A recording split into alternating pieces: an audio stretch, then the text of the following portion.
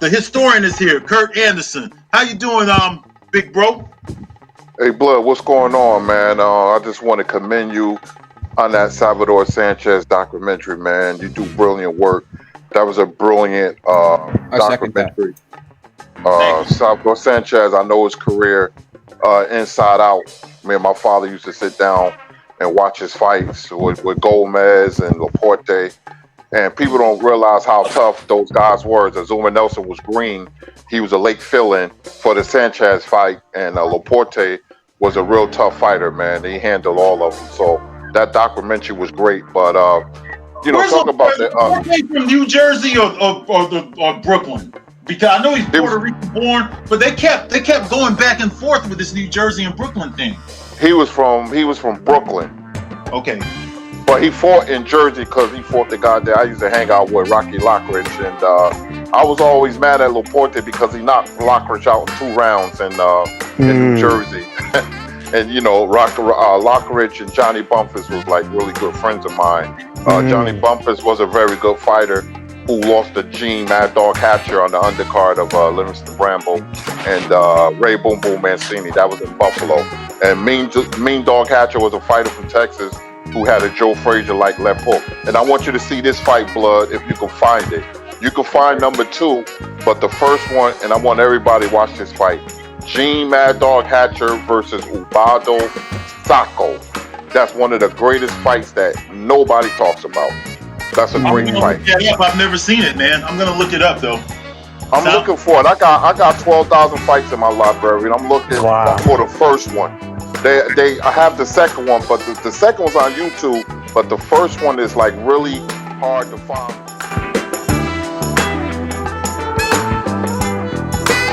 But I'm not going to be in here too long, but I want to talk about Callum Smith and Canelo. Callum Smith doesn't have the athleticism. He's too stiff, and he telegraphs his punches, and I can see a left hook landed from Canelo. You need athleticism. Caleb Plant has the best style to beat Canelo.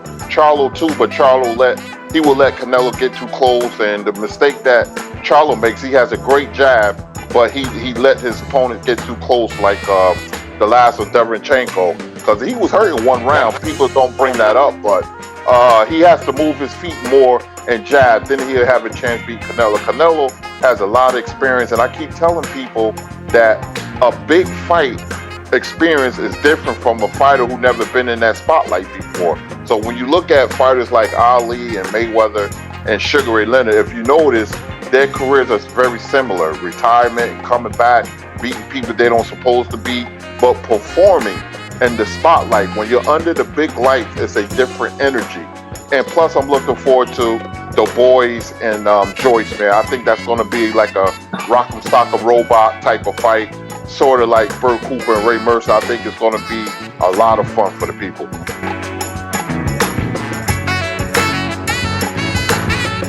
Everything went chaotic. Kurt Anderson, as an old school fight fan, just give me your honest opinion on what you think about this whole thing with Deontay Wilder, bro.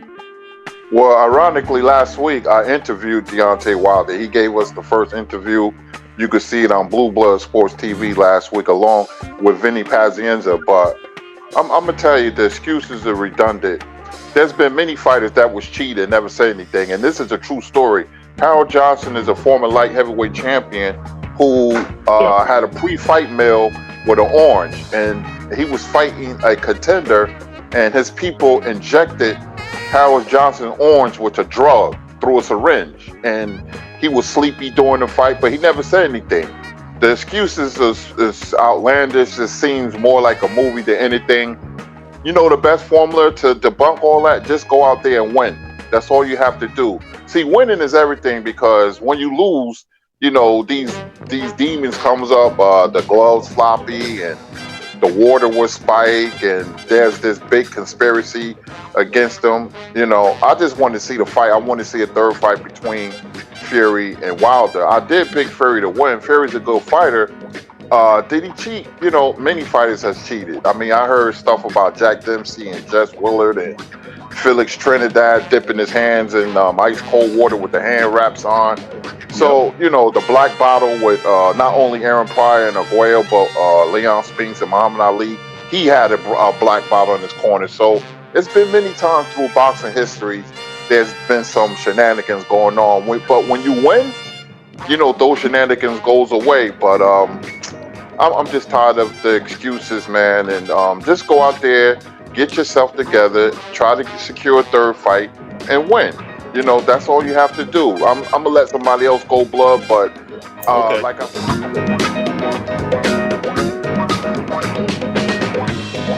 Kurt, go ahead, Kurt. yeah, blood. What's going on, man? Great show, great stream. Thank Like you. always. I come from an era, from the 70s and 80s. I got into boxing when I was 7 years old. My father and my uncles, they all were boxing historians.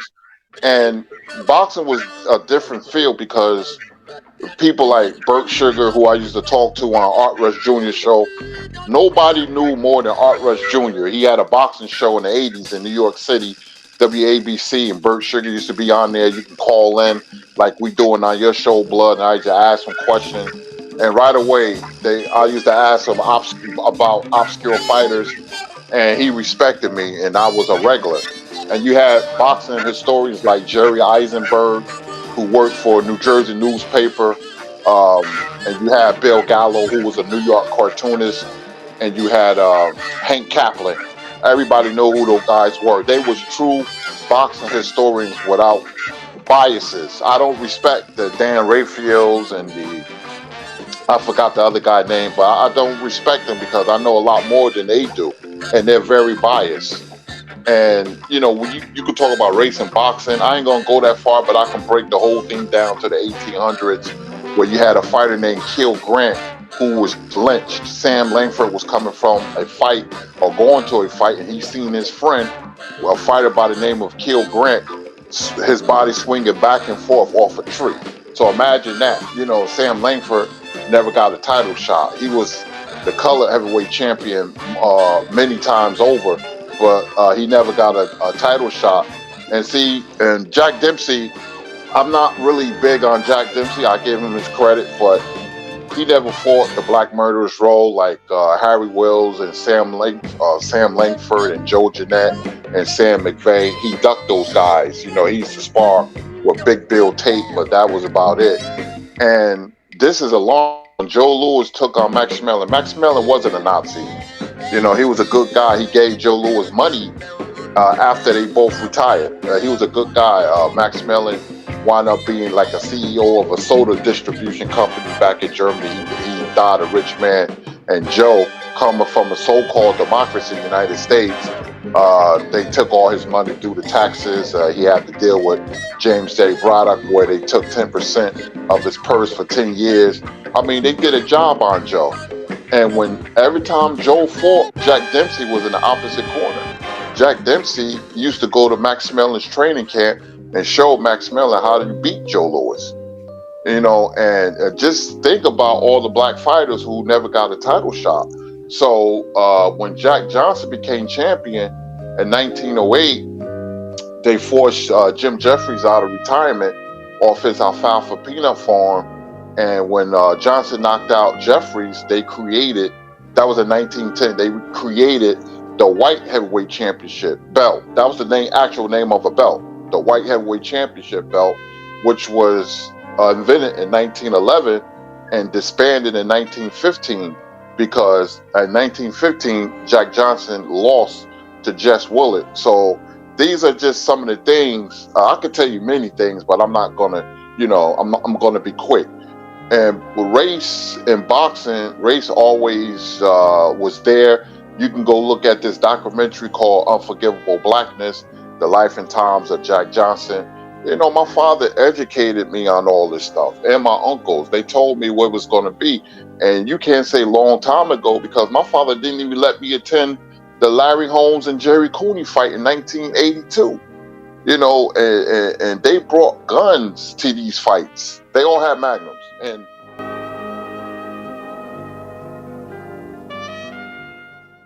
boxing today, you have a lot of good fights, but it takes too long to make a super fight. In 81, August 21st to be exact, you had Salvador Sanchez fought Wilfredo Gomez. It was called Battle of the Little Giants. Sanchez is only 22 years old. Gomez was 24.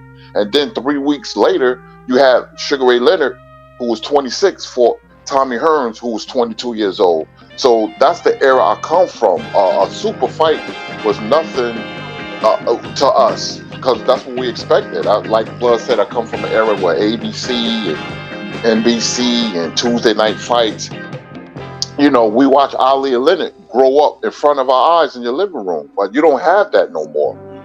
Things are different, so we control the narrative now. And, being part of the LDBC, we stand up for our fighters, because I believe, if you can identify with a guy, you root for him, and you can break it down by race. I don't agree with everything what people say, but that's their opinions, and I can't, who am I to judge? But sometimes I don't say anything when I think I know a person is wrong, but they respect me. I get a lot of respect on YouTube. I just love the sport of boxing. It's just not the same. And I'm not going to take too long, but I'm glad to be on here, Blood. I'm going to let somebody else. Man, I'm glad I got you on here, man. Can I ask Kurt Sugar something? Some documentaries. Kurt Sugar, can I ask you a question? Yeah, what's up? Can you please put your video link in the chat so I can subscribe, please? He doesn't do video, Rasclot. He don't do videos right now, but you could catch him on Blue Blood. He comes on as a regular on Blue Blood Sports.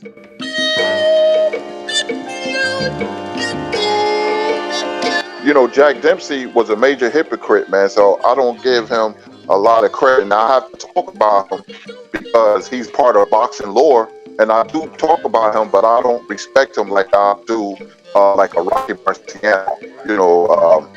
It's a different type of respect I have for Marciano than I do for Jack Dempsey. Yeah, same for me. You definitely get a couple minus points in my book for dodging black fighters and saying all those kind of things. Yes, sir. Yes, they didn't want to bear the shame, and I'm gonna finish with this. They didn't want to bear the shame of losing to a black fighter, because when you think you're inferior, you have to prove it.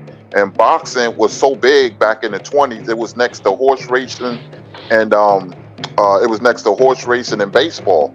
And Jack Dempsey was a bigger athlete than Babe Ruth, and he couldn't afford to lose. He couldn't afford to lose to a black fighter, because they would have looked down upon him. So, they treated Gene Tunney bad when he beat Jack Dempsey, because he beat their hero. And so imagine a black fighter. So that's all I have to say.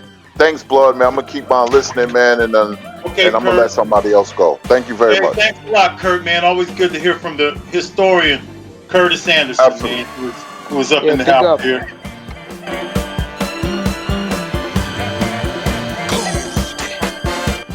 We got Kurtis Anderson in the house, man. What's up, Kurt? What's up, big bro? How you doing? Hey, what's going on, fellas? Blood, man. What's up, man?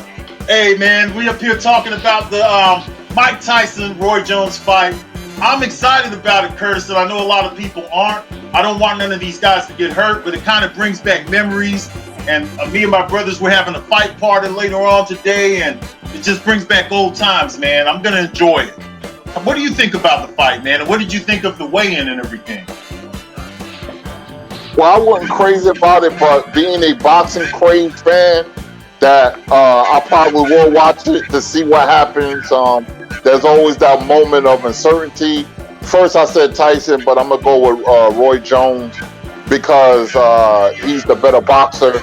And Tyson, with the weed smoking and all the years of being out, I believe his last fight was 2005? I don't know. Yes. But I will go with Roy Jones, man. I just think that he has a little bit more in the tank, and the speed will be a factor, so I like Roy Jones, even though his chin may not be as it once was, because to move a heavyweight and drop back down to light heavyweight, his punch resistance was real low.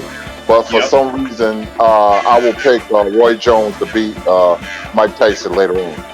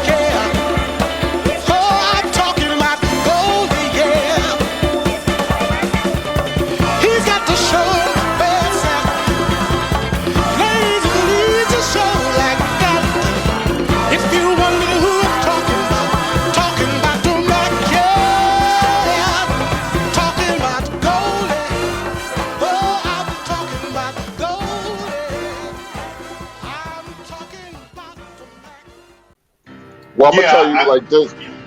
go ahead. You Go know, ahead, Kurt. throughout history, Sonny Liston, George Foreman, you know, Mike Tyson, when a bully gets bullied, he doesn't react well, and Mike Tyson's no different. We've seen in his career, we've seen Sonny Liston quit on the stool.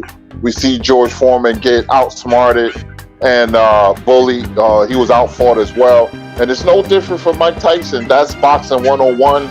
When the puncher can't bully his opponent, he usually, falls by the wayside, and that's psychologically.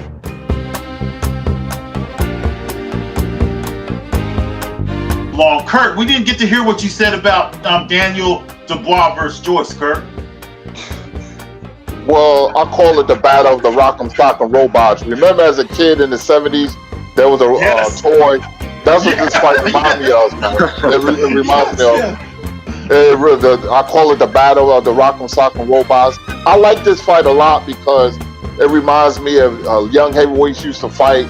Ray Mercer and Bert Cooper and Ray Mercer and Tommy Morrison in that mold. This is going to be a war of attrition.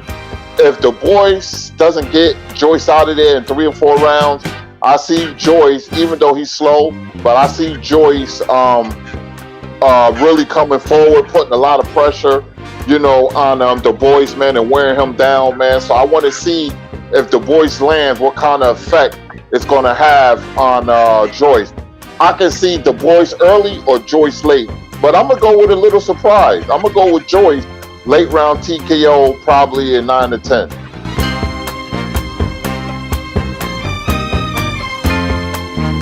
But one thing about Mike Tyson, there's never been a fighter in boxing history who has cheated himself out of an illustrious career. I mean, Mike Tyson did everything wrong. He could have been on a much, much more higher level in boxing history. The Mike Tyson from 85 to 88 was destroying people. He was getting better.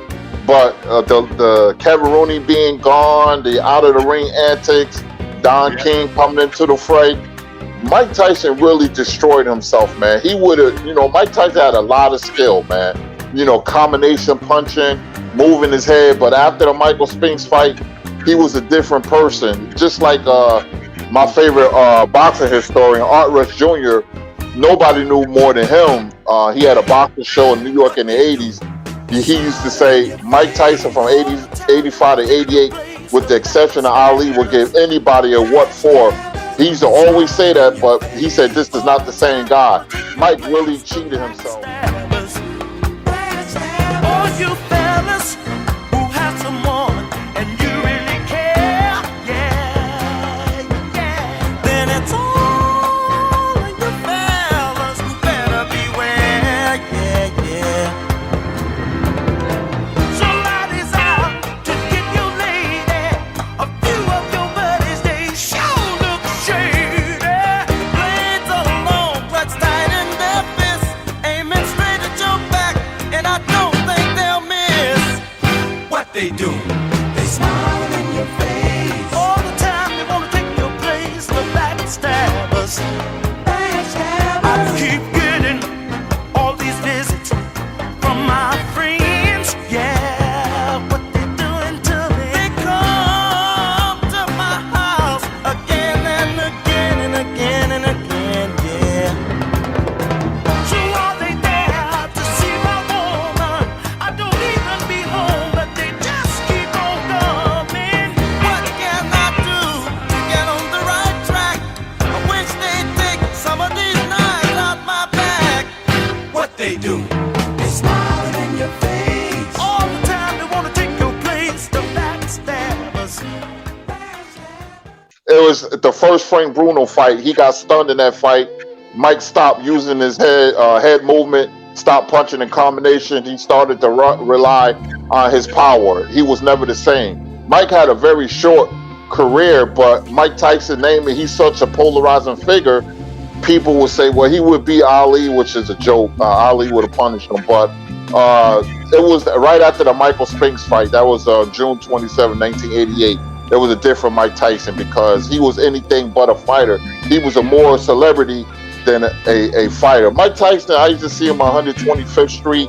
It was a very popular boutique called Dapper Dan's that, you know, all the celebrities and the hustlers used to go to, and the people used to hang out.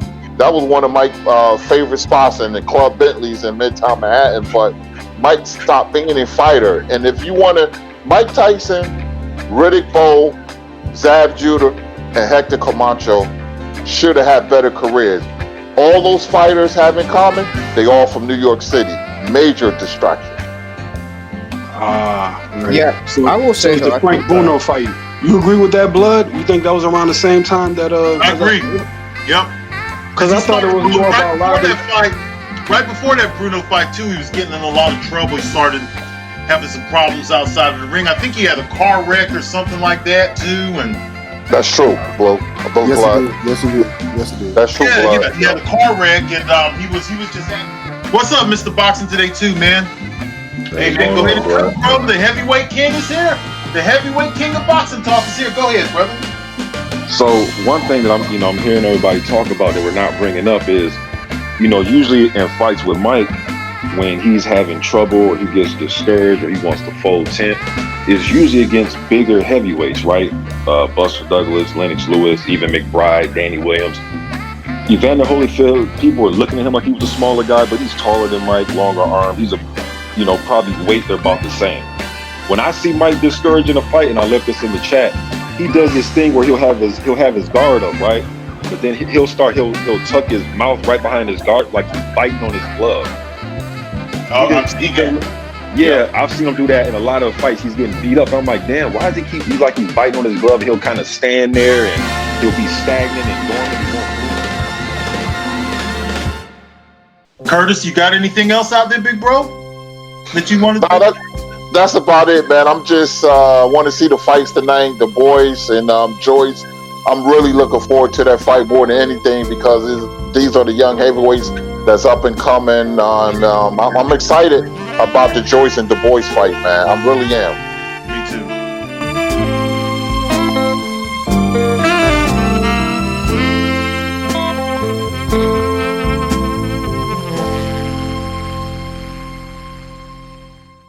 I gotta understand, being a historian, boxing always been a circus. Going back to the days of George Foreman fighting 5 guys in one night, people forget that Joe Louis used to have wrestling exhibitions and stuff. So boxing always been a circus. That's just the nature of the sport. Now, don't get me wrong. Mike Tyson was once a guy that was hated, but he would do very good. He was very successful when it came to viewership. But he was hated. But he's found a lot of new followers, and a lot of people like him now because you have kind of a humbled down Mike Tyson, a medicated Mike Tyson, a Mike Tyson who's less threatening. He's changed his image some. He's showing up at some charity events, and he's just changed up his whole tune. Now, we still see the old Mike in there every now and then, but I think people have more acceptance for him now because he's kind of leveled down a little bit. He was just too aggressive at one time. At one time, some of his stuff could have even came off as a little arrogant. Can't nobody in the world beat me and all of that kind of stuff. And I think that Mike Tyson right there, that's the Mike Tyson that they decided to punish. Over the years, he's been on all kind of psychotropic medications too. All right, which is mood-altering medications, because people feel less threatened. There's several fighters he didn't fight. He didn't fight Ray Mercer. He didn't fight Tommy the Duke Morris. Okay, he didn't fight Riddick Bowe. There's several fighters that Michael Moore. Fight. Go ahead. Don't forget Michael Moore, Blood. He didn't fight Michael Moore. He did not fight Michael Moore. Evander Holyfield is basically the guy who would fight everybody.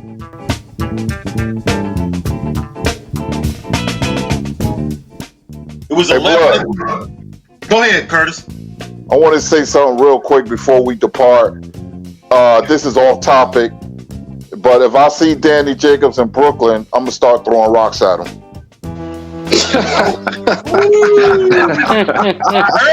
I heard, Kurt, man. Tell what is it you thought about the fight that Danny Jacobs was lacking in last night, man? He didn't have no fire. He was always been reluctant ever since he lost to Golovkin, and the performance against Canelo was bad because he doesn't try. He's reluctant, and when you look at a fighter like Tank or Charlo or Navarrete and Burchell, they go in there and they have a purpose. Danny Jacobs, he has no purpose, and that was a horrible performance against Rosado, man. It was horrible. It really was, man. I'm glad I'm not a Danny Jacobs fan. I mean, I respect him for beating cancer. Much respect, but for a guy that's in a boxing ring who's big and who has good power, his attitude, I could never imagine an Aaron Pryor or Tommy Hearns being reluctant like Danny Jacobs, man. Get the hell out of here. Kurt, didn't it seem like he was trying to talk his way out of being aggressive in the corner? I'm sitting there listening like, why are they having a damn debate? Look, I'm a fan of Emmanuel Stewart when it comes to corner work. You shut the hell up. If he asks you something, then you answer him. But like he was trying to have a discussion, and I just didn't like how it was in the corner, man. I just didn't like that at all. It's like he was trying to talk his way out of being aggressive. Yeah, that's a good point. That's why I used to like Trinidad Senior. When his son Trinidad Jr. had a bad round, he used to smack his son. Smack. Get it together. Yeah, sure did. Yeah, sure did.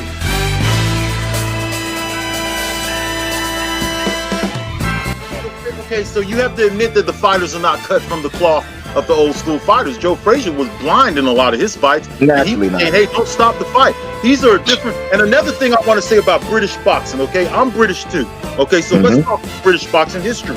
All right? Brian London, Henry Cooper, Joe Bugner, all of these guys knew how to move their heads. So where did it go wrong in England? At what stage did the training change? Because those guys knew how to move their head. Were they just special because they knew how to move their head? Frank Bruno picked it up. That's a very good point. He wasn't fighting the best people out there, and he picked up some head movement as time went on. Gary Mason had good head movement. Yeah, he was around all them gyms. So what happened? Where did in the 1960s? I think this is just a guess, but I think in the 1960s and like 1970s, the fighters in the UK, in Britain, were going abroad to fight Ali, going abroad to fight the international stars. So they had to have that pedigree in order to get there. They had to have that Olympic pedigree, etc. Well, what's going on? I see you got a great panel. Stormy B, man, we do a show, Three Wise Men of Boxing. Blood, man, I love these streams, man. You're on the road. Been on the road for years, but let's get to the Dubois and Joyce fight. As you remember, yesterday I picked Joyce in 11, so I was one round off. I figure if Dubois doesn't knock out Joyce early, then it becomes a war of attrition. But I was even fooled because of the jab. Joyce showed you the importance of a jab, the repetitiveness of a jab. Just like Sonny Liston and Joe Louis, we don't talk about their left jabs. And just like Joe Joyce yesterday, I was very impressed with Joyce. He will move, to a certain angle to take the steam off the punches. I thought he got, stunned one time, but he wrote the ship. And Joyce really surprised me. We make fun of his speed, but he had great timing on the jab, and the jab won him the fight. This fight kind of reminded me of Winky Wright in Trinidad, or Winky Wright controlled Trinidad and controlled the fight with his jab. And yesterday, Joyce, he controlled the whole fight with his jab. He didn't need to do anything else. He did throw a right hand when the eye was closed that landed on the side of the head, and but he didn't need to do anything else. So I credit the trainers. It was the game plan. And we talk about power in boxing, but it's ring IQ. And the one thing about trainers, I'm gonna make this prediction about Dubois. He's gonna fight his trainer, and he's gonna go with an American trainer. And he should. Yeah, he's wide open for different types of punches, man. His defense, fighters today, their defense is not that good, man. When you watch the Pernell Whitakers and Andre Wards and the Floyd Mayweathers, I bring them two names up because they're the last of the old school, new school fighters. You're not going to see those fighters again. Mike McCallum and James Stoney. You want to watch a fight that that will show you different types of jabs and angles and movement. Go watch the first Mike McCowan versus James Toney fight. It's a beautiful fight to watch, but the trainers are not the same. Not only in Britain, I respected Mickey Duff, but in America, a lot of people don't know who Harry Wiley Sr. is. They don't know who he is. This is the same guy who taught Sugar Ray Robinson everything he know. And know who else he taught? Henry Armstrong. Angelo Dundee didn't teach Muhammad Ali everything. It was Harry Wiley Sr., but he died after the Buster Mathis fight because Angelo Dundee left Ali. Angelo Dundee was like a cheerleader, but the X's and O's guys, the strategy guy, was Harry Wiley. He was the water boy for Jack Dempsey. He also taught Joe Louis. So just imagine Joe Louis, Henry Armstrong, Muhammad Ali, and Sugar Ray Robinson, and other fighters. That's a whole career. He was the best trainer I ever seen in my life. And, you know, Eddie Futch and Emmanuel Stewart. There's a reason why Lennox Lewis went to Emmanuel Stewart. He got better, didn't he? That's not a coincidence. So did Vladimir Klitschko. Why do you think Tyson Fury, people don't know this, but Tyson Fury lived in Emmanuel Stewart's house, him and Andy Lee. You know, and when Tyson Fury said, I'm going back to my roots, he was smart. That's the smartest thing he did. Now, I know with the cheating scandal, whatever, but they recognize European heavyweights and fighters, they recognize I have to get an American trainer. But even in America, I'm not used to this. Buddy McGirt is a good trainer, but when you have a Georgie Benton, you know, I thought Lou Duva was more like a cheerleader, and Ray Arcel, and even a trainer from Mexico, Nacho Baristan, those guys are dying out. And you can see a lot of fighters, their defense is lacking, their head is on the line. Like Stormy B-Man said, they don't go to the body.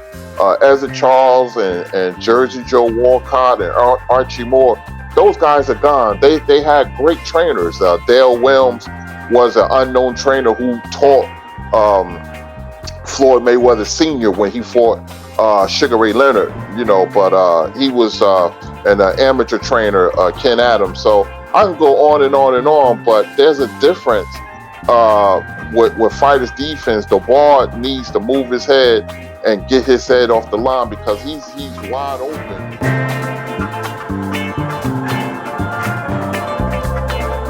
Yes, sir, Black Caesar, my boy. Then we got my big brother Wood up in here, man. Wood, go ahead and tell me what you think about this weekend.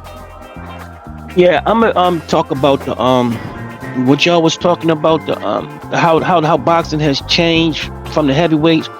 I got a different perspective because I'm a little older than y'all, so I got a little different perspective than what happened with boxing. What happened with boxing was, it was back then all the athletes used to go to boxing because boxing was the only sport. But once NBA came and NFL football and stuff like that, and then soccer and different sports, a lot of the raw athletes start going to other sports. So we don't get the best athletes in boxing. Some of the best athletes are in the NFL and NBA. Some of these guys are just big, but they're not athletic. Can y'all hear me? Yeah, we can hear you. Hello? Yeah, so man. Some of these guys are big. Some of these guys are big, but they not athletic. Like, imagine how explosive LeBron James was. Imagine if he was a boxer with that explosive power, how fast and how great an athlete he is. Imagine Allen Iverson. Imagine if he was a boxer, how fast and explosive he was. It's like a lot of the athletes are going to other sports. Boxing is not the only game in town now. And some of the trainers, and I believe some of the art, some of the old tricks is not passed on. Like with Joe, I picked 10 months ago on my channel, I did a video and I put half of it. Damn, Wood, you just dropped off there, bro. Damn, Wood just fell off while he was in the middle of the shit. Go, we'll bring the fight doctor in and go ahead, fight doctor. You're here. Yo, give me a couple of minutes. Okay. I'm gonna bring you back in. I'll bring Wood back in. Okay. I see he came back. He must have lost signal. Hey, Blood. Can I ask Wood a question after he's done making his point? Okay, yeah, Wood, go ahead. You lost the signal, Wood. Come on back, man. Yeah, I fell out some kind of way. Yeah, I keep falling out. So yeah, I picked Joe Joyce. Because people don't match the styles up. That guy Daniel Dubois, he have to be planted. When he punch, he don't set no traps, and he put too much power and too much he too heavy on the front foot, and he too heavy on the front foot, and it's easy to that's why the guy threw so many jabs just to keep him off balance. He was never on balance to get his power off. He wasn't mixing up his weight. He wasn't mixing up his weight distribution. All the weight was just on the front foot, and it was easy. He very easy to predict. That's why I predict Daniel Dubois. That's why I picked the guy Joe Joyce to beat him, because he's all the weight. His trainer should be telling him how to change up his weight, change up his speed, and his head. He don't have no rhythm. He just like a front forward robot. And people call Joe Joyce the robot, but Daniel Dubois is the robot. So I don't understand what people think. I don't think a lot of people that watch boxing actually understand what they be watching. I really don't think they understand what they be watching. That's a good point. My bad. Go ahead, Kurt. No, I just want to say before I get off. You go ahead. Don't ask me a question. Somebody want to ask me a question. Yeah. Just real quick, Wood. Because you made a point that I've always had it. I wouldn't say conflicting, but I always had an opinion on it. Because like you said about the athletes, right, going into other sports. Now, I want to ask you this question, right? Because that point has always been made for the last 20 years, but how come nobody was saying this back in the 60s and 70s? I mean, when Wilt Chamberlain, Dr. J, Of course, we understand that there's a bigger talent pool of athletes going to other sports, but one thing I'll say about Bernard Hopkins, right? What he said was, because he was asked this question years ago, he's about the difference between a fighter and an athlete. He said, well, look, an athlete's always going to be an athlete. Athletes are athletes, but you have to have the mentality and the discipline to be a fighter. And a lot of times you got to be born into it, born into that mindset. Do you believe that? Are you saying all those guys like LeBron James and whatnot, Allen Iverson, those guys in the 2000s, late 90s, that you think that they would actually do well in boxing? Because my thing is, I was saying if they had the mentality, like you said, if they had the mentality to go with it, along with their athletic ability, a lot of them would have been great. They would have been great fighters. Okay. Now, just one question: would you say that about Dr. J, David Thompson, all right, Walt Frazier, Connie Hawkins, even Wilt Chamberlain, back in their day when boxing was at its pinnacle? If like I said, if they had the mentality, yes, they was great athletes. But I'm talking about boxing was around way before that even came along. That's why boxing was around way before those sports even came along. Those sports came along in the 50s. Boxing been around for damn near 200 years. Okay. Yeah, boxing had a better place back then when Wilt Chamberlain and them were doing it. You had Ali at the very top. Yes. Boxing was a different thing back then. You did have more athletes going to boxing because they had examples. Again, they had Ali at the very top, and everybody wanted to be like Ali. Kurt, I know you wanted to say something. And they had more gyms. Go ahead, Wood. What you said? And they had more gyms. I remember in East Baltimore, yes. They had 4. They had way more gyms. They had every city. They had gyms everywhere. Now there's not that. You think there's a lot of gyms, but back in the day, it was hundreds of more gyms. All the gyms are closed down, and the boxing art is not as big as it used to be. Boxing used to be a big art. It's not as big as it used to be. Boxing was every had damn near like a gym on every damn of a corner, man. Everybody, the art is shrinking.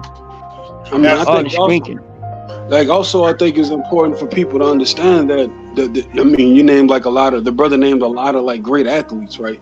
And it's not, you know, you can have the athletic ability or whatever, but do you have the mindset and do you have like the crazy? You got to be a little bit crazy to be a fighter, because think about all the punishment you're gonna take throughout your whole career, and not just that.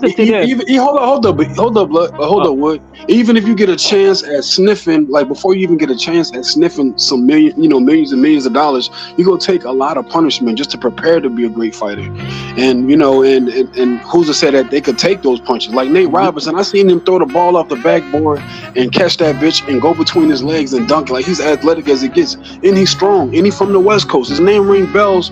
Him and his brothers, them niggas fighters like their fathers fighters. Like all niggas from the Northwest all the way coming down here to California. But even with that said, that's the difference between that and being a professional fighter, right? You could be a great athlete. Yeah, let me say that. Let me say something. I got something for that. Let me just say it real fast before I cut off.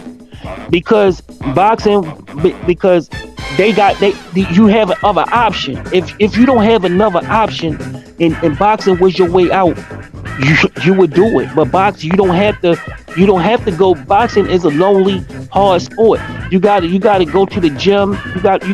Most people that take boxing don't have other options these days. They don't have no other options. They can't be basketball players and shit like that. They can't do it. So mostly people that's in the boxing, they probably couldn't do nothing else.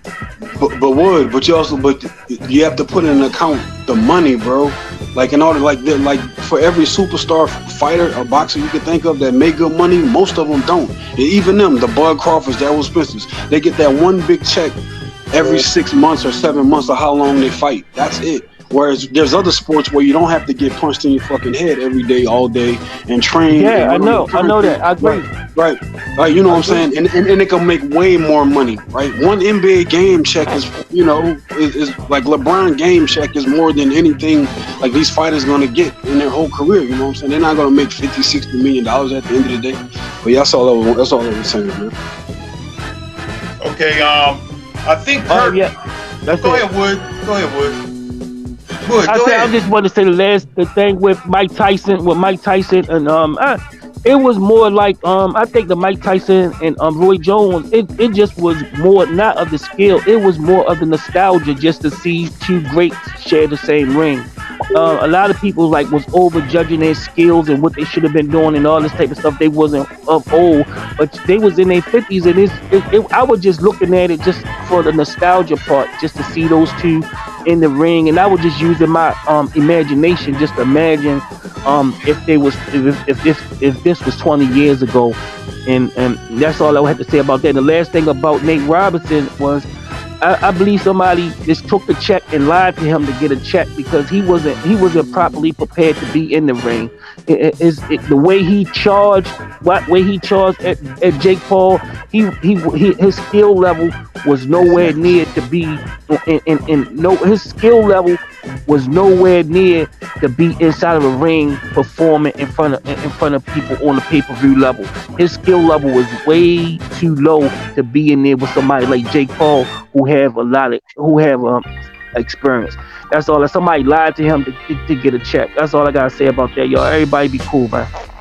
All right, man. Thanks a lot to my brother Wood, my big brother, for coming through. Let's get back to go ahead, Kurt, because Kurt was gonna say something too. Kurt Anderson, the historian.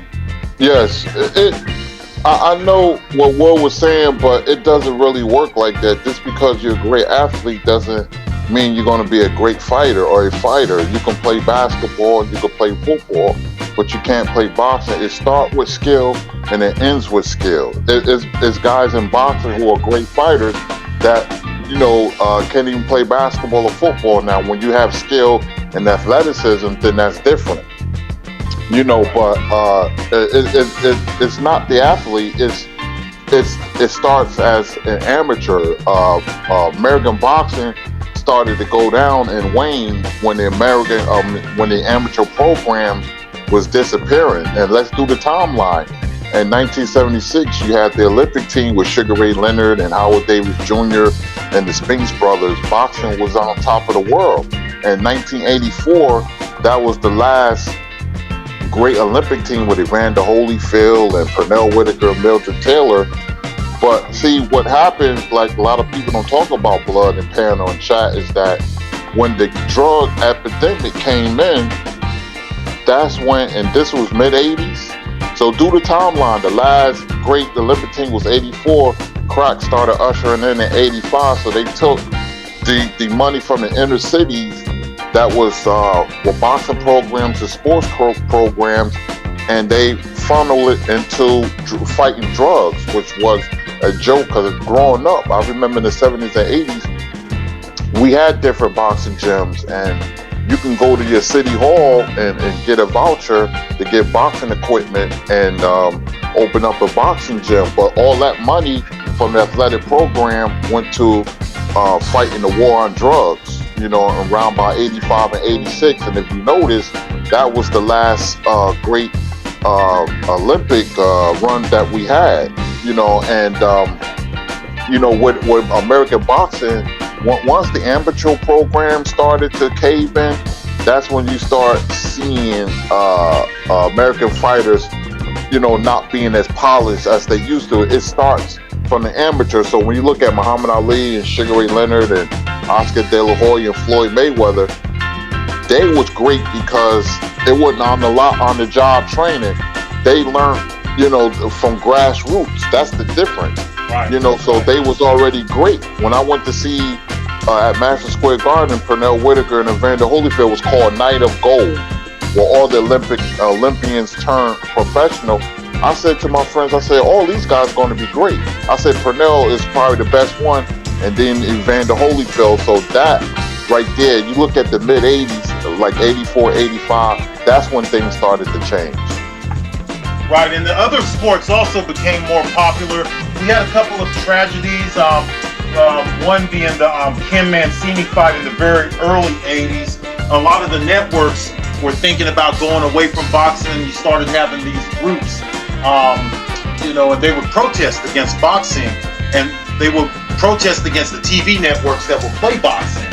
And the other sports started to get bigger. You had other stars coming in like Magic Johnson, Larry Bird. The NFL had their stars. Whoever the big quarterbacks of that time was, Joe Theismann, and people started to. I think a lot of the young athletes started to see a better future in the NFL or the NBA, and I think it started around the early 80s when they really started to big up those two platforms. The most in every continent, coast to coast. Now our lives are in the hands of the pusher man. We break it all down in hopes that you might understand how to protect yourself. Don't make no profit for the man. I'm so glad I've got my own.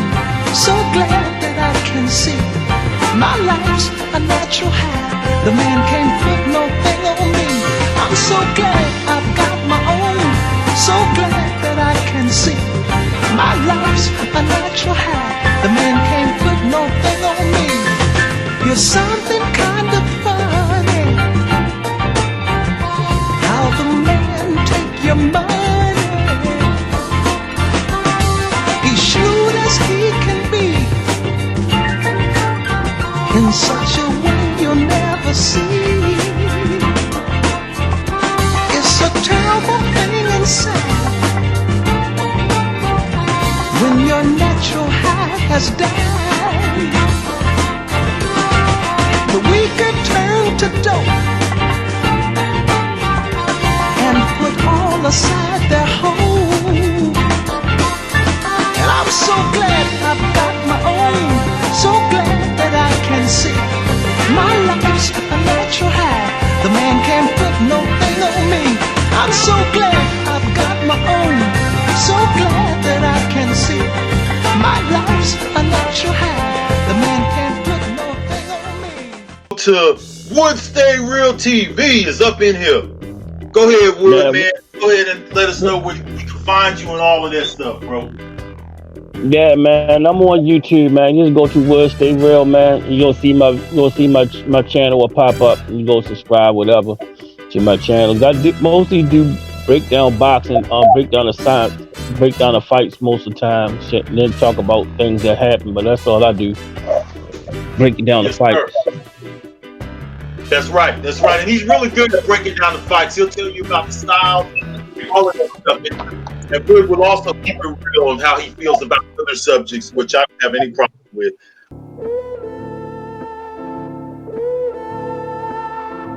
I kind of agree with the guy on Brooklyn Child if that was him, because right now I look at it like this.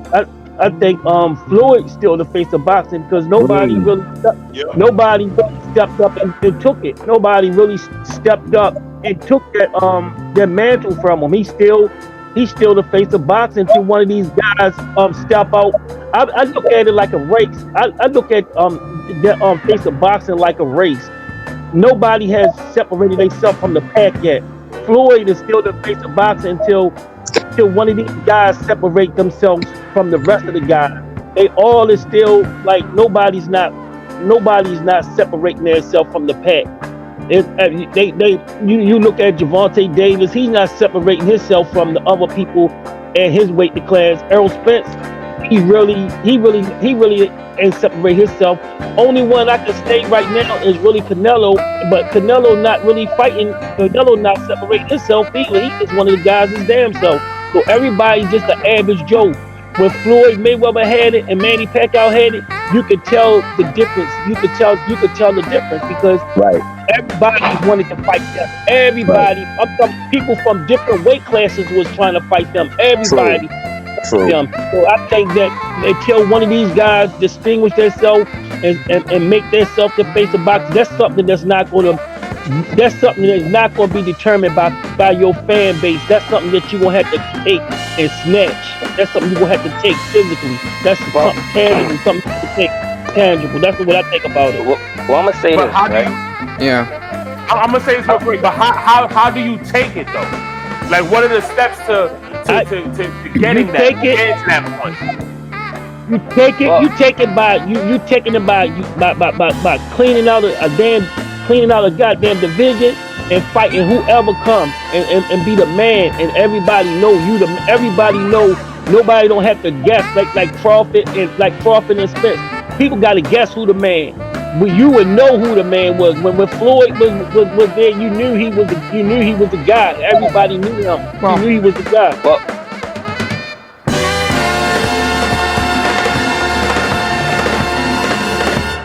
I agree. Wood TV, man, you're back. You were having a phone conversation, so you're back. Yeah. Sorry about that. Sorry about that.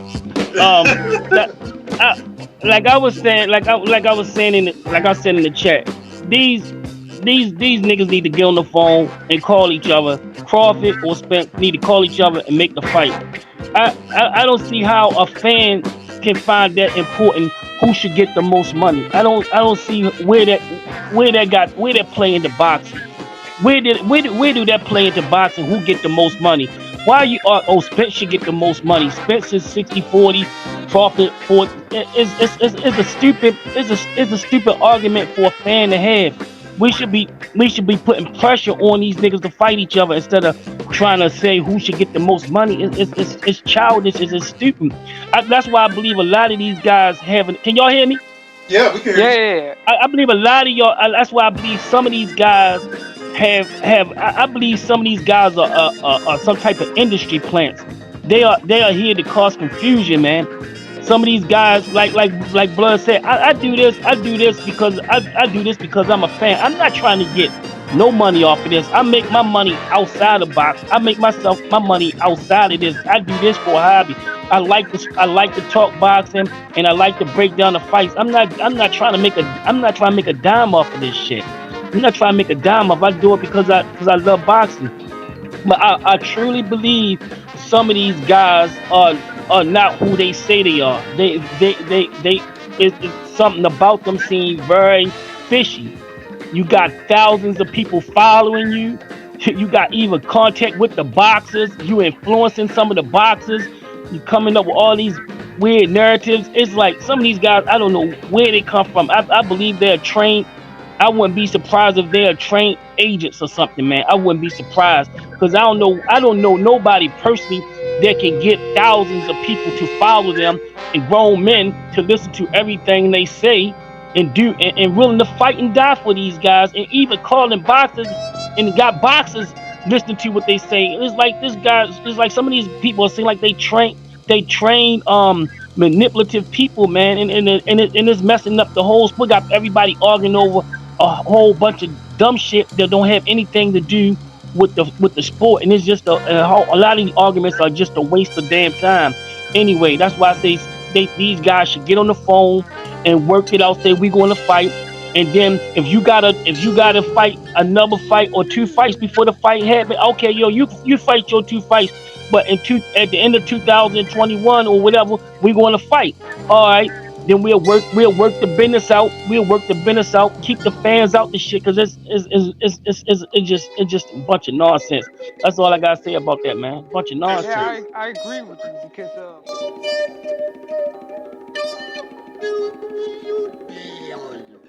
Kurt, what's up, man? Kurt, how you doing? Big bro, what's up? Blood, man. I love these live streams you doing, man. Inviting people on, man. You know, a lot of shows ain't a real boxing show. Your streams are real boxing. You can feel, you know, the authenticity in your streams, man. I love being on here, man. I don't mess with a lot of people because it's more of a variety show, but your streams is fire, man. You know, you have different people. You don't care where they from, but before we get started, I want to talk about the Hector Camacho documentary. I woke up this morning. I just watched it. It's excellent, man. Being in New York in the 80s, I see Camacho. He's a little dude. I used to see him in his muscle cars around Spanish Harlem because I used to be on 100 from 125th Street to 155th Street, the Polo Grounds, and he used to zip through there playing loud music, and he was very approachable. But every boxing fan should see that documentary. It was magnificent, man. Very sad, but Hector could have been the first Floyd Mayweather because after Sugar Ray Leonard and before Mike Tyson, Hector Camacho was that guy, but he couldn't handle the superstardom. He was very popular, you know, but he couldn't handle it, and he dove into drugs and he became a junkie. But you know, you want to remember Camacho when he fought Rafael Bazooka Lamone and Rafael Solis early in his career before the Edwin Chappell fight, because that kind of changed him. But Hector Camacho was an excellent fighter, very fast, man. Yes, he was. He was very arrogant too, very cocky, but he would back it up. You know what I'm saying? And like you said, he did get involved in drugs. There was first of all, where do I find the documentary? Where can we find it at? It's coming on tonight, but right now it's on Showtime, the app. But it's coming on Showtime tonight at 9 o'clock Eastern Standard Time. So it's excellent, man. It really is. You're gonna enjoy it, blood. I know it. I hope they show that part with Boom Boom Mancini with all that shit he went through, and then he went away for a little while, and he came back for that Mancini fight because they actually fought a little bit late. Like they were supposed to fight maybe a year or two before they fought, right, Kurt, or something like that? Yeah, about 2 years. They showed it. Okay, cool. Yeah, man, I'm telling you what, man. Hector Camacho, I actually met him in Orlando, and I went to see a fight of his in Kissimmee, but he was an old man when I went to go see him. I actually talked to him one time on Leaving in the Ring, too. He's a very good guy, man, Hector Camacho. He had a real wild personality, and he didn't hold his tongue for shit, man. He didn't hold his tongue for nothing. He'll say what's on his mind, and he was really lived up to that name Macho Man, because that's the kind of attitude he had. He had one of those kind of macho personalities, and then he'll get in there with someone else like Greg Haugen, and it'll be the presses would be off the chain and all of that shit, man. So, man, I appreciate you putting me onto that because I didn't know that Showtime did a documentary on him. I don't know how it passed me by, man. Showtime they does great documentary. They had a documentary on Sonny Liston that's very excellent.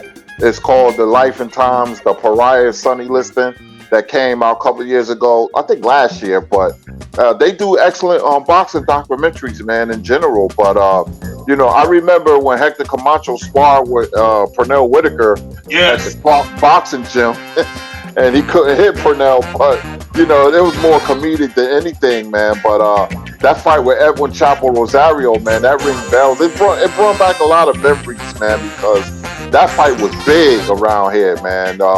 Camacho and Rosario, because I remember Rafael Gomez was rooting for Rosario because he was like, Camacho, he ain't a real Puerto Rican. He ain't a... Yeah. It was funny.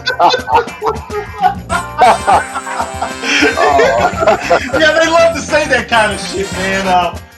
Because they do it to Danny Garcia sometimes. They say, Danny, you ain't no real Puerto Rican. I've heard people say, Puerto Rican guys say that Danny Garcia isn't a real Puerto Rican, you know, which I think is funny as hell, man. Yeah, because in Puerto Rico, well, Puerto Ricans in New York, they're referred to as Puerto Rocks. You know, from New York, you know, Big Pun used to say it a lot in his lyrics, and Right. Fat Joe, but you know, it was funny, man. But that was a big fight, and Camacho changed after he got hit with that left hook, you know, and you know, he was a polarizing figure, man. But you know, that was the Hector Camacho documentary, man. Hey, before you go, man, let me know real quick who you got this weekend on the fight, man. I like Earl Spence Jr. because the lack of speed with Danny Garcia, I think, is going to be his Achilles heel. He cannot be athletic fighters that could box. I see him lose to Mauricio Herrera, but the fight being in Puerto Rico, they gave it to Garcia. He had problems, a lot of problems with Lamont Peterson. He had problems with Zav Judy, even though he won. I just think that the best way to Danny to win is to hope for Earl to stand and trade with him so he can try to land his left hook. But I think Earl is going to box, so I like Earl Spence by wide unanimous decision. All right, man, y'all heard it from the historian, Kurtis Anderson, man. Thanks a lot, Kurt, for coming through, bro. And man, we got to get up, man, Kurt, and do something again for some ringside historians or something. I know you're busy, you got a very busy schedule, but I'm gonna hit you up, man, and see if we can put something together, man. I love having those documentaries with you, man. Oh man, you do the best documentary, man. Before I go, you know, we'll work on something, man. I can't wait for that Empire documentary, the Salvador Sanchez, the Pernell Whitaker, because we did 81, 82 heavyweight series, man, and I enjoyed it. But you know, you're doing great work, so keep it up. I'll be in chat listening. Okay, man. Shout out to my big brother, Kurtis Anderson.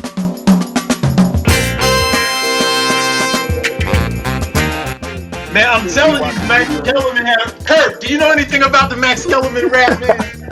Yeah, I just saw it not too long ago that he did a video. Yeah, he did a video rapping and was it good? Yeah, no. Who would you compare it to? Not at all. He didn't have no bars at all. No, he's more like Vanilla Ice. Yeah, Vanilla Ice. He was real corny, man. You know, I mean, he was just trying too hard, man, to be a rapper. When you could see a guy that's trying to be an MC, then there's a problem. All right. I'm gonna go way out here. I'm gonna ask you guys. Just not talking like, you know, quality of songs or anything, but just in terms of ability, was Snow the best white rapper? Snow? Daddy Snow? Informer. No. Yeah, because he had that rapid fire delivery. You know, Daddy Snow with the MC Shan. You know what I'm talking. Yeah, was he the most? Why does like best white rapper sound like tallest midget? You know, it just. Who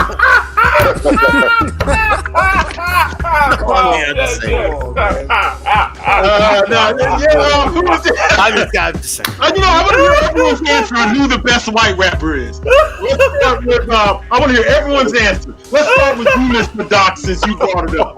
I'll go with what I'll stand with what I'll Snow. We'll go Snow.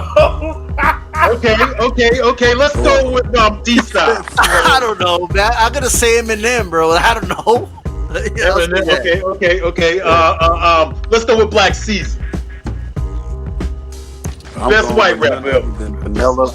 I'm going with none other than Vanilla motherfucking Ice. Oh! All right. Nice, baby. Kurtis Anderson. I'm interested in this. There's a white rapper called Necro, Necro. He be with Coochie Rap. Oh, he has skills. You're talking about. Oh, that dude got skills. Yes. Yeah, that's his right hand man. And I think they did an album together. Right on it. Right on. Does Ari the Rugged Man, like, does it count as white? Is Yeah, he counts as a white rapper. Yeah, he's good too. He's good. He's a really good one, D-Style. And he was down with Lyricist Lounge. He was really good, man. But they had this record label in Minnesota where a lot of white rappers was really good. It was called Rhyme Sayers Records. It was a small rap label. And Enoch and all those guys, you had a lot of underground white rappers that didn't get the credit that they deserved. They was all talented, man. And my favorite is Vinny Paz. Vinny Paz from Jedi Mind Tricks. Vinny Paz, yep. He was good. He was good. What about the guy that remember the guy who was arguing with Floyd Mayweather, whatever? What was his name, man? The white rapper. Ari the Rugged Man. Yeah, that's who. Yeah. Wasn't he a rapper? Yeah. Yep. Oh, there's another one, Jojo Pellegrino. He was tight too. I've heard of him.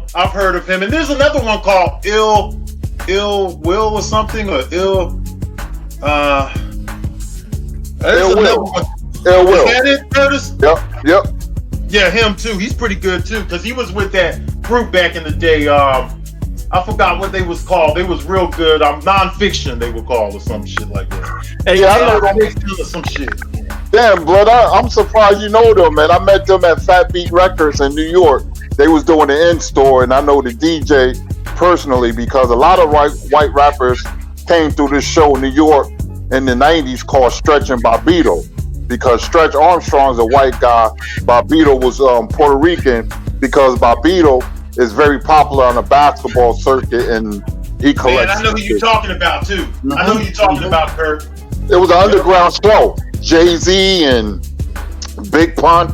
Cause see, we all thought Big Pun was black, and he was like, no, he said I'm Puerto Rican. And then he was like, I'm the big guy that's in the video with Fat Joe, because before your records was played on Hot 97, which was a major radio station in New York and still is, you had to go through to get street cred and respect. You had to go through Stretch and Bobbito, because I remember one night it was Biggie Smalls versus Brooklyn Zoo, and he lost the battle. That was the first time I heard about Biggie Smalls, and I knew about Nas when he was like 15. So that radio station was very instrumental breaking rappers that's very popular today. Yes, sir. Hey, Blood, I gotta get going, man. But thank you for having me on. Okay, peace out. Caesar and Kurtis and Doc Blood. I'm signing out, guys. Peace out. Peace. You know that non-fiction, man. That album they had, that first album they had, man, that shit was so dope, man. We Are the Future, I think it was called. Man, That shit was fire, man. That shit was straight fire. I had that album, man, back in the day. Yeah, they had some other groups too, like you said. There was a lot of white rappers, man. There's one from Tampa too that went up there with the Army of the Pharaohs. Kurt, if you know what I'm talking about. He went up there with the Army of the Pharaohs, and I can't think of his name, but he's from down here. And he's a white guy too. He can rap real good. He be with R.A. Rugged Man and all them too. I'm trying to think of who that is. I'm trying to think, but hip hop was like really different, back then, man. But it's a documentary, Stretch and Bobbito, called "The Radio That Saved Lives." I recommend it. I highly recommend it.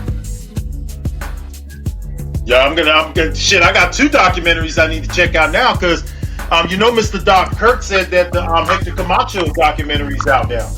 Oh, it was great. Woo, it was great. You're gonna love it. I'm interested in that. I gotta check that one. Gotta check that out. Yeah, that's gonna be something Macho Man. What was Camacho? Wild attitude, boy. That guy was wild as hell, man. I got to see one of his fights. He used to curse on a microphone and all that shit, bro. He used to curse in his interviews and shit. Like when the end of the Pernell Whitaker fight, he said, tell them niggas Larry Holmes and all them. That shit he said, that made a lot of people really upset, Pernell Whitaker, when he called out Pernell Whitaker, That made a lot of people upset, because that was on HBO, I believe, right, Kurt? Was that on HBO he did that, No, Kurt? CBS, okay. Damn, so it was on regular TV, too. That make it worse. That was on. See, I didn't see it when it had happened. I don't know if you guys did, but I did. Yeah, man, that's crazy, man. I remember when he said it. I remember he tried to clean it up, but he wasn't like that because he had a black trainer, Billy Giles. But he was mad when he sparred Pernell and Pernell gave him a boxing lesson at the Cronk gym. He never got over that.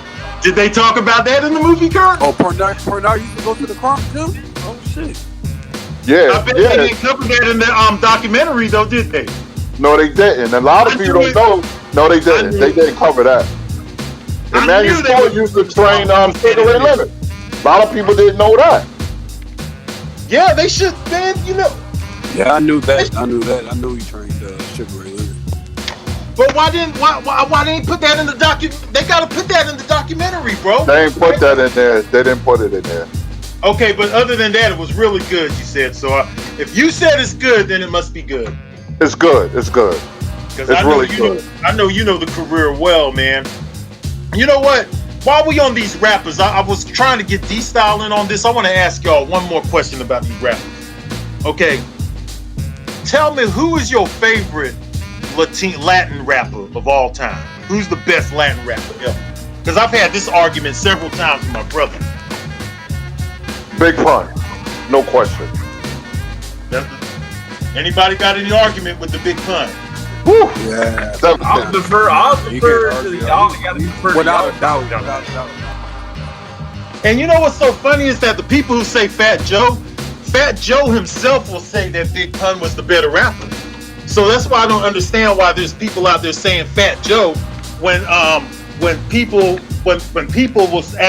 Fat Joe himself said Big Pun was the best. I mean, check this lyric out.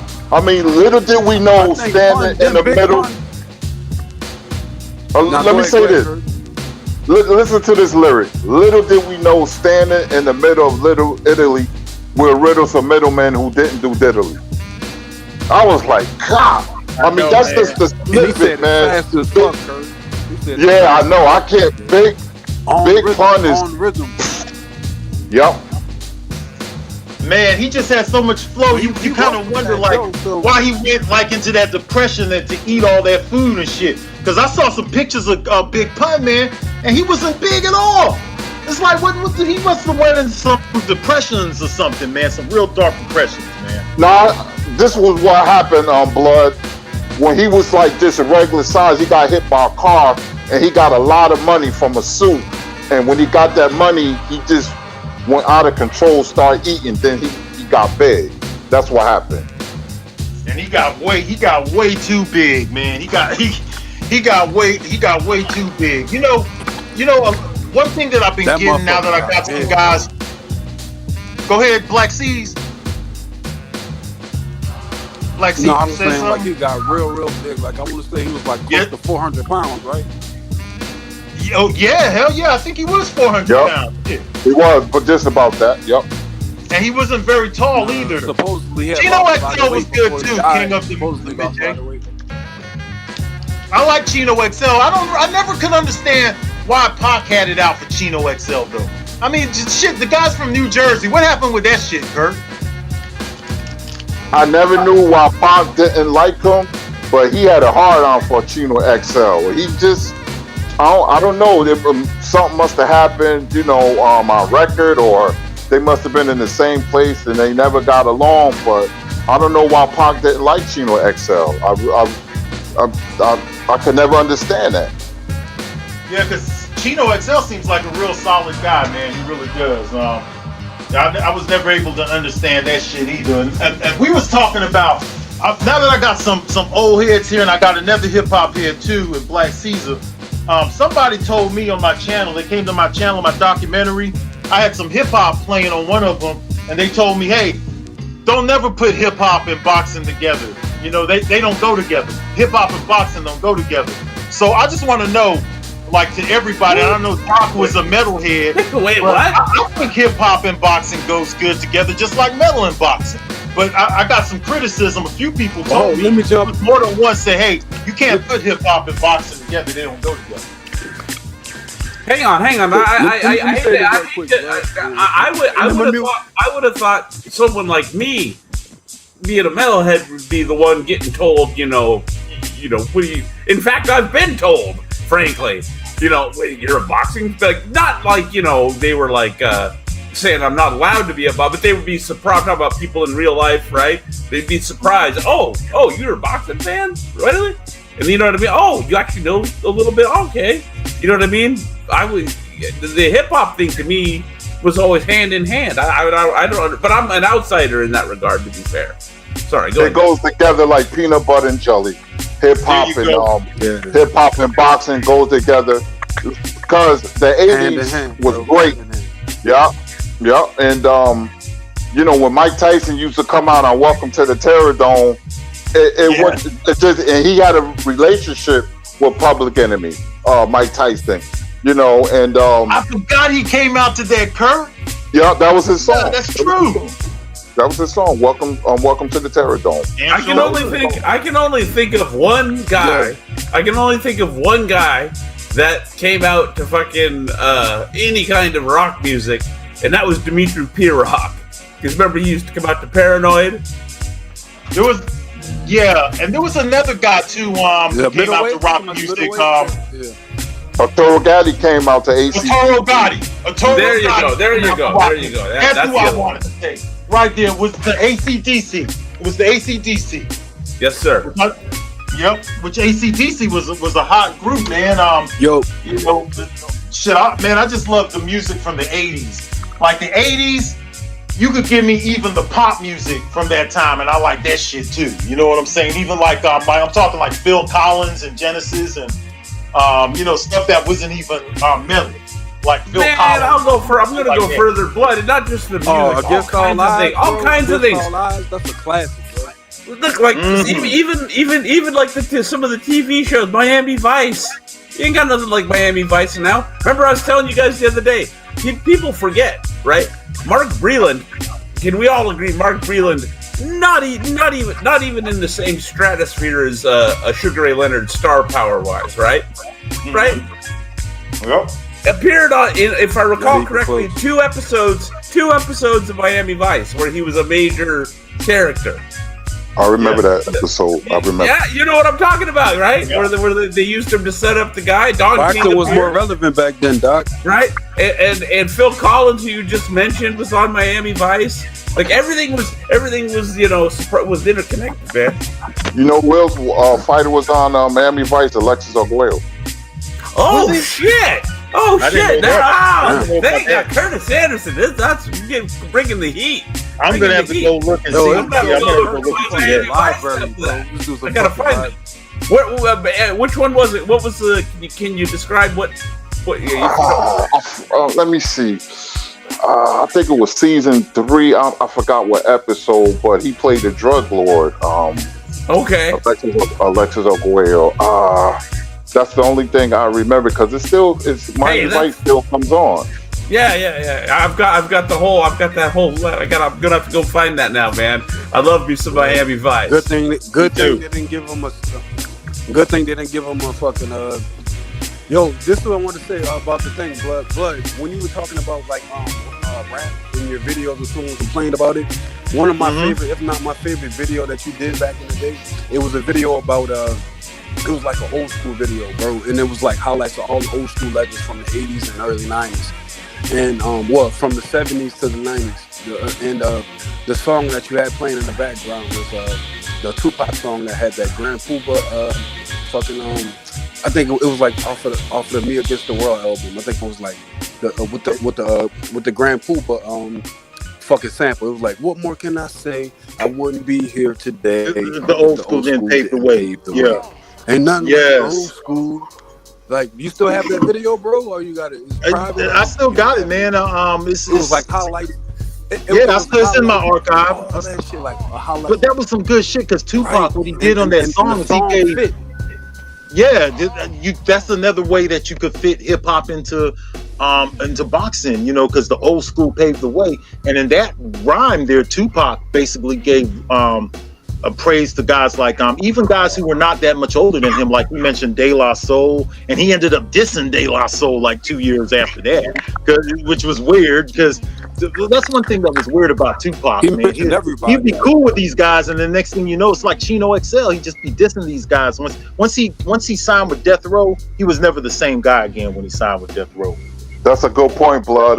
Suge Knight was pulling his strings, man, and it wasn't a good, match with him and Suge Knight, man. They was like oil and water.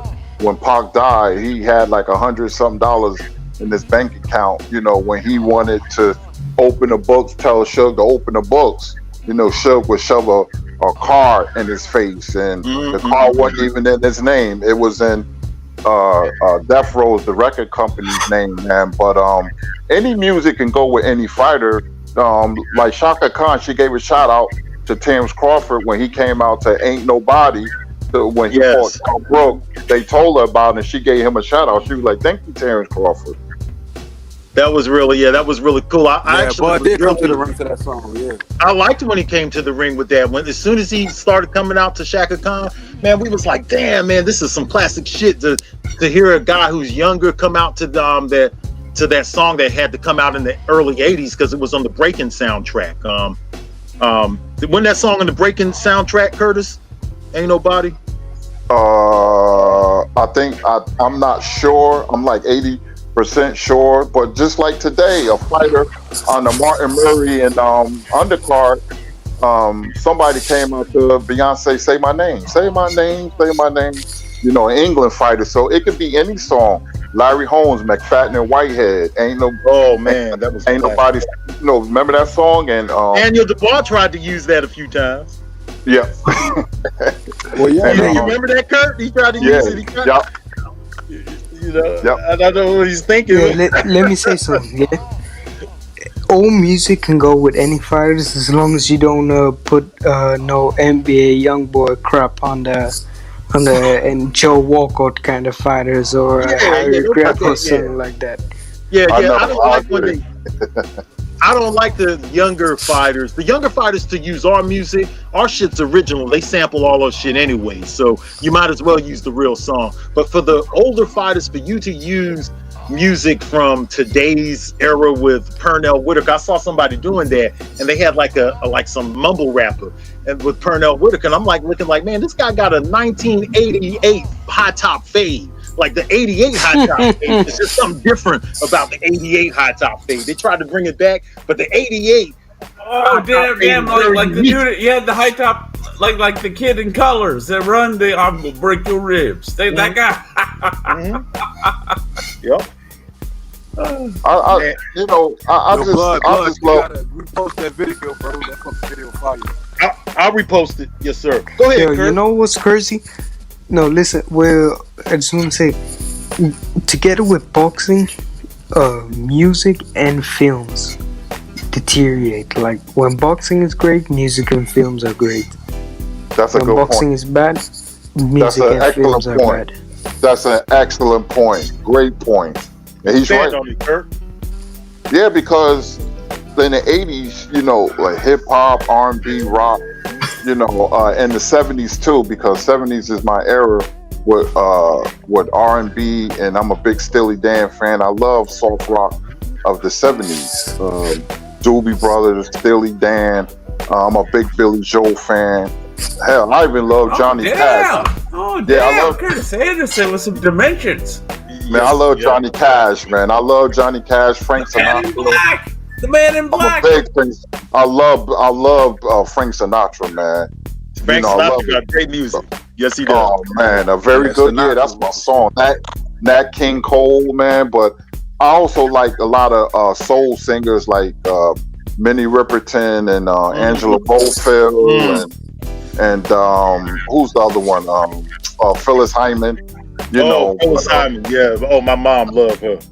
Oh man, the music is great. I like it all across the board, man. If I'm not looking at boxing, then I'm listening to music. And being from Newark, New Jersey, we like what you call house music. It's a very regional music. It started in Chicago, discovered Frankie Knuckles, and we listen to a lot of old like disco, soulful disco, and house music and stuff like that.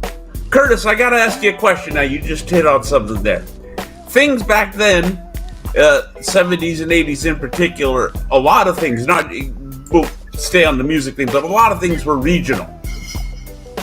Do you feel like in some ways that was a better situation than everything? I mean, on the one, don't get me wrong. I love the way that the world's interconnected now, and I can talk for free. I can talk to people in different, Blood is literally in the diametric opposite part of the country. He's in Florida. I'm in the state of Washington. You know what I mean?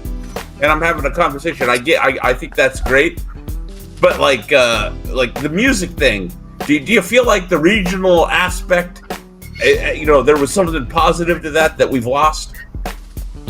Yeah, because, back then it seemed like every region or coast had its own identity. Now everything is just congested, and I never thought I'd see the day. Right. I never thought, that's a good word for it. I never thought I'd see New York being a copycat city. But, I think back then, like the South had its own sound, and still do, because they run hip hop now. And I give credit to Southern hip hop, because certain people here, they complain about Southern hip hop, and I make one point. I said, Southern hip hop brought the fun back into hip hop. But in general, every coast and every region had their own identity, style and fashion, and had their own style. Right, like Van Halen, you guys. Soulja Slim's my favorite rapper. He's from the South. Right now, I'll never take you guys credit heard of away. Van Halen, yeah? Van Halen was California, West Coast. Mm-hmm. You know what I mean? That was they were. You know what I mean? Even though they were worldwide, their style and their roots and everything, it was all California in particular and West Coast in general. Especially David Lee Roth, especially him, David Lee Roth. Yes. But he didn't stay with Van Halen though, David Lee Roth. That was it, and that was it. They weren't the same band after that. It was a completely different band. I call it Van Hagar band. They had the thing with David Lee Roth is it was the energy. They had that different, it was like you said, it was California party, backyard party fucking music. Well, you could only get Van Halen on the MTV. That's all you got was Hot for Teachers and all that shit, because they wouldn't play nothing until Run DMC. I mean, they played Michael Jackson, but they didn't play nothing until Run DMC came with that King of Rock, man. When Run DMC came with King of Rock, that shit was on MTV getting heavy rotation. Where it got good, where it got good, bud. Where it got good was when you had you had Yo MTV Raps, right? And then you had Headbangers Ball. Yes, and I watched both. Exactly. That's my Z. But you know what though? Rap and rock, bro. I never thought hip hop would be this big, where it forced rock music and heavy metal, R&B. It pushed everything to the side, man, and it became an irresistible force, because MTV didn't really want to mess with hip hop, but it became so popular. But they had no choice to mess with. They had to mess with it, and it's been dominant ever since. But I want to ask Mr. Doc something. Yes, sir. Mr. Doc, who's your favorite metal band of all time? Oh God, probably Iron Maiden. If you're gonna go whole band. Okay, mine is Led Zeppelin. I love Led Zeppelin. Nothing wrong with that. Led Zeppelin is in the car. My top two, interchangeable 1 and 2 would be Iron Maiden and or Black Sabbath. Okay, I like Megadeth. Now that you're making me think, and then really, if I'm thinking, I gotta go Black Sabbath, because they're the fathers of the whole thing. I'm gonna ask Mr. Doc another question.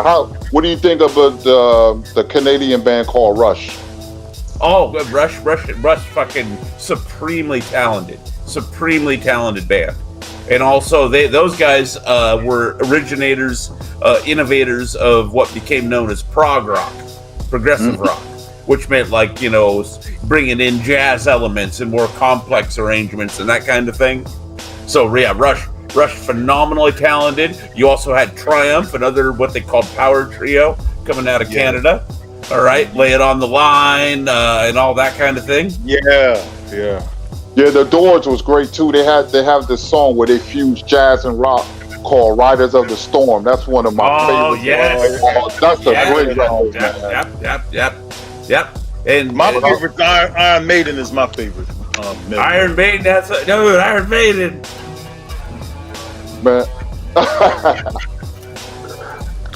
And I continue to follow Bruce after he did his own thing too. Sorry, guys, I had to break up the guitar for a second. Fight Doctor, what's up? Hold on, let me get the Fight Doctor in. How you doing today? The Fight Doctor. Guess he's on mute right now, so we'll let him come. What's going on, gentlemen? Hey, what's going on, man? How you doing? Chilling. I'm in here doing some housework, I'm painting a bedroom. Oh wow! Sounds like you got on your hands there. You making sure you don't get no mess now. You took everything and you got everything taped up and everything you need, right? Yeah, I got it all. I got my tarp down. I got all my work clothes, so I'm good. If I make a little bit of a mess, it's all good. Yes, sir. What's on your mind, bro? No, I'm just enjoying the conversation. I actually wanted to get in on the conversation about music. Being that I'm from Chicago, I can relate to the whole house music, disco, that whole conversation. Yes, hey man, expand on that, man. I've heard a lot about the house music, man. Well, if you all check out my my avatar, you'll see that I'm standing in front of a pair of turntables. So that should let you know what I'm on. Yeah, man. I heard when you had to actually get the vinyl and actually physically manipulate it and all that. It wasn't all pre-programmed. Yeah. I listen to some of that house music, though. It's some really good stuff, man. I didn't grow up in the house music because I grew up on hip hop and R&B and heavy metal, but the house music, looking back on it and things like that, because I didn't know nothing about it much until people on YouTube were telling me about it.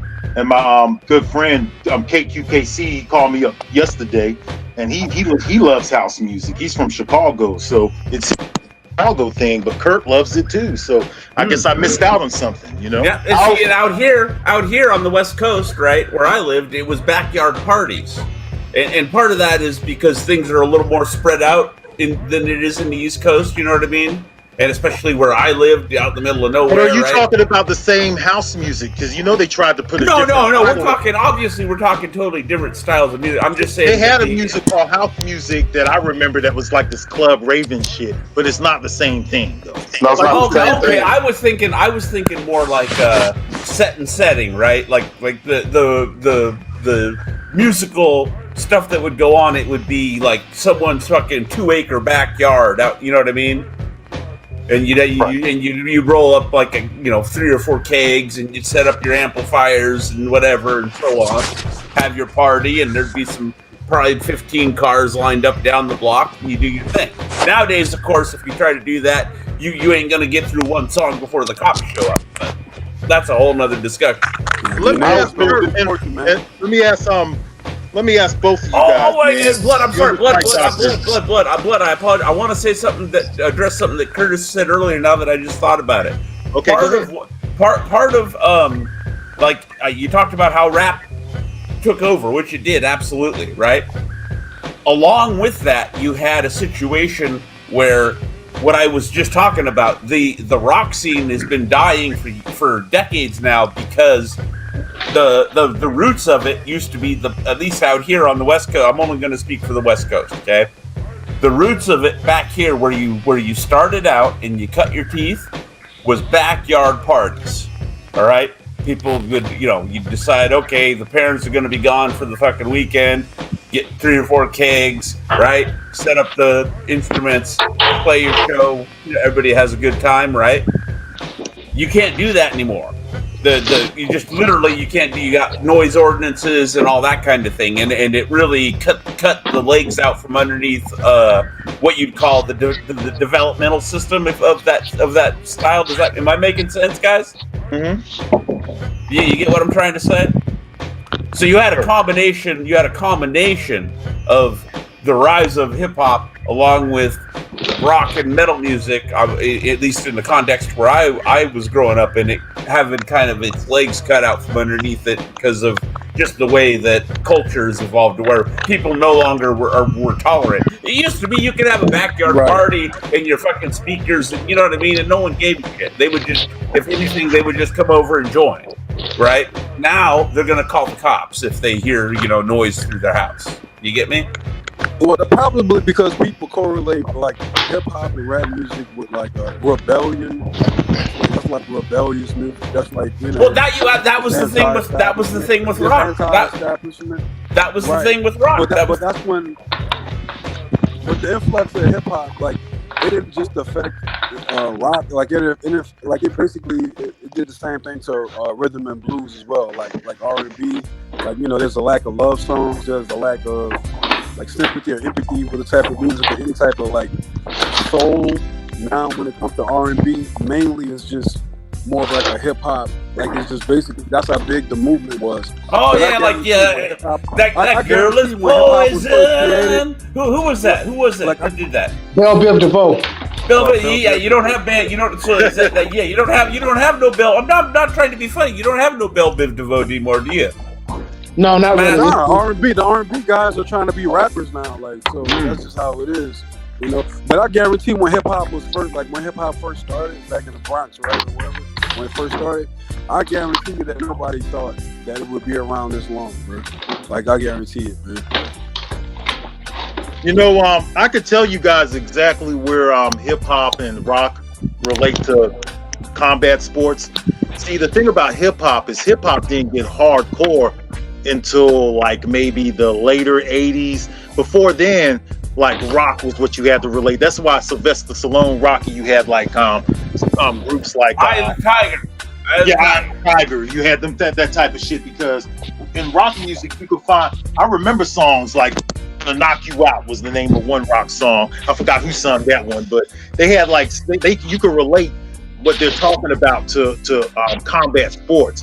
You couldn't get that in hip hop because back in the day, old school hip hop, a lot of it was real bubblegum type hip hop. Like I'm telling you, man, I got playlists from 81 and 82 and 83, and I'm like having to weed out the hardcore rap. And there is some out there like Grandmaster Flash and Treacherous 3 and some other various guys from different states too that I found. But man, it's just like rock related to the combat shit more back in the earlier 80s. And then when rap became more hardcore, now you could put that into the violence of the combat sports. Yeah. Well, because the rock music was like, I was only half joking when I was saying that, back in the day, part of the whole thing was beating up other bands that were on the show with you and taking their girlfriends. I'm half joking when I say that. It's an aggressive, you know what I mean? It's an aggressive type of music. It's an aggressive type of scene, right? Like if people like, just to give you an idea, after the show, you're loading your gear back in, and you happen to notice some dumbass from another band left their double bass pedals laying there. Guess what? Whoop, that shit's going in the truck with you. It was cutthroat. Yeah, it's aggressive. It's aggressive. It's cutthroat like that, bro. Yes. Absolutely, bro. Absolutely. Yep. Absolutely. Hey, can I go back to the house? Before I do that, let me introduce Dan the Man to the convo. How you doing, Dan the Man? Hey, Blood, how you doing, man? Y'all still at this? Man, listen, this is the longest stream, and we're going for some records. Yeah. Let me tell you something, man. Let me tell y'all something, though. I went away from the stream. I went out and I went to Publix. I just listened on the phone. I went to Publix. I went all over the place and did everything today. I'm telling you. Me too. Blood. I don't know. Blood. Remember, I jumped in this morning before my ride showed up. To go take care of my business. Yeah. Just to talk about Spence and Danny. I was here for maybe 5 minutes. I cut out. I come back 4 hours later. We're still going now. Now we're daring. You know what it is, Dan? We're daring to be great. There you go. It's all about that greatness of live stream, bro. That's right. We're daring to be now great. Now it's turned into the old school stream, bro. You know what I'm saying? So now we're just talking about old school throwback music and shit, which is cool. That's cool. Hey, guys, I know. Hang on. I understand. I'm the white boy on the path. Can we get an RIP for Eddie Van Halen? Yeah. Rest in peace, Eddie Van Halen, man. Yeah. Yes, indeed. Because that happened the day before my birthday. That happened. Oh man, he died October 6th. My birthday is October 7th, 1968. So I ain't gonna lie. He's a Libra like us, Kurt, because you know me and Kurt are also born in the first. Oh my God, Kurt's a Libra too? Yeah, October 5th. And I'm October 2nd. Hey, I got damn Libras. I'm a Scorpio, but it's all good though. Scorpio over here, bro. Bunch of October babies up in here. Yeah. October babies up in here. We know what that means. Hey, change the conversation a little bit if y'all don't mind. I'm not sure if you guys touched up on this, but I just found out something quite interesting. And I didn't know this interview took place 2 days ago. Alexander Usyk. You guys are familiar with this interview that he gave 2 days ago? I have nothing about it. What's up? Okay, well, he gave an interview with, I think it was a Ukrainian media publication, whoever it was. He says that he was nearly handicapped going to this fight with Derek Chisora. He said Matchroom tried to sabotage him by losing that fight because he said, according to Usyk, they manipulated the whole situation with the ring size, which he never got any consultation with. Real quick, Dan, I did hear about the. Go ahead. I want you to finish. I did hear about this. Mark, I think, mentioned this to me like yesterday. Go ahead, though. Yeah, and also what I'm getting to is that he mentioned that they literally approved gloves for Chisora. We had no padding on the knuckle, and Alexander Usyk was not allowed to expect those gloves. So Hearn comes back and tells Usyk, okay, well, you're allowed to wear the same gloves if you want to. But Usyk said, well, that's not the point. 2 wrongs don't make it right. I need to know what gloves he's wearing. I need to inspect that. Look, first off, can I address this real quick, guys? First, do you mind, Blood? Yeah, go ahead. All right. First off, the ring size thing, get that the fuck out of my face. I don't give a shit about no fucking ring size. All right? The home field advantage is what it is. It's in every sport. Okay? All right. You're gonna deal with it what you do. Please, God, spare me from any more conversations about fucking gloves. All right? And I'm not saying that in a way to be. I don't mean in the sense of it's not an important issue, right? I'm saying the sport does not need this shit. Yeah. We gotta get this. We got to get this. This shit's got to be get under control right quick and in a hurry. We cannot. I don't want to be seeing. I'm sick of deleting videos from my YouTube feed that got glove in the title. You know what I mean? Yeah. It's just a tiresome subject. I'm not. Come on, man. And he won the fight. Exactly. So I don't know why he's complaining now. Shut the fuck up. You won. Shut the fuck up. You won. Yeah. So what's the big deal here? God yeah, I don't know why he's complaining. Yeah, that's what I'm trying to get at. It's like, why are you complaining? You won the fight. And look, Chisora hit him flush several times. If his gloves had been, loaded or you know what I mean, it couldn't have been too out of whack because he took the punches just fine. He didn't look like Cotto after the first Margarito fight. Put it that way. Yeah, and also due to the fact that Usyk was better. Usyk was better conditioned for the fight, so that played into. I think you and I don't have my scorecard anymore, but I think you and I went over that. He kind of Chisora came out strong the first 3, and then where Usyk won the fight was like rounds 4 through 10 because he kind of pretty much swept all of that, and then Chisora got a little bit of a second win, but it was too late. Well, me personally, I still have it a draw. Go ahead. The fact that Usyk, his personality, he's got like a twisted sense of humor. You think he might be sarcastic, trying to kind of make some digs at. I don't know if he was sarcastic because he looked very serious when he was talking about this in the interview. It was very serious conversation. I heard it was serious. I heard he left his promotional company, K2. Yeah, he did. Mm-hmm. Oh, so he was still. He was serious. Oh, he left the company over this shit? Oh, shit. I was just starting to really like Usyk in terms of his personality, right? Because he's kind of crazy. And what I really liked, and this is turning into past tense, was after the Chisora fight, right? When they were, and I think Dan knows where I'm going. When they asked him, hey, do you still feel like you can become heavyweight champion? He cut him off. He said, no, undisputed heavyweight champion. hey, I'm not saying he can do it. I'm saying that I like that. You know what I mean? I like that mentality, and that's so. I say that to say that what you're telling me is off-putting in that sense. It's like, oh, come on, Usyk. I was just starting to, you know what I mean? I was starting to like his mentality. I was starting to like that mentality. Did anybody else hear him say that when he cut the reporter off and said, no, undisputed? Yeah, I heard that, and I appreciate that mentality. No gripes there. But what I'm curious is that now that he's left K2, who is he signed to now? Is he signed with Matchroom on a full-time basis? It's got to be Eddie, right? It's got to be Fast Eddie, I would think. If it's Eddie, then why would he come out and say this just to undermine Eddie Hearn? That's what I'm trying to figure out what's going on here. If this is your promoter trying to sign, you might sign with ESPN, bro. Yeah, I but don't the know truth what's of the going matter on is, here. do y'all think that how much of an impact do y'all think Usyk has on the heavyweight division anyway? Fuck all Not that. that much. What, Not that do much. y'all think he could beat any of the top guys? I'd like to hear from everyone on that shit. That's a good question. Me personally, nah, I don't think he beats the top three. He'll give some trouble, but nah, he won't beat them. He won't beat Wilder.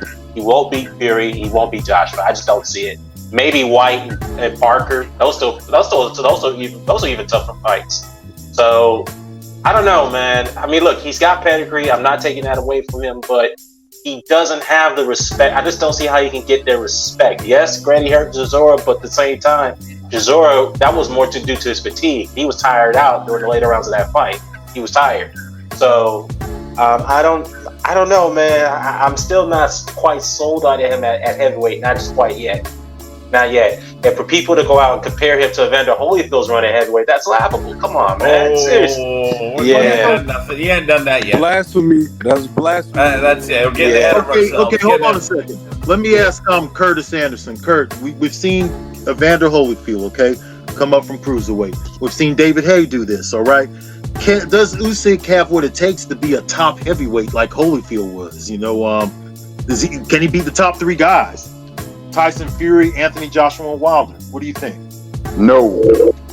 I'm not high on Usyk. I thought he was a very good cruiserweight. Heavyweight is a different deal. He's going to have his problems. I just don't see the power. I just don't see what they was talking about. They try to hype Usyk when he knocked out Bellew.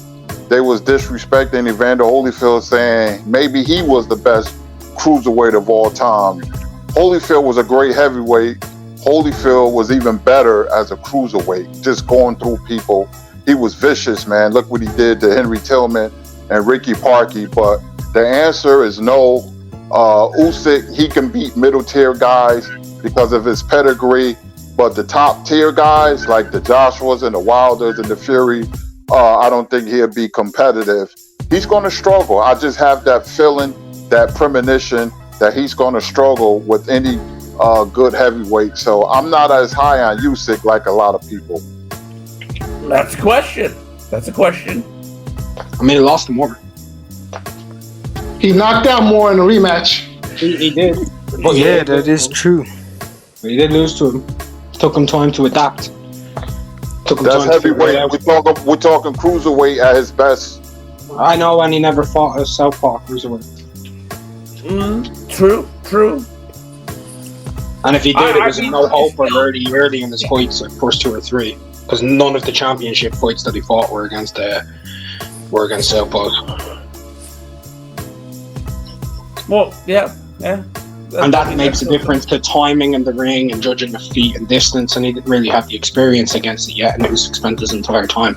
There's lots of intangibles that go into, you know. Now, in the Dwight Muhammad Qawi fight was, you know, that's one of those era things too, because that was 15 rounds, and it was, I mean, just physically taxing in a way that fights. You could make the argument that you're just not going to see fights like that anymore. Is the fight going to be 12 or 15? Did Evander have to go to the hospital after that? He was peeing blood and all that.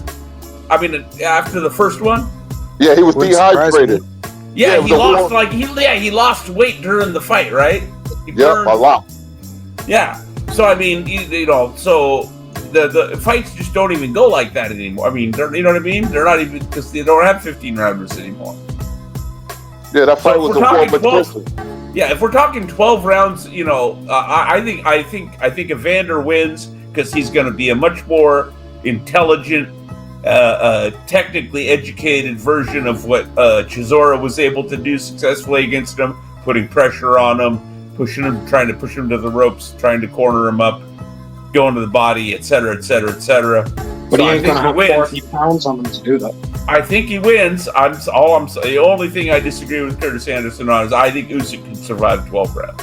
Yeah, but the weight doesn't matter so much because Holyfield was a very, very strong fighter. So, to me, if you want to make it 200 pounds, that just makes it better for Holyfield. Yeah. Holyfield, a cruiser, wasn't as physically strong, though. Holyfield was more technical. People always leave that out. He's strong. Dude, he pushed. He was strong. No. Let me go. Let me make my point. All right. He was strong, but he boxed way more at cruiser. It was a heavyweight that he looked at more. He did box way more. But I mean, he was a physically strong individual. I mean, remarkably he still had that strength. Yeah, he did have that strength, but that's from 190 to a 258-pound man. That's a huge difference. Right. I'm not trying to be funny, because this was the comparison. I don't think 190 Holyfield is physically as strong as a 258-pound Chisora, who may be physically the strongest heavyweight right now. Physically, just pure physical strength. Well, we're talking a 200-pound. But I know that's only 10 pounds. But I thought we were talking a 200-pound cruiserweight fight. I mean, we're going to make Usyk cut down to 190. How's that going to affect him? Well, I guess then we'll have to base him off of how he fought, like the James Tillis fight, I guess, because that's when he was 202, right? That was the latest he came in. What was he for Dokes? 208, I think. Yeah, somewhere in there. That okay. So the pre-Buster Douglas, will say heavyweight Holyfield. Yeah, sure. He was 208 against Buster Douglas too. Okay, so the Buster from his debut to Buster, we'll say that version of Holyfield against Usyk right now. How about that? So okay, how about we cross compare some of the competition, right? Like Amiris Bradis against the Dwight Muhammad Qawi. That's it. I want to hear you guys break something like that down. Yo, Dwight Muhammad Qawi was very, very small, so you know that might. Hang on. Have you seen how much trouble he gave George Foreman when George was coming back? Yeah. But wait, how big is Bradis? How tall is he? He's about 6'3".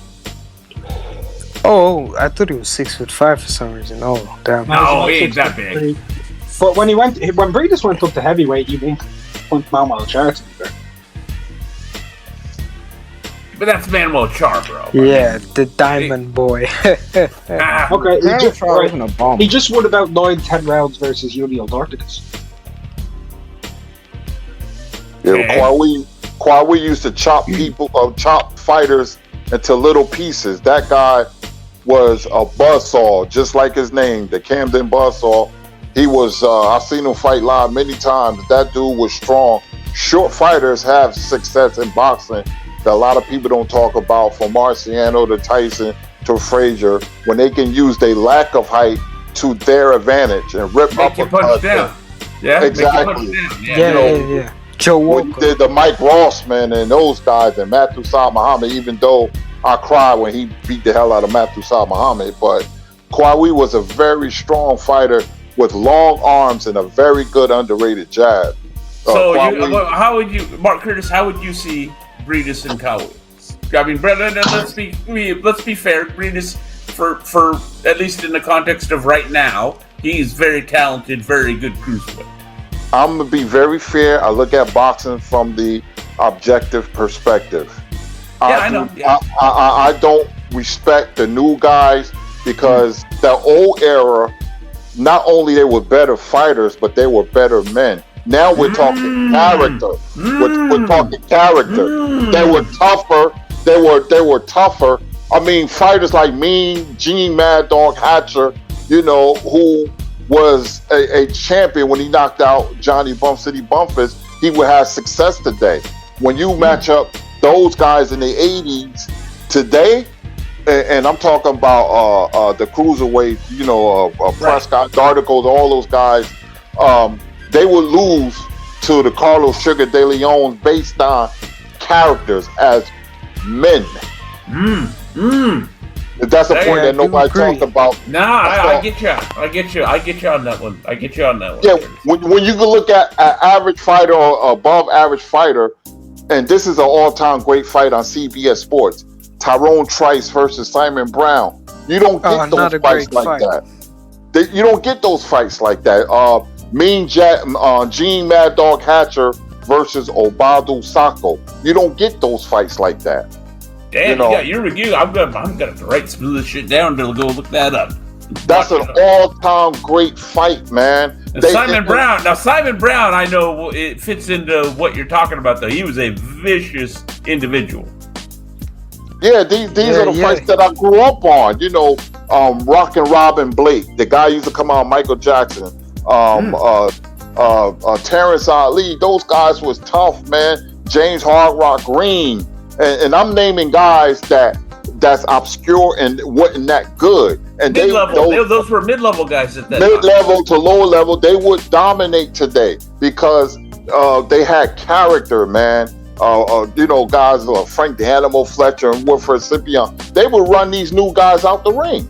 Okay, so let me put you on the spot here. You're not even saying it's so much a talent gap. You're saying it's more of a character gap. Is that exactly? Yes.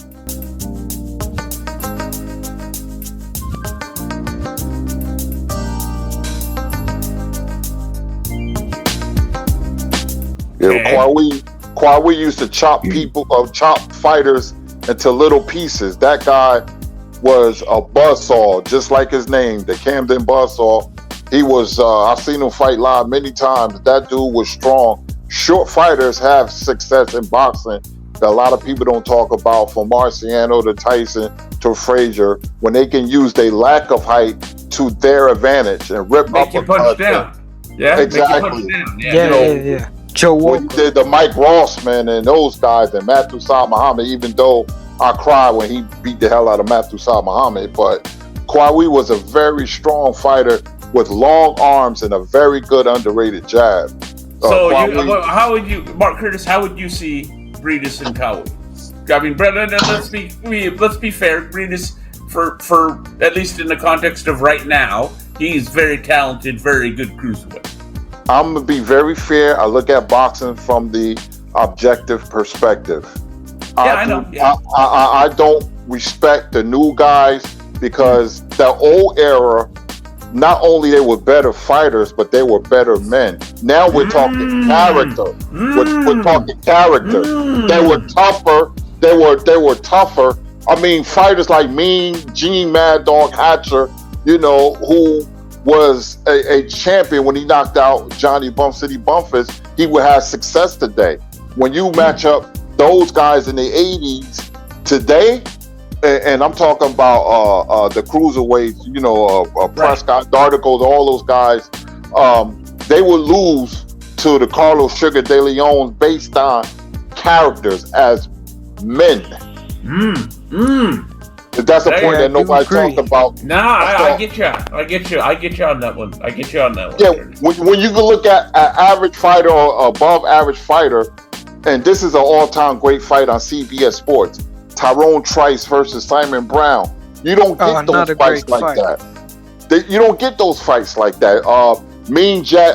Gene Mad Dog Hatcher versus Obado Sacco. You don't get those fights like that. Damn, you got your review. I'm gonna write some of this shit down to go look that up. That's an all-time great fight, man. Simon Brown, I know it fits into what you're talking about, though. He was a vicious individual. Yeah, these are the fights that I grew up on. Rockin' Robin Blake, the guy used to come out, Michael Jackson, Terrence Ali. Those guys was tough, man. James Hard Rock Green, and I'm naming guys that's obscure and wasn't that good. And those were mid-level guys at that time. Mid-level to lower level, they would dominate today because they had character, man. guys like Frank the Animal Fletcher and Wilfred Scipion, they would run these new guys out the ring.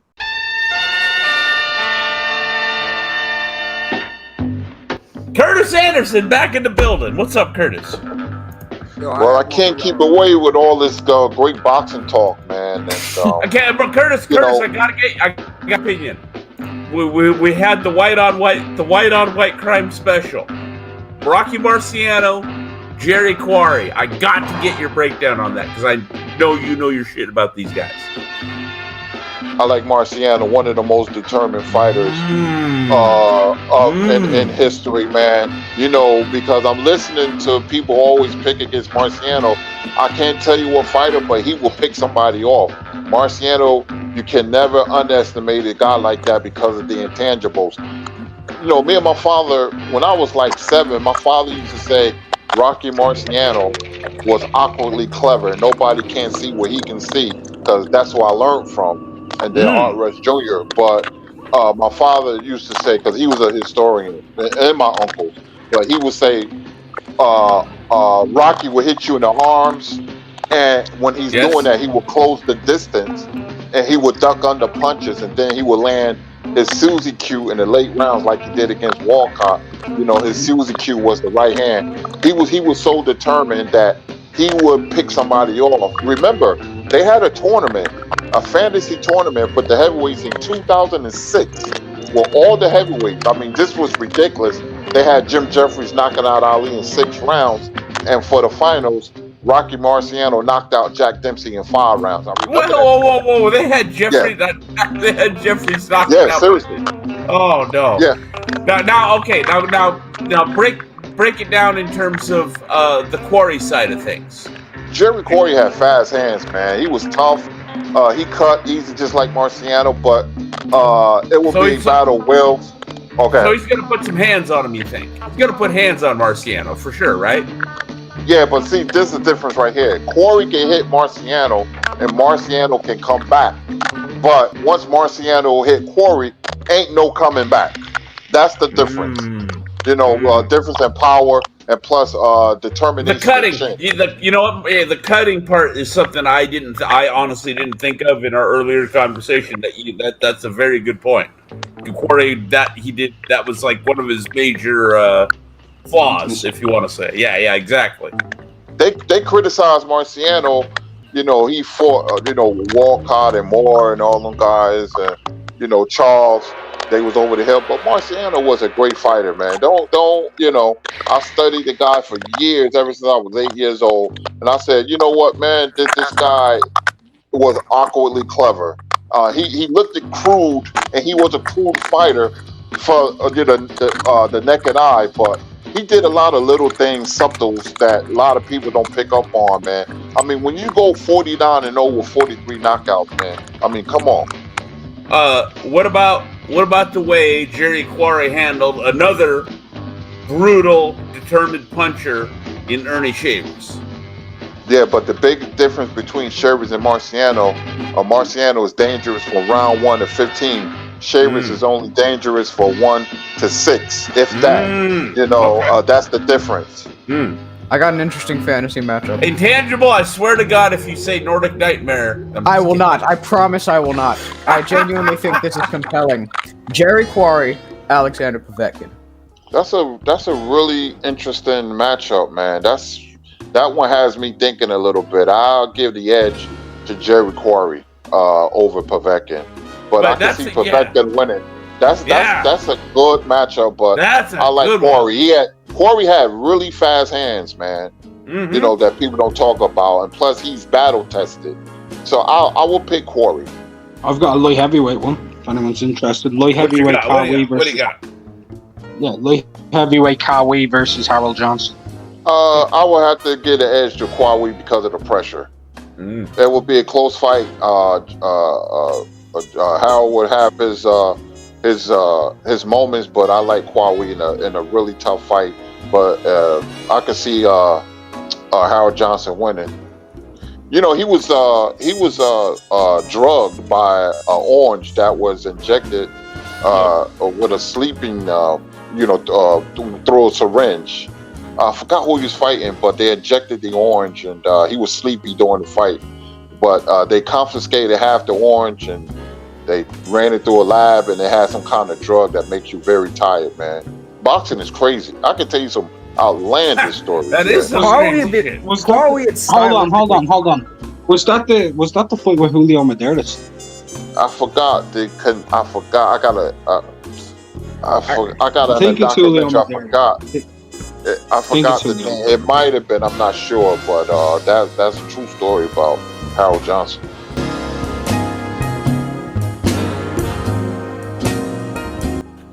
Gil Clancy and Tim Ryan was great as commentators on CBS, man. Oh yeah, Gil Clancy. Yep. Oh, they was like fantastic. Gil and not for nothing, Gil Clancy, very good trainer in his day.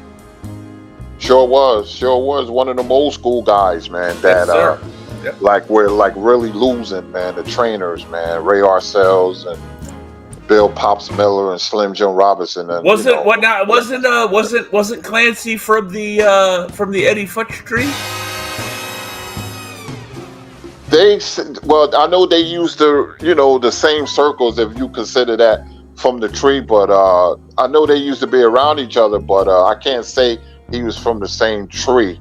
Like I want to say you got to start somewhere, in being, not necessarily directly under Futch, but in, like you said, they used to run in the same circles, yeah.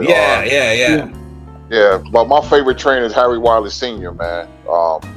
He doesn't get the recognition that he deserved. Taught Sugar Ray Robinson everything, Muhammad Ali, because Muhammad Ali, when he was trained by Angelo Dundee. Did he change his name? Who? The guy you're talking about? No. Harry Wilder Sr., no. He was a fighter, but he was running across the street, got hit with a cab, by a cab, broke his leg, and that was the end of his career. But he was the water boy for Jack Dempsey. He used to rap Sam Langford hands. He taught Sugar Ray Robinson, had him. This was ground roots now from when he was an amateur. But Angelo Dundee and Ali they got close later, but the trainer who taught Ali everything was Harry Wilder Sr., because Angelo Dundee left Ali because he was training and he was the manager of Jimmy Ellis when Ali fought Ellis. But he said Ellis. Angelo Dundee's line when asked about it was, he said Jimmy Ellis needs me more than Muhammad does. Yeah, that's true. That's true. The only reason Angelo came back was because Harry Wilder died like weeks after the Buster Mathis Sr. fight, and then they called Angelo back. But he trained Ali, Joe Louis, Henry Armstrong, plus he was the boxing coach for the 1930s Olympic team, man. He was a great trainer. Damn. He is one of the great. It's for me. Ray Arcells is the GOAT. Oh, Ray Arcells was great. Yep.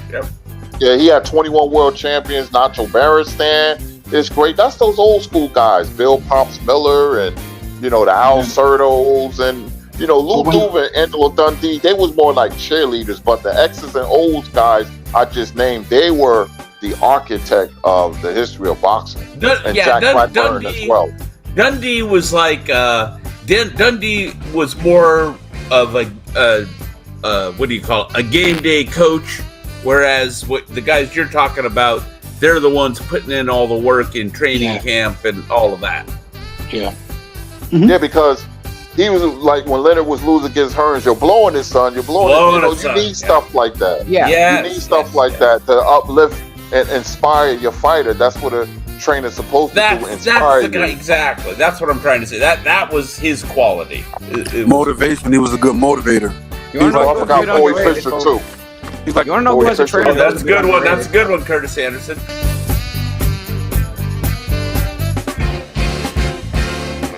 Yeah, not really. Tippy Larkin was one of the most underrated fighters in the history of the sport. He's by my way. He's from Garfield.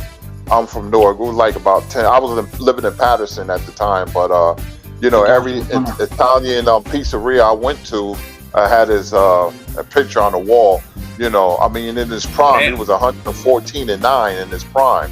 Yeah. You know, wound up being 136-15 to finish his career. But, you know, they talk about Willie Pep, but Tony Canzoneri and Tippy Larkin was right up there with Willie Pep. Great fighter, man. I put His real name Antonio Pelleteri. Yeah, me too. Antonio Pelleteri was an excellent fighter, man. They call him the classy Tippy Larkin. And, you know, when I talk to guys in Italian restaurants, I love talking to them old school guys. You know, boxing was so different. Real quick, I used to go to Eastside Park, and I wear a lot of customized boxing T-shirts. I got hundreds, man. So I had Benny Leonard on a T-shirt, and a guy by the name of Mr. Silverstein, Jewish guy, old guy, you know, was on the park, and he said, "What do you know about Benny Leonard?" So I started breaking his career down.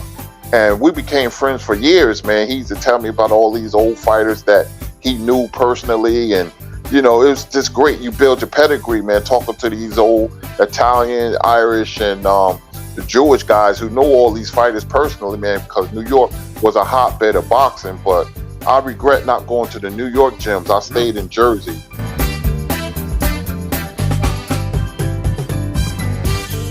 When it comes to greatest lightweights of all time, the three names I always hear, in no particular order, are Duran, Benny Leonard, Pernell Whitaker. Now, first off, do you agree like with those three? And then if you do, what order would you put them in? Ooh. I think Benny Leonard and Pernell beats Duran. Because Duran, remember, when he lost to Esteban Deus the first fight, the Jesus wasn't the same, and he had a lot of demons, man. But if the Jesus could have kept his head on straight, he would have beat Duran again. He wasn't the same when they fought the second and the third time. But Benny Leonard was Benny Leonard was. Hang on. That's some new information for me. Educate me about Jesus. He didn't take boxing seriously like he should have because the talent was there. He decked Duran in the first and second fight. People forget that. If he could have kept his head on straight, he would have been a much better fighter, man. De Jesus was so talented, man, but we never got to see the best of him. But get to your question, it will be between Benny Leonard and Pernell Whitaker. I will maybe give a slight edge to Whitaker, but if somebody say Benny Leonard, I have no problems with that. I got Whitaker 1, Leonard 2, Duran 3. Because Duran couldn't beat boxers all throughout his career. He had problems with the Jesus he lost. He had problems with a fighter named Kirkland Lane who stuck the jab in his face. He had trouble where he got the brakes beat off him by Alfredo Benitez because Benitez was a master counterpuncher. Rockin' Robbie Sims. Rockin' Robbie Sims was a tough fight that ended up a draw. Yep. that was a tough fight. Great fight, by the way. Me personally, 1, Benny Leonard, 2, Joe Gans, 3, Ike Williams. My top 3. That's my top 3 as well. Yeah, Ike Williams had a powerful right hand, but Pernell, see, when you have a fighter that relies on footwork, and we used to say in the boxing gyms in New Jersey, a fighter without footwork is like a blind man without a cane. Pernell footwork would have been trouble for Ike Williams, and Joe Gans was great. But I got 1 and 2. You can go Leonard Whitaker or Whitaker Leonard. They both was great. What about Ike Williams versus Duran? I got Duran because Ike will try to punch with Duran. You have to move to beat Duran. You cannot stand and with your shoulders square in front of Duran. Davey Moore thought he was younger and stronger than Duran. My father was at that fight in '83, June 16, and he got massacred. He got massacred because he thought he was stronger than Duran. Duran thumbed him, then Duran went to the body, took him apart. If you look at his career, Duran's best fights against people who stood in front of him: Carlos Palomino, Pepino Cuevas, and Davey Moore. You can't stand and how about two further points to your point there, Kurtis? Number 1, one of the greatest middleweights ever, Marvin Hagler, right? Went life and death with him. And look, do you remember the look on Iran Barkley's face when he got put on his ass? by little old ass Duran with that, what was it, 4 or 5 punch combination? It was the straight right hand. Duran was a master at countering you with the right hand. He would rock off his back foot because and hit Barkley with it. Barkley was too crude of a fighter. Duran had a lot of moxie and savvy, man. Well, he was more technical than people give him credit for, in my opinion. Exactly. Marvin Hagler had to win the 14th and 15th round to keep his title because Hagler, he gave Duran too much respect. He tried to box with Duran, and he found out the hard way that Duran was a lot better boxer than he thought. Yeah, well, if I remember right, if memory serves, the scores were 1 point, 1 point, and 2 points. That's correct, After 50 rounds. Mr. Doc. I want to stick with Cornell, you know. Okay. Because I would actually. It's all right. You got Duran over Ike Williams. Because I would pick Ike in that fight because Ike typically had success against boxers, right? Sammy Agate, he beat him twice. Bo Jack, he beat him 3 or 4 times, and Kid Gavilan beat him 4 times.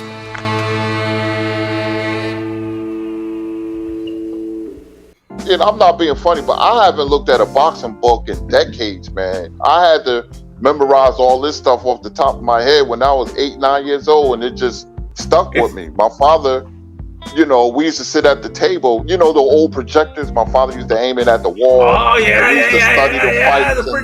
You can hear him. Real film. The real film. I got you. I'm with you. Because boxing was so big, Mr. Doc, that you can go to the library and get fight films and books that nobody else had. Kurtis, I like I said, I turned 52 in October. I'm with you. I remember, and I grew up out in the middle of fucking nowhere where we had. I always joke and say we had 2.5 channels. We had ABC, NBC, and we could get the audio for CBS, right? And my dad, those kite-shaped fucking antennas, TV antennas. Right. The old man would send me up on the roof. You know what I mean? A little more to the left, boy. You know what I mean? Off to the right. Okay, we got it. Now stay there, boy. You know what I mean? That kind of shit. So, and boxing in the 70s was bigger than the NFL, which is unthinkable now. Way bigger than the NBA, which was still on tape delay all the way into the early 80s, if my memory serves correct. That's right. True, you're right. But there was boxing, and like horse racing. Baseball was the only really real competition, to be honest. Boxing, again, I said this earlier. In the 70s, the most popular human on earth was a boxer. That is correct. Yeah, boxing was big in the 20s, man. Jack Dempsey was a bigger 70s. athlete I'm than not that Babe old. Ruth. I was saying the 70s. Not the 20s. And you know what? Like Dwyer puts it, there's no greater title in sports than the heavyweight champion of the world. They've all, throughout history, this is the lowest point in which heavyweight champion has been revered.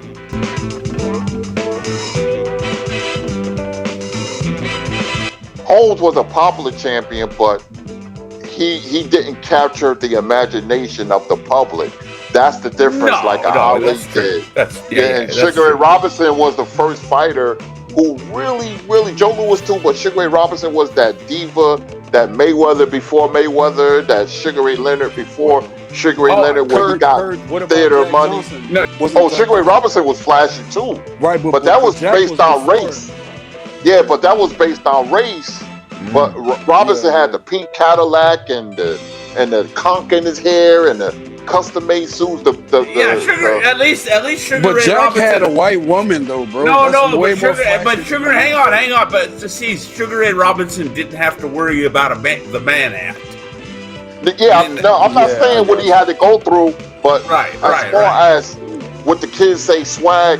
He had that, the word entourage came from Sugar Ray Robinson. He traveled with all these suitcases and a midget and through Harlem.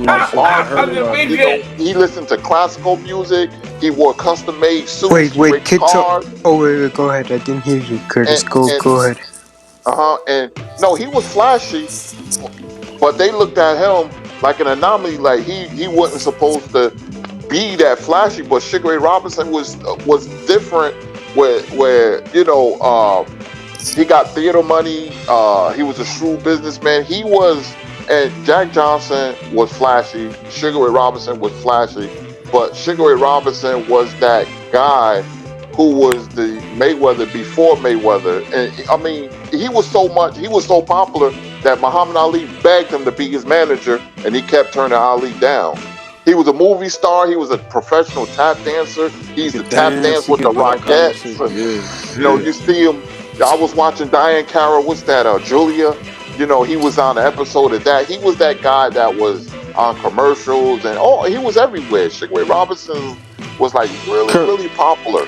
Jack Johnson was there before him, you know, and I just thought that, you know, he was also very much so flashy. He was very much so outspoken. I look at it like this, Kurt, bro. He was flashy. He wore flashy clothes. He paraded around the country with white women.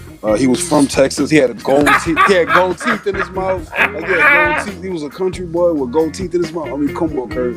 Like, they wasn't used to seeing that. I understand what you're saying. I agree. I just thought Sugar Ray was at another level. I mean, this guy owned the whole block. You know, the Cadillac, like money, and all. shit, business, dancing, and all that shit. I got you.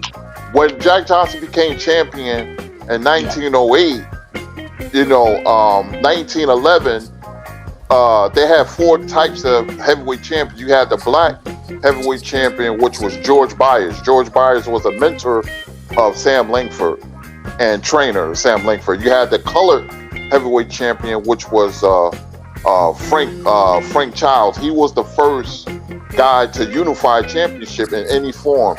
Then you had the white heavyweight championship.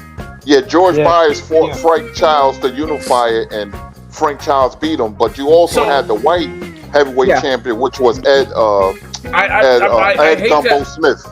You know, it was for the black heavyweight contenders who couldn't get heavyweight title fights. Like that was for Sam Langford and Harry Wells and Joe Jeanette and Sam McVeigh. But the white heavyweight champion, Ed Gumbo Smith, that when Jack Johnson lost to Jess Willard in 1915, they disbanded the white heavyweight championship. You had a white heavyweight that punched like Ernie Shavers. His name was Fred Fulton. He was 83 wins with 72 knockouts. Man, that guy can punch. That guy can punch, man. So you had 4 different heavyweight champions at the same time. I'll tell you some stories. George Dixon had to fight in the middle of the ring because when he would go to the ropes, the crowd would take out metal pipes and hit him in the calves and legs. Yeah, that's what they would do. So he had to fight in the middle of the ring. That also happened this with kind of stuff. Yep, and they would. That also happened with Gans, and the other thing that also happened was there's been rumors that Gans in one of his fights, I don't know for sure, but he actually fought with a ball and chain and still won the whole fight. With the what? And I know for sure. A ball and chain on his ankle. On his ankle. Oh, but wow. The sticks. I know you can find footage of what Kurtis is saying about the sticks hitting them in the legs, and there was guys that they wouldn't let them have cornermen, so they'd have to sit there between rounds, no water. Yeah, Joe Walker refused to have a cornerman. Yeah. No, multiple fights. Nothing. No, they used to also go to muddy fields, and the white fighters were allowed to box on the dry side, and the black fighters would have to stay in the muddy side. Mud shows, the mud shows. I know, But boxing history is so rich, man. When I just know as a black man, that shit will make me just want to whoop a white dude ass that much. Let's be honest. It's ugly. It's ugly. It's ugly. Some parts of it are ugly. I'm gonna tell you a quick story. I'm gonna tell you a quick story real quick, and we can talk about whatever you want to talk about. But Kill Grant was a fighter. He had 2 brothers. He was a lightweight. When Sam Langford was on back of a wagon going to a fight, they was good friends. And when he looked up, Kill Grant was lynched swinging from a tree, and he had to fight 10 minutes after that. Can you imagine seeing your friend lynched from a tree, his body swinging back and forth? And that's a true story. That's a true story, but that's boxing. You know, boxing is such a compelling sport that it will bring out the ugliness in people, man, because it's about pride. It's compelling. It's everything, man. I mean, boxing is, studying is. I mean, yeah, it's tribal. I mean, I've been studying boxing for 47 years, and I'm 54 years old, man. And these boxing historians that passed, like Art Rush Jr., Burt Sugar, Jerry Eisenberg, and Bill Gallo, and then Hank Kaplan. Art Rush Jr. had a boxing show in the 80s on WABC 77 AM radio, and Burt Sugar used to be on there. And I used to call up and ask him about Joe Gans and Tippy Larkin and Philadelphia Jack O'Brien. So Burt Sugar said, Kurtis, how old are you? So I said, I'm 19. He said, how do you know about these guys? Maybe I should give you my fedora and cigar, because nobody was asking about these guys. Nobody was. And Bill Gallo was brilliant. He was a cartoonist for the New York Times, and he was an excellent boxing historian. But these guys, like, what's that, Dan Raphael? I don't respect him. I will blow Dan Raphael out the water, man. And it seems like Dan Raphael gives first Sugar on everything. Yeah. Whenever there's interviews or press conferences, he gets the most questions. Dan Raphael is a fat little bitch. Dan Raphael gets like fat first. Bastard. The Burt Sugar is the only mainstream guy that I personally remember talking about Sam Langford. Like on TV, you know what I mean? Like I would be watching, on ESPN Classic. Yeah, exactly. That's the only mainstream place I remember hearing. I'm not saying that's the only place it happened. I'm just saying the only place I remember ever hearing Sam Langford talked about on TV was Burt Sugar. I'm gonna tell you a president that's a boxing historian, Jimmy Carter. Oh shit, really? Yes. Jimmy Carter knows his stuff, man. And you know who gave Sugar Ray Robinson his name? Remember the sex therapist, Dr. Joyce Brothers? She gave him the name. You know why she did? She was at one of his fights real quick, and she was 17, and she said, hey, George, that boy you got there, he is sweet as sugar. And that's how I started. Dr. Joyce brother was a famous sex therapist. She's only 17.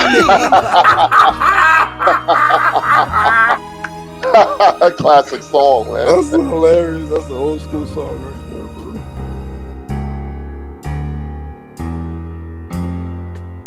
there, bro. So boxing history is just it's so rich, man. And I never thought I'd see the day where we could come and talk about boxing like this, man. I mean, my eyes lit up.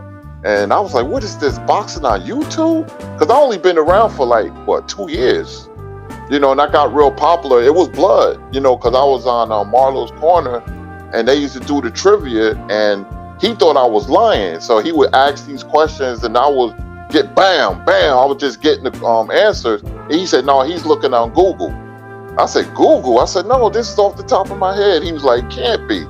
So he said, I'm going to invite you on the show. And he started asking me some more questions, and I was answering them. And I was on his show, but we had a little disagreement. And Blood said, I'm looking for Kurtis Anderson. I'm looking for him. And me and Blood linked up, but we did the 1982 heavyweight series, and my name just took off. I just love boxing, man. I'm not arrogant. You guys know me. I love boxing. It's my unadulterated, raw passion. This is a playground for me, and I'm quite sure for everybody else. And the chat too. We can all converse. I mean, we don't always agree. You got LDBC, which I'm a part of, but everybody, doesn't have the same outlook on things. Like people say Charlo and Canelo.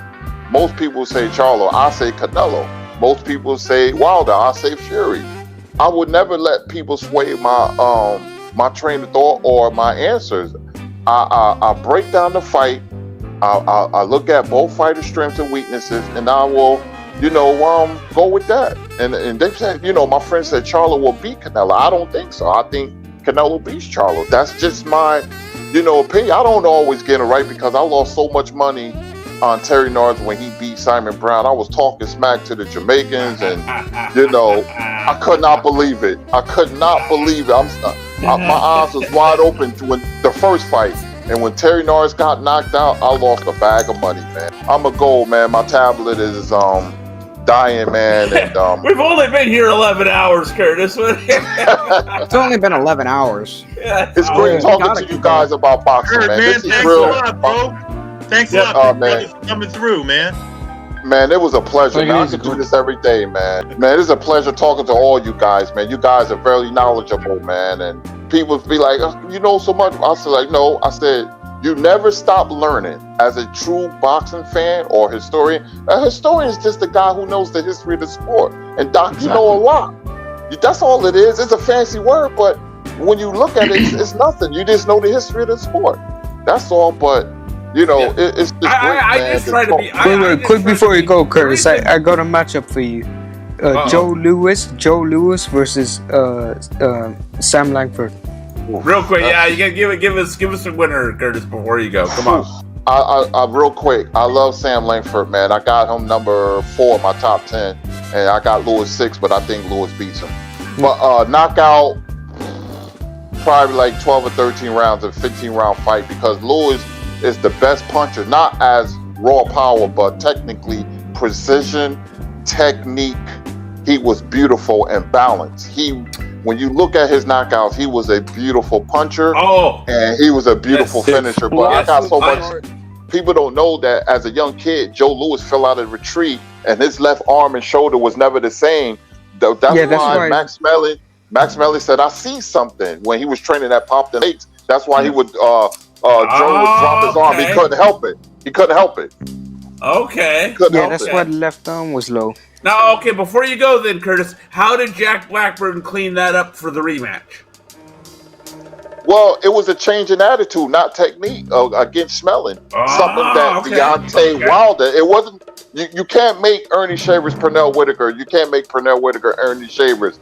Joe went at him. Joe sold out when the bell said ding for round 1. He didn't change anything.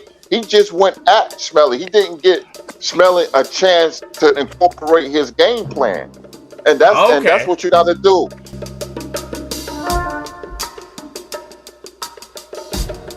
Mr. Doc, you hit it right on the head. People talk about he got to learn to fight on the back foot. He can't fight on the back foot. He doesn't have the genetics. He doesn't have the genetics. He can't do it.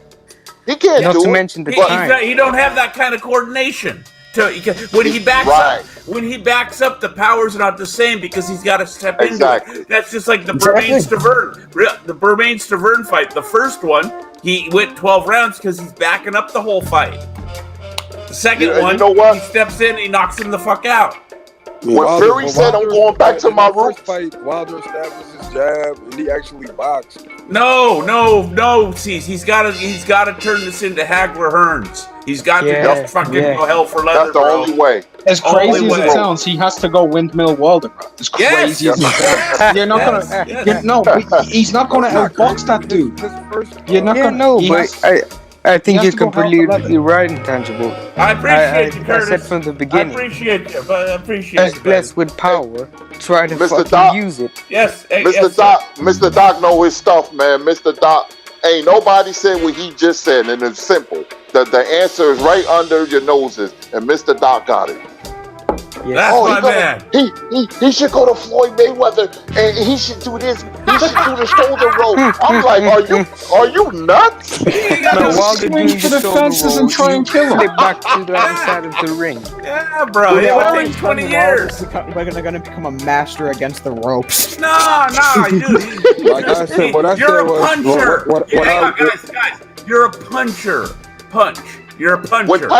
When Tyson Fury said, "I'm going back to my roots," okay, ahead, see. No, okay. I was gonna say that. I've always said, like, ever since the outcome of the second fight, I always thought that the way Wilder fought in the first fight, I felt like that was actually good. I know he received a lot of flack for it. Oh, he's missing a lot of shots, and he looks off balance and windmill Wilder and this and that. But to be honest with you, I mean, that style allowed him to drop Fury twice in the first fight, bro. Like, drop him twice and arguably stop him. Part of that is the way Fury fought. But let's set that aside for a second. I'm telling you, His best chance, hold his feet, as they say over there in the UK. Hold his fucking feet. Do not let that guy back you up. And kill or be killed. Kill or be killed. Kill or be killed. And he That's needs what to he do has to some do, road Doc. work, because if he wants to survive in the war, he's gonna need a bit more muscles on those legs. That's he. Hey, bro, No, you don't, bro. You don't let me need say it. this. I'm really gonna go. Let Kurtis go, guys. I'm really gonna go. Tyson Fury won the second fight. During the first fight, when he got up for the knockdown, people ain't talking about this. He hurt Wilder. He dominated that fight after being knocked down, and he backed Wilder up. Yup. And Sugar Hill saw that, and Tyson Fury won that second fight when he said, "I'm going back to my root."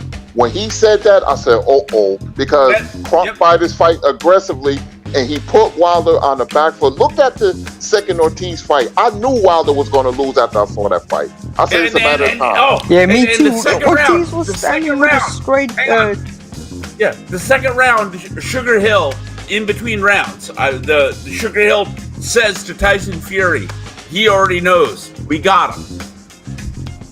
Yep. You know what I mean? Sugar Hill was confident, as confident as anything. And I'm talking about during the fight, after the second round, he said, we got him. Fury is big, but he's not. You're not fighting Abe Simon or Primo Carnera. You're fighting a guy who's 6'9" and has genetics that have perpetual and rhythmic motion. And that's all he has to do is come forward. Deontay Wilder didn't have a chance in living hell.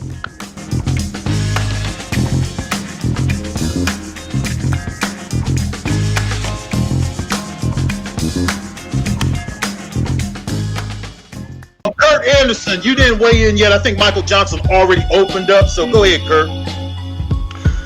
Yeah, being, a fan of the sport of boxing since I was 7 years old, I'm just spoiled and I'm used to big fights. Welterweight division is my favorite division. You had great rivalries, man. Over the years, this is going way back to Ted Kid Lewis and Jack Britton, who fought 20 times from 1915 to 1921. Sugar Ray Robinson, my favorite fighter of all time, was a welterweight. You had Leonard Hearns, my favorite fight of all times, man. When they was on their second fight, they was in their 30s. They fought in their early 20s. Hearns was 22, Leonard was 26. Just to go to show you how they did it and did it correctly. Hearns won his title August 2nd, 1980, when he knocked out Pepino Cuevas, because people was talking about Cuevas and Leonard.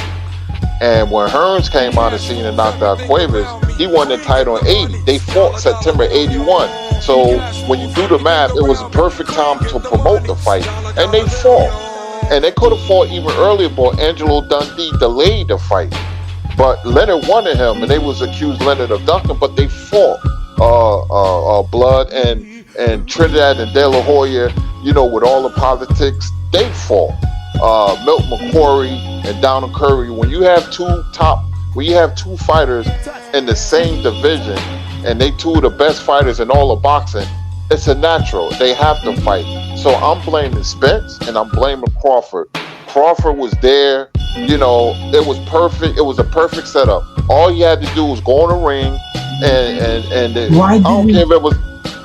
Why didn't Spence call out Crawford then, huh? I know. Well, I'm saying both guys were at fault, because how you stage momentum of the build up to a fight.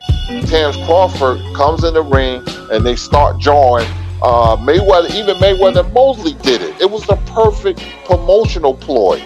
And that's the way it used to be. So I blame both of them. They remind me of two dogs that's barking at each other, and you got the fence between them, and when you open the gate, they don't say or do anything. That's what they remind me of. And they're two very good fighters. I knew he was going to beat Garcia, because Garcia is too slow and doesn't have the athleticism, but it's a good fight because both fighters get hit. They have defensive lapses, and both fighters get hit, but they're the two best fighters in the division in boxing. So I want to see that fight. Bud moves funny style. I'm a Crawford man and a Spence fan, just like I was Leonard Hearns. you know, but Spence didn't mention his name. But I'm gonna tell you, if Manny Pacquiao, because see, they give Manny too much power because Crawford wants him and Spence wants him. If Manny Pacquiao today in the press conference says, you know what, I decided to fight Mikey Garcia, I will crack up at both of them. The joke will be on them with egg on their face. So that for boxing fans, for us, that will be great because it will put more pressure on Crawford and Spence to fight each other. See, they want the money and they want the name on their ledger of beating Manny Pacquiao, which is no guarantee, but I don't think Manny can beat both of them, but they're giving him too much power and he's holding up the title. Manny hasn't fought in a year and a half. But it'd be good for us boxing fans if Pacquiao chose Mikey. You know, Spence wants him, Crawford wants him. I want to see them fight each other because I don't think nobody in the welterweight division outside of Jaron Ennis, he doesn't have the experience that can compete with them as of today. They have to fight each other. That fight should be made in the summertime. I'm sick of this, man. If they don't fight, I'm blaming both of them. And I'm going to lose a lot of respect. Somebody else can go. Yeah, me too, Kurt, man. I agree with what you said. I'm going to blame them both because they're both playing politics. You had Crawford there, and that was their opportunity to build on the fight with a promotion. But Crawford has been playing part in it too because he went out mentioning the 60-40. He said that he doesn't need Spence to define his legacy when the fans, we're the ones who decide on what your legacy going to be like. That will be disputed amongst fans, not with you, okay? So you're out of that equation. You don't like us and what we do, so respect us for what we do, okay?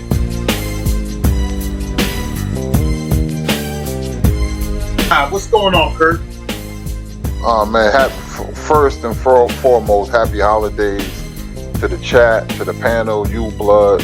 You know, I hope you enjoy your families and have a good day and season greetings. But you know, my moment was the Tank knockout of Santa Cruz because in boxing, a 4-division champ rarely gets knocked out like that. Santa Cruz, it was a vicious knockout. It could be knockout of the year. I have other memories, Fury and Wilder, Baranchik, Zapata, as Stormy was saying. That was a tremendous fight. The punch that we call the uppercut was a very viable punch and a big part of boxing this year. White, Tank and Santa Cruz, Joshua and Pulev. So you've seen the comeback of the uppercut. Very important punch. So it was brought back to prominence by vicious knockouts. But the Tank knockout and Santa Cruz, that really got my attention because it was brutal. It was all of a sudden because Santa Cruz was hanging in there, but Tank fought with a lot of aggression and, you know, and there was a coup de grace, boom, uppercut, and that was it. And it's crazy because Santa Cruz fell basically on top of his own logo and his father was pushing his arm back onto the canvas. So the Tank uppercut really stands out because very rarely you see a Hall of Fame fighter and a fighter like Santa Cruz, who's a multi-division champ, get knocked out so brutally.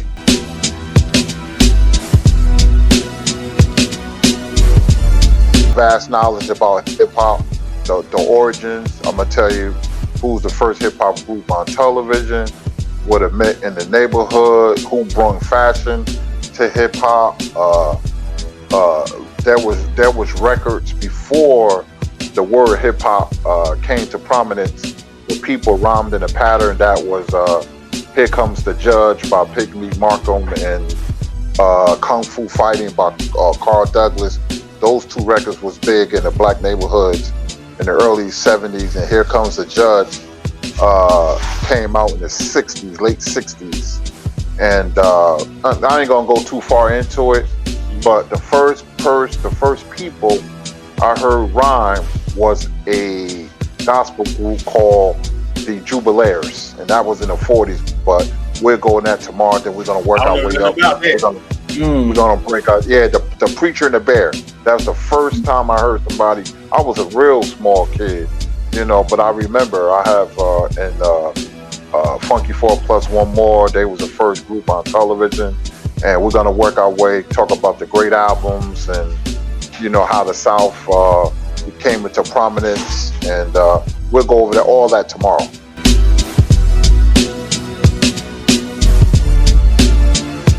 Can y'all hear me? Go to Kurt Anderson. Go to Kurt Anderson. Sorry.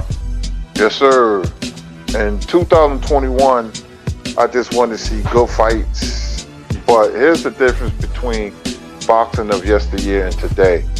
Today, boxing has had a lot of good fights. You look at the welterweight division, you know, Danny Garcia has fought Keith Thurman, and Keith Thurman fought Sean Porter, and Earl Spence fought Sean Porter. And so they fought each other. But what difference is today's boxing, it takes too long to make a super fight. What I want to see is Spence and Crawford, because it reminds me so much of Leonard Hearns, you know, my favorite fight of all time. You have two fighters in the same division that's undefeated, and two of the top pound for pound fighters in all of boxing. You could put Spence at number 3 and number 4. I got Crawford 1 and Canelo 2. So Spence could be number 3. He is high as that. And it has to be made. The fight isn't natural. You know, when Frazier and Ali was undefeated, they fought. When Ali came back from suspension, people's like, you know, the best, two best heavyweights, and they fought with no problem. There wasn't no hesitation. So that's the problem in boxing. We need the super fight. I would like to see Joshua and Fury. I would like to see Undisputed for the heavyweight championship. You have some good fights that's being made already. Louis Nery and Brandon Figueroa. Josh Taylor is going to fight Ramirez because my man stepped to aside. I forgot his name. Start with a C. Lawrence. Y'all know you know his name. Who else? I would like to see. Right. Jack Catterall. Yeah. Jack Catterall, right. And I would like to see a good fight that nobody talks about. I think it's a great fight. Tony Harrison versus Erickson Lubin. I think that's a really, really good fight. So we have the fighters to have a golden era. We do. They just, it's too long. They wait too long. You got to strike while the iron is hot, because remember, we're talking about Wilder and Joshua being a big fight, and they both lost in the same round. So boxing is trying to tell you that you better make these fights while you can, because Spence can lose and Crawford can lose, because both of them dudes get hit. Both of fighters, they have weaknesses on defense. I study both fighters, I know. And, you know, when you fight good fighters, you eventually lose. It's the nature of the sport. It don't happen time and time again. Tyson and Holyfield and Buster Douglas crashed the party. So it can happen. I remember a fight with Johnny Tapia and Danny Romero. It was a big rivalry fight, and Romero got knocked out, you know, by a fighter named Willie Salazar, who was had a 500 record. So you got to make these fights. You got to make Spence and Crawford. Somebody has to say, listen, you know, cut out all the shenanigans. You know, you guys are the two top fighters in boxing. The fight has to be made. And Fury and Joshua, I would love to see that fight. That'd be the biggest fight in UK's history. So the only problem with boxing, there's some good fights. I'm expecting some great fights this year. 175-pound division. I like to see Better Beef more active, because he's in his mid-30s, and you know, he doesn't really fight that much. I know he has a fight coming up, but I would like to see him fight better fighters. Canelo, I would like to see him tackle the 175-pounders and fight certain fighters like Charlo and Andrade, because I want to see how he deal with a fighter with rhythmic and perpetual motion. You know, no offense to anybody, but he's going to beat those Eastern European fighters and fighters from England, because they don't have the style to bother Canelo. So, and Canelo's a damn good fighter. I just want to see him in with fighters that I think will be his Achilles heel. But just because Better Biev? What you say? Did Canelo beat Better Biev and Bivol? Eastern Europe? What Better Biev, power is not going to beat Canelo. You're playing in his hands. And does Better Beef has the speed or defense? That's going to beat Canelo. Canelo wants you to come towards him. Yeah. That's what he relies on. And people, they confuse power with a lot of things, man. I think Canelo is very fast with better beef, man, and he has a lot of moxie and savvy. Footwork, defense, and boxing IQ is going to be Canelo, not raw power. That's what he wants because he can counter Better BF, even though he's strong. Does Better BF or the rest of the fighters like Caleb Plant and Benavidez and even Charlo, do they have the moxie or savvy or the ring IQ to beat Canelo, who's in a very experienced and seasoned fighter, but not getting from far too off to the rear? But I would just like to see those fights made and Spence and Crawford being made for 2021.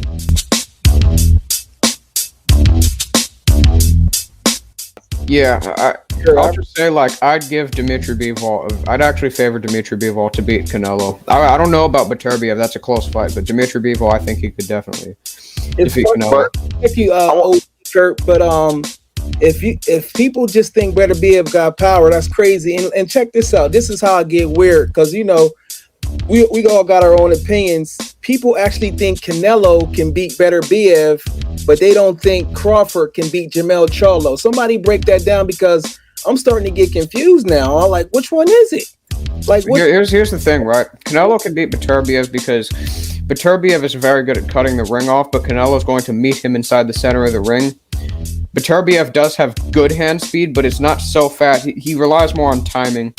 Canelo's going to be able to slip a lot of his shots. 175? Fighting him right inside the pocket, inside with him, he's going to be able to anticipate the shots coming back from Beterbiev. Beterbiev does also box pretty well, but Canelo, I think, is the best parrier pound for pound in the entire sport. He and Kazuto Ioka. So that's... But when it comes to Dimitri Bivol is going to be a person who has no issue spoiling the fight and fighting near the perimeter of the ring. Now, when it comes to Crawford versus Jermell Charlo, Crawford has weaknesses, and more glaring weaknesses than we think coming forward. Which plays into Jermell's hands. Jermell likes to stand back, wait for counters, especially the straight right hand, which comes in at a very short distance that he throws with very compact sort of range. Now, Crawford, his issue is that he is flat-footed when coming forward. He also overreaches and he drops his right hand and he brings all of his shots from low to high, from the waist upward. And his shots loop and he keeps his chin a bit too high in the air. Taking advantage of your breakdown analysis. What fight, based on what you're saying, did somebody take that down? Because I'm trying to learn today. I'm trying to be nice. Ejidijus Kavalauskas dropped him. Say what? Ejidijus Kavalauskas dropped him. Okay. Jose Benavidez gave him issues early on. Okay. Gamboa was able to hurt him early on, although that was quite a while ago, so I'll excuse him for that. But recently, especially, Crawford, when he engages guys who are able to fight him in the center of the ring and force him to be the one to close down the pocket, he's a more circumspect person on the front foot, and he's a bit more hesitant. He breaks range constantly. He's not going to get all the way inside, and he was hesitant but until he got his way all the way inside against a person like Kavalauskas, who himself is flat-footed. He was having all kinds of issues. He had to get close up and smother his shots. When it comes to Jermell Charlo, Charlo's going to be extremely fast. He's going to be stronger than him from up close. I don't know. I just think Charlo's going to stop him. You think he's smarter? You think he's smarter than you think he's more accurate and smarter than Crawford? And make better adjustments? Well, I think Crawford is the more I think Crawford is the more capable fighter all around. I believe Crawford possesses more of a variance of skill sets than Jermell Charlo. But I think one overwhelming skill set that Charlo possesses is going to take advantage and still outweigh the myriad of skill sets that Crawford does possess, as I think he would stop it. And what's that? His timing. His timing? So you said Jermell Charlo got good timing? Great timing. Exceptional timing. He wins all of his fights with his timing. So you think a person can have great timing but also not be accurate? Because I'm confused on that. He's very accurate as a puncher. Oh, man. All right, bro. Well, I'm going to say this. He's a little off. Crawford, I'm going to say this about Crawford. People forget that Crawford can box when he wants to. Crawford found out that he can knock people out. So that makes him susceptible to getting hit. And Sugar Ray Robinson was the same way. What people don't talk about, Sugar Ray Robinson got hit a lot, but he found out that he had a good chin and he can hit as well. He was a knockout puncher. Sugar Ray Robinson was a slugger in a boxer's body. He had over 100 knockouts and 174 wins. Crawford is the same way. He respected Victor Postol. That's why he boxed like he did. Him moving up to the welterweight division, before he was a boxer puncher. By him, he finding out that he can knock welterweights out. He's a boxer. He's a boxer. He's a puncher boxer now because he's knocking everybody out. But what I do love about Crawford, he can get cut, his eye can swell, and it doesn't bother him. A lot of fighters doesn't have that intangible. When his eye was a mess against Brook, and he was undaunted. So you had to add in intangibles, because Crawford strikes me as a fighter. You can knock him down, you can hurt him multiple times, but he's coming at you. And that's an intangible he has. That's a throwback intangible. I can't say that about a lot of fighters because they don't react well when they get hit. But I won't want to see Bud fight at 154 or Spence because they will have a lot of problems. I don't think they can beat most of them guys at 154. And to piggyback off of what Kurt just said, the thing about Crawford is this. Crawford shows each and every fight. Well, you guys that want to be critical of the fighters you like too. The fight against Kavaliauskas, he didn't get dropped. It was more like a flash knockdown, slip at the same time. He got hit, he slipped, he's trying to grab the guy. It can happen. It's just like when Earl Spence hit Porter and his glove barely touched the canvas, scraped it, but they have to call it a knockdown because the glove touched the canvas. But he did not use the glove to support himself from falling like Floyd did when he got hit from Zab Judah. Okay, so it's like, what are you really looking at when you're watching boxing? If a guy is flat on his ass, on his back, feet went up in the air and everything, he had to struggle through a count to get up. That's totally different. When you saw Crawford, after that acknowledgement that, oh, okay, this guy did this, what happened to Kavaliauskas after that?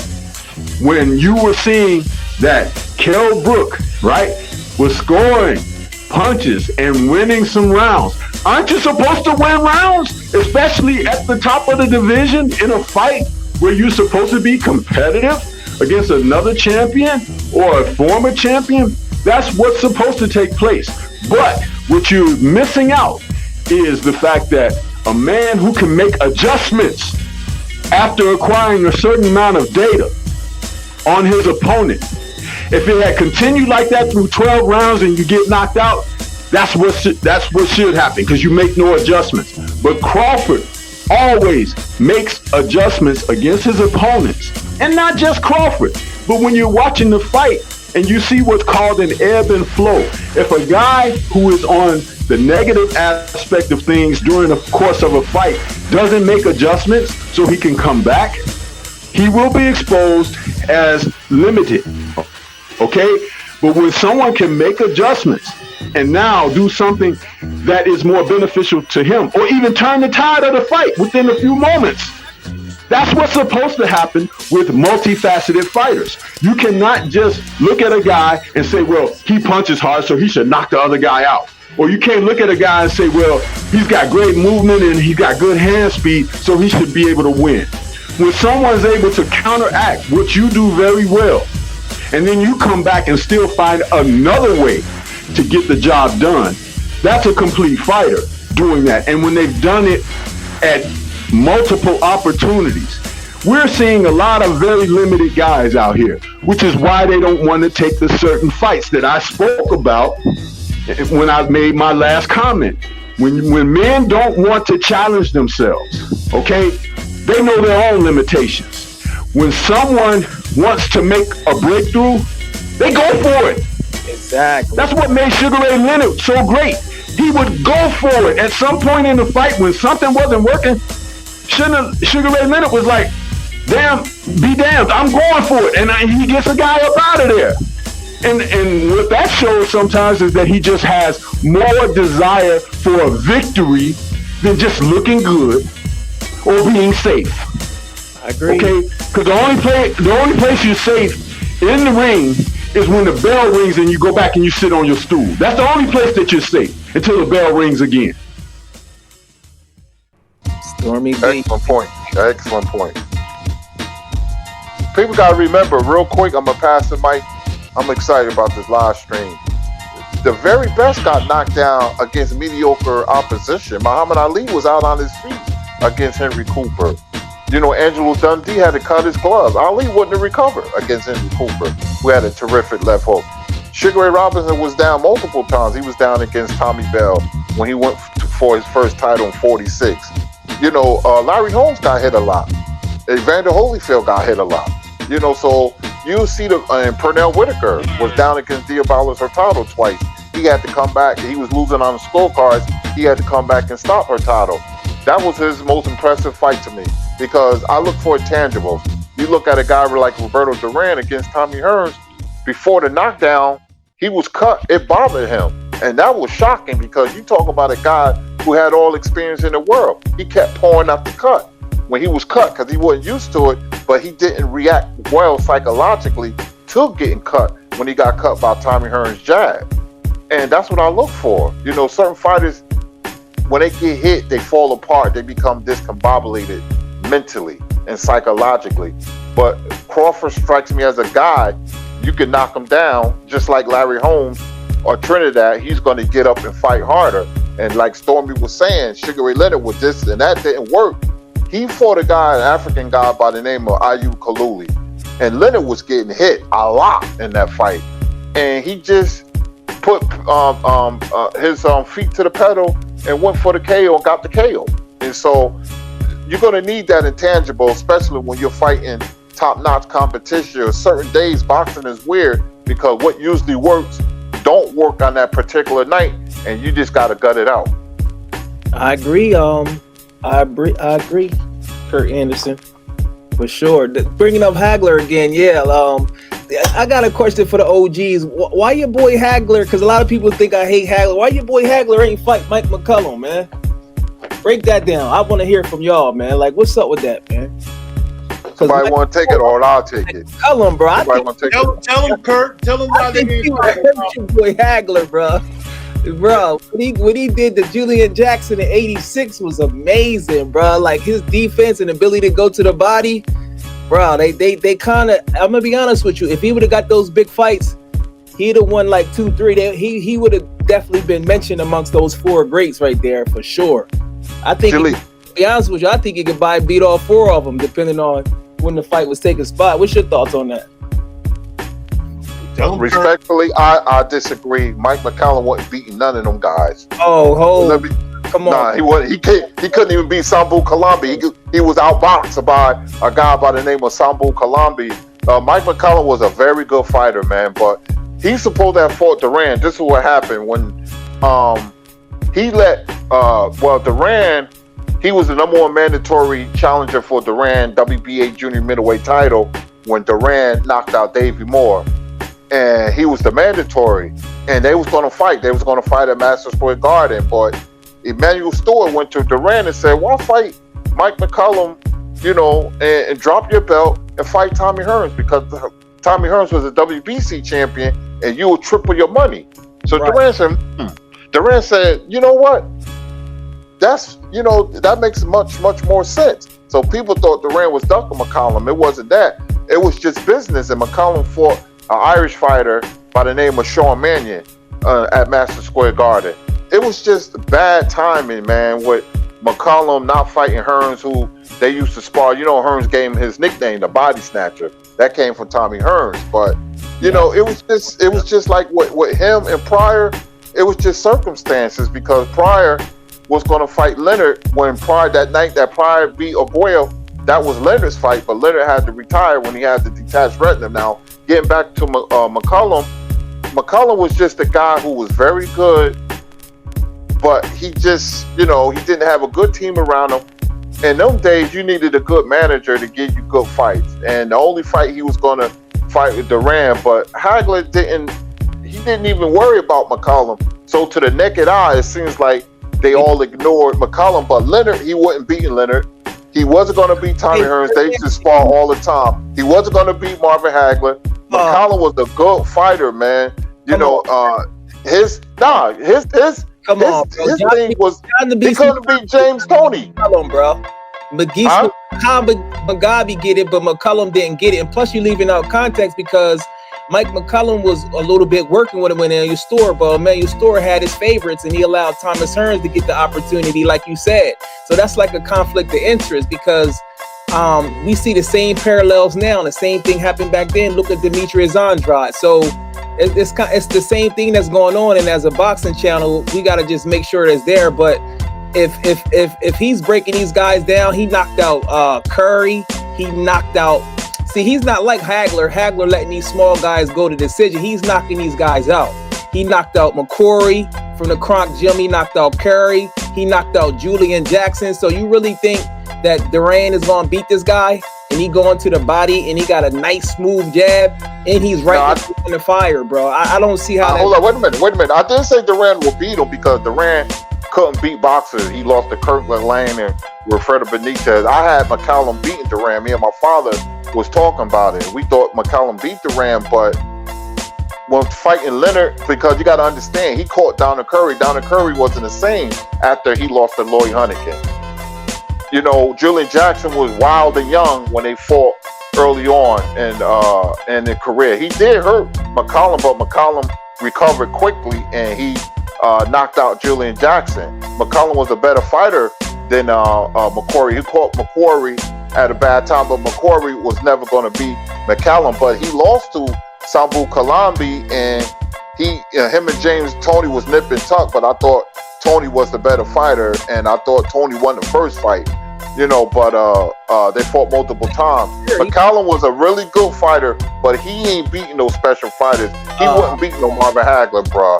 He wasn't beating no Marvin Hagler. No, sirree. I seen the tapes too. I don't know why people be looking at it. All I gotta do is see the tapes.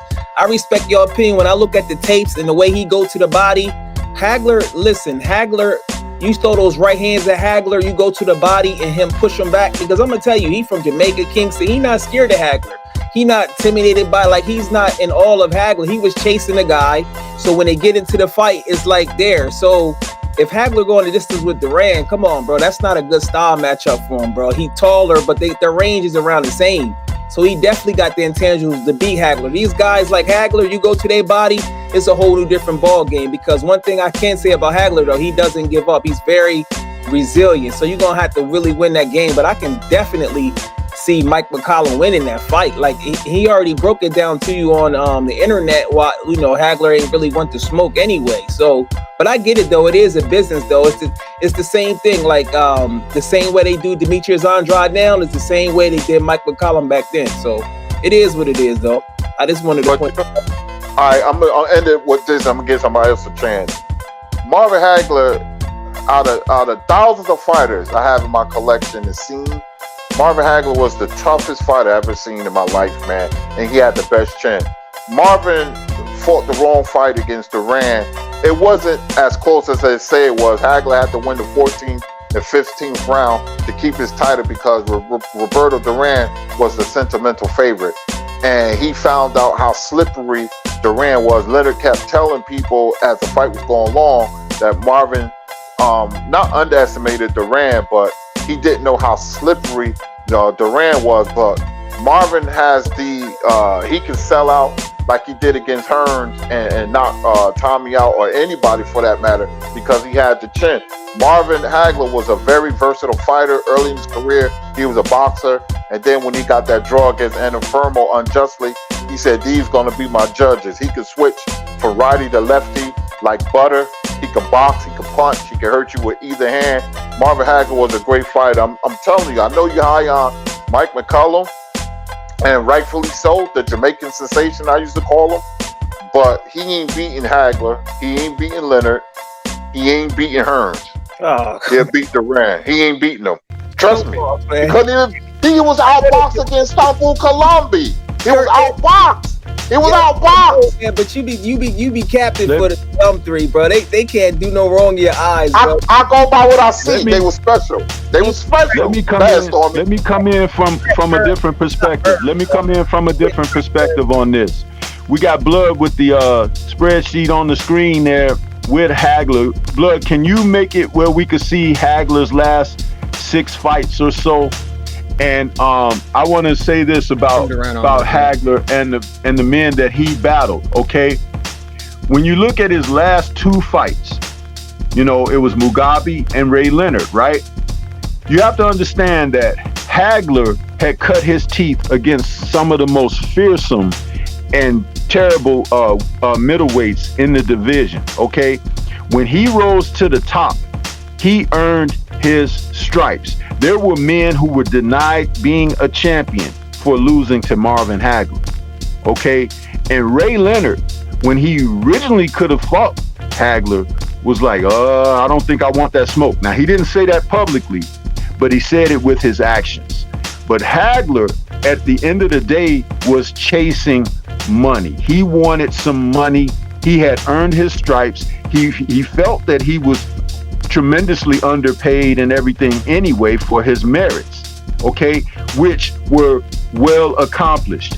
Now, when you talk about a guy like McCallum, in that era, McCallum was like outside of the door, knocking on the door, you know, want to come into the party. But Hagler was pursuing something different at that time. And when he finally got that opportunity to really make his payday against Ray Leonard, he even conceded a number of things for the fight for Ray Leonard so he can get the payday. And in a very close fight, he felt that he was robbed. And he walked away from the sport and didn't come back. But I'll tell you this, Mike McCallum did nothing to make Marvin Hagler afraid to face him when he had defeated men who were more than Mike McCallum. Okay? And the thing is that in a fight where it does become a young man's sport, why come back, go before Vegas judges and everything, and allow them to get somebody to make their name off of you if a fight goes to a decision? You understand? Like I said, the gloves that he fought with against Leonard, he conceded that. The size of the ring, the number of rounds. That fight was supposed to be a 15-round fight. Leonard negotiated harshly for a 12-round fight. See, when you look at things for what they really are, instead of from the perspective of what you hope to be or whatever, then you can make a solid assessment of what the landscape truly is. At the end of the day, is business. And when you do good business, you can sometimes have success and enjoy it. But when you conduct business with people that are a lot smarter than you can be on a terrible losing end of things. And Hagler, who won a championship, okay, and wasn't even allowed to celebrate his championship because of rioting and things like that. And then in another fight where he should have won the championship and they denied him, okay, this is the type of thing that this man had to go through. Check the history. It's not that he was afraid. Listen, Marvin Hagler was the best during his era. He was the best. And even someone like Ray Leonard could concede that, even in the aftermath of their fight, where he tells Hagler in an embrace, "You beat me." Okay? Leonard did say that. Early on, he said it and acknowledged it. Now, with history behind us, he doesn't acknowledge it anymore. But he's told Hagler in the ring, "You beat me, man. You beat me." You see what I'm saying? So it's like, just understand that when it comes at the top of the sport like that, especially during that era, certain men, they didn't have to, it wasn't about running from someone. It was business sense. You just heard Kurtz talk about Emmanuel Stewart negotiating with Roberto Duran behind the scenes. Hey, why fight that guy when you can make 3 times the money? Wouldn't you go for the money? Especially if you're a fighter like Duran, who has had the certain amount of success that he had at that time. It wasn't about running away from that guy. Man, Roberto Duran beat other fighters. Davey Moore, these fighters that when they get in there and they try to challenge a legend, Roberto Duran beat Iran Barkley. Mike McCollum, though, Stormy, I get what you're saying and I respect what you're saying, but isn't that the same thing as saying if we don't get the Earl Spence fight, it's just business? Like, why do we have such low standards in boxing? Because with that mentality, that means we accept anything and people could just get away with the fact that, oh, it's just business. Oh, it's just business. They say Demetrius Andrade ain't fighting. Oh, it's just business. And I understand it's a business, but that don't mean that we have to accept it, right? Don't you? No, I'm not saying, I'm not using that as an excuse of anything. What I was saying was for Hagler, who had cut his teeth through a division when it was brutal, okay? And he rose to the top of that. He was looking for a payout, and his payout came with Tommy Hearns and Ray Leonard, two of the men who were actually smaller than him, but he wanted that because he felt he earned that. Today, they're giving it to guys who haven't earned a damn thing. You just heard me say that a moment ago in my other comment. And the thing about that is, no, it's not the same as Earl Spence and these guys, because these guys are dancing around one another and they're in the same weight classes and everything. It's not the same type of order of business at the end of the day. And for Mike McCallum, you just heard me say that he was on the outside of the door, knocking at the door to get in for the party. That's what he was doing. And guess who was a couple of years later after that? Michael Nunn was doing the same thing. And you just heard Kurt say that McCallum lost to Sumbu Kulambe and Michael Nunn starched him in one round. That's fine. So it's like, it happens. It happens. The sport of boxing happens. But the more that you are able to gather the data, gather the facts, understand the careers of the fighters, what they've gone through, and all of that, you're able to make a proper assessment, more so than just who you might like. That's all I'm saying at the end of the day. On that one, but we don't have to accept those terms. Like, we want to see the best fight the best, because if that's the case, say a guy like Virgil Ortiz or Jerron Boots Ennis come up and he hit a mandatory, and then people say, oh, what have they done? And then they don't, and then Earl Spence or Crawford don't fight them, and then we get to the conclusion like, oh yeah, they didn't really do nothing, and they was 34 years old, they shouldn't have fought them. That's crazy, because homeboy was only 30 something years old when he wasn't even that old when he lost to Sugar Ray. I know he had turned pro like in the early 70s, but it's like our standards, like we got to decide what we want. Do we want to see the best fight the best? Do we want the business? I understand the business is part of it, but as a fans, we can demand more. We don't have to accept, like when you go to the store to buy some chicken wings and you want some duck sauce on it and they only give you one pack, if they not give you 2-3 duck sauces with your shrimp fried rice or your soy sauce, you don't have to go to there. You can go to another business. So that's what I'm saying, though. We'll allow these things to happen. Hagler is a great fighter, but McCollum will get that. I think he can win a lot of those fights amongst the big four out of all of them. He got the style, he got the temperament, because he's a joke. And like I said, I understand why they don't want him, because it's a popularity contest. So I understand that business, but as a fan, I still want to see the fights. I understand Demetrius Andrade doesn't bring maybe a lot of popularity to it, but we still want to know. We want to see, because I mean, it's a lot of guys. Trinidad fought Winky Wright, even though that's not a good style for him, and he lost. He fought style. I would agree with you. He wasn't even. I would agree with you. That's not a good style. I think that Trinidad. Yeah, the only reason he fought on Winky Wright because people thought Shane Mosley was going to beat Winky Wright, and he was in the audience. Him and his father, they were setting their sights on Shane Mosley, and then they was going to go to Bernard. But Winky Wright upset the apple cart and beat Shane Mosley, and they had no choice because Winky Wright had all the momentum. But I understand what you're saying, Jalik, and I agree with you. It's not, but unfortunately, boxing is a business. Let me give you an example real quick. When Leon Spinks defeated Muhammad Ali in February of '78, he was mandated by the WBC to fight Ken Norton, and they was going to fight him. And Leon Spinks said, "Nah, that's okay. I don't want Ken Norton." Instead of making a $1 million against Ken Norton, he got stripped of his WBC title and fought Ali in a rematch and got $3.7 million. That's strictly business. And when he lost the rematch, but it shouldn't be like that. But unfortunately, why fight somebody for $1 million where you could make $3.7 million? I would do the same thing, and that wouldn't have been a good matchup for Leon Spence against Ken Norton. But Mike McCullough was just a guy who was very good, but politics and not being there at the right time, that's what like did him in. He was going to get a big fight against Duran, but you say I cape for Leonard Hearns, Hagler. Wait a minute. Let me explain.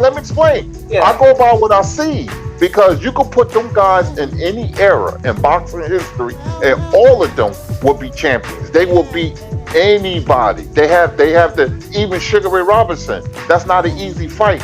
If he was fighting Hearns, if they fought multiple times, Leonard would beat Robinson and Hearns would get him. It say like they fought four or five times. Yo, bro, nostalgia is a hell of a drug, bro. Come on, bro, you going too far with that. You just disrespected Hearns, Leonard, and Hagler. You for some reason, bro. Wait a minute. For some reason, you don't think they that good.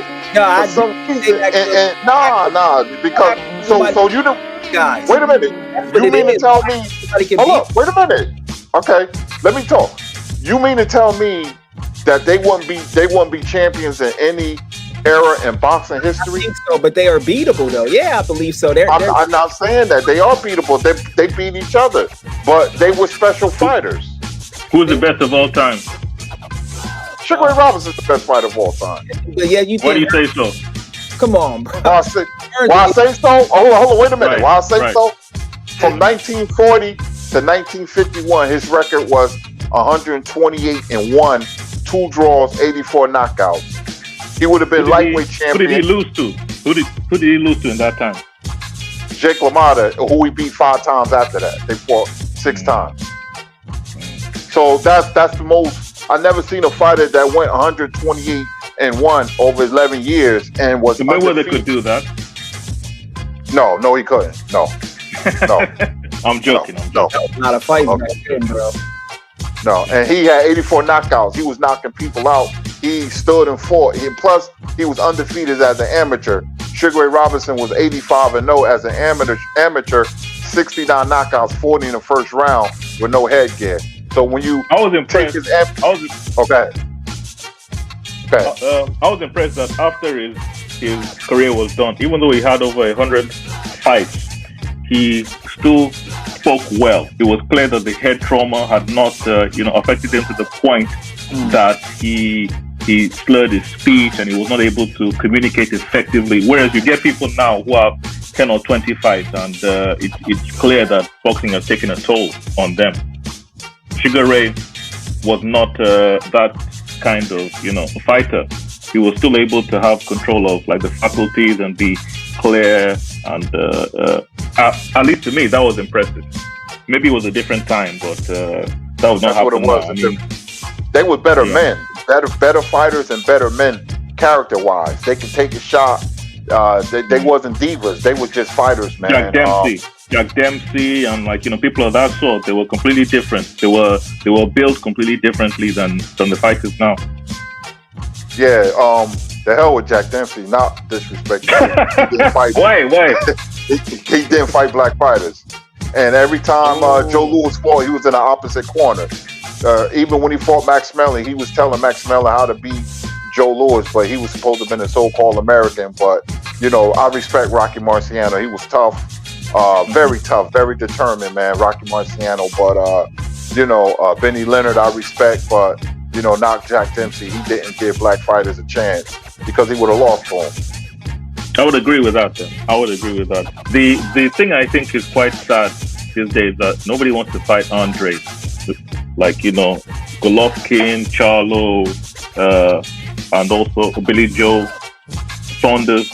None of them want to fight Demetrius Andre the Thor, and I think it's because they feel they could lose to him, which is incredibly sad and pathetic because during the 1950s, 1960s, everybody fought everybody else. All of the fighters would fight each other.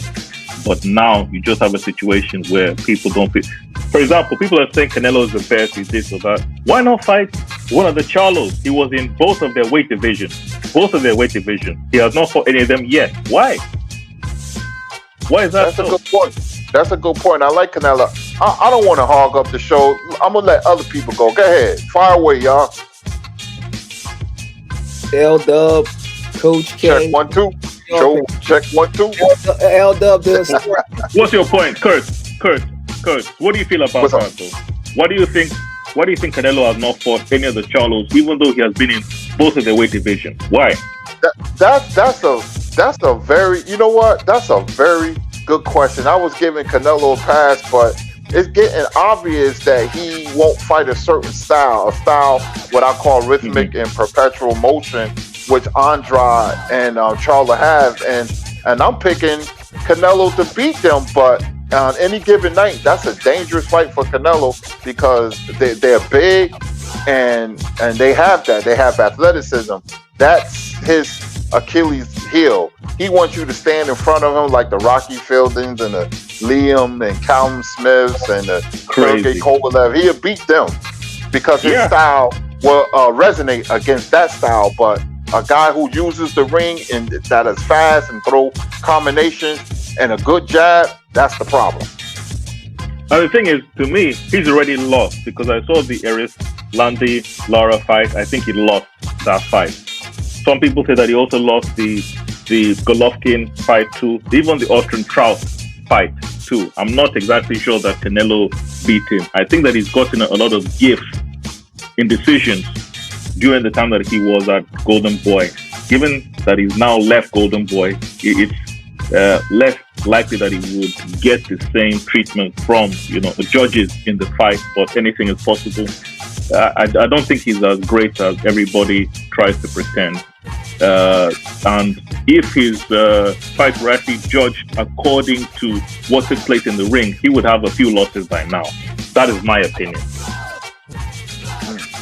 I want to hear from other people. Lawrence Williams, you there? Lawrence. He must be Nah, I'm here. I'm just listening to y'all. There you go. There you go. We want to hear from you, brother. Go ahead, L Dub. What's your? Let me get Lawrence's take. What's your take on McCollum beating Leonard Hearns and Hagler? And we'll talk after that. But what is your take on that? How do you see them in the annals in boxing history? Go ahead. I think he has the ability to beat those guys. You know what I'm saying? It depends on the tactics. I think Hearns and Hagler probably be the tougher fights for him. I think he probably can beat Sugar Ray Leonard, in my opinion, especially at that time when him being away from the sport like that and coming in and out of the sport. I think he'll have an opportunity, but then again, you know what I'm saying, I can't write off Sugar Ray Leonard. So they all three tough fights. I think he can win, but I would probably favor all three over them at that time. But I think like Hagler, like a lot of people don't give Hagler a lot of credit because, they don't really understand his career like that.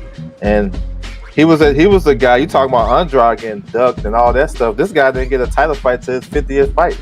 And he was fighting everybody. He had to go to Philly when nobody wanted to go. You know what I'm saying? He went there, learned his craft, got experience, and was beating those guys. He suffered two losses, but he came back and cleaned that up. And another thing that I love about him, when the guys was ducking him and turning fights down with him and this, that, and the third, when he became champion, he gave those guys opportunities. That Vito Interfermo fight, that draw, that was crazy. He supposed to won that, but he came back and he fought him and stopped him. You know what I'm saying? Hamshaw was a top guy. He rematched him. You know what I'm saying? The other guy, what's his name? Obel Mejia, something like that. Obel Mejia. He was like 30-0 with 27 knockouts. He stopped him, came back and gave him a rematch after he went on like an 8-fight winning streak. So I gotta respect the fighter like that. You know what I'm saying? And I think we get caught up in, like today we gotta go through the resumes and stuff like that, and we don't really give context to a lot of stuff that happened. You know what I'm saying? Like I was speaking on Duran, when he fought Duran, a lot of people don't understand how a fighter's confidence can will them through a fight or can elevate their career. Because when he came off that win against David Moore, he got the respect of the fans.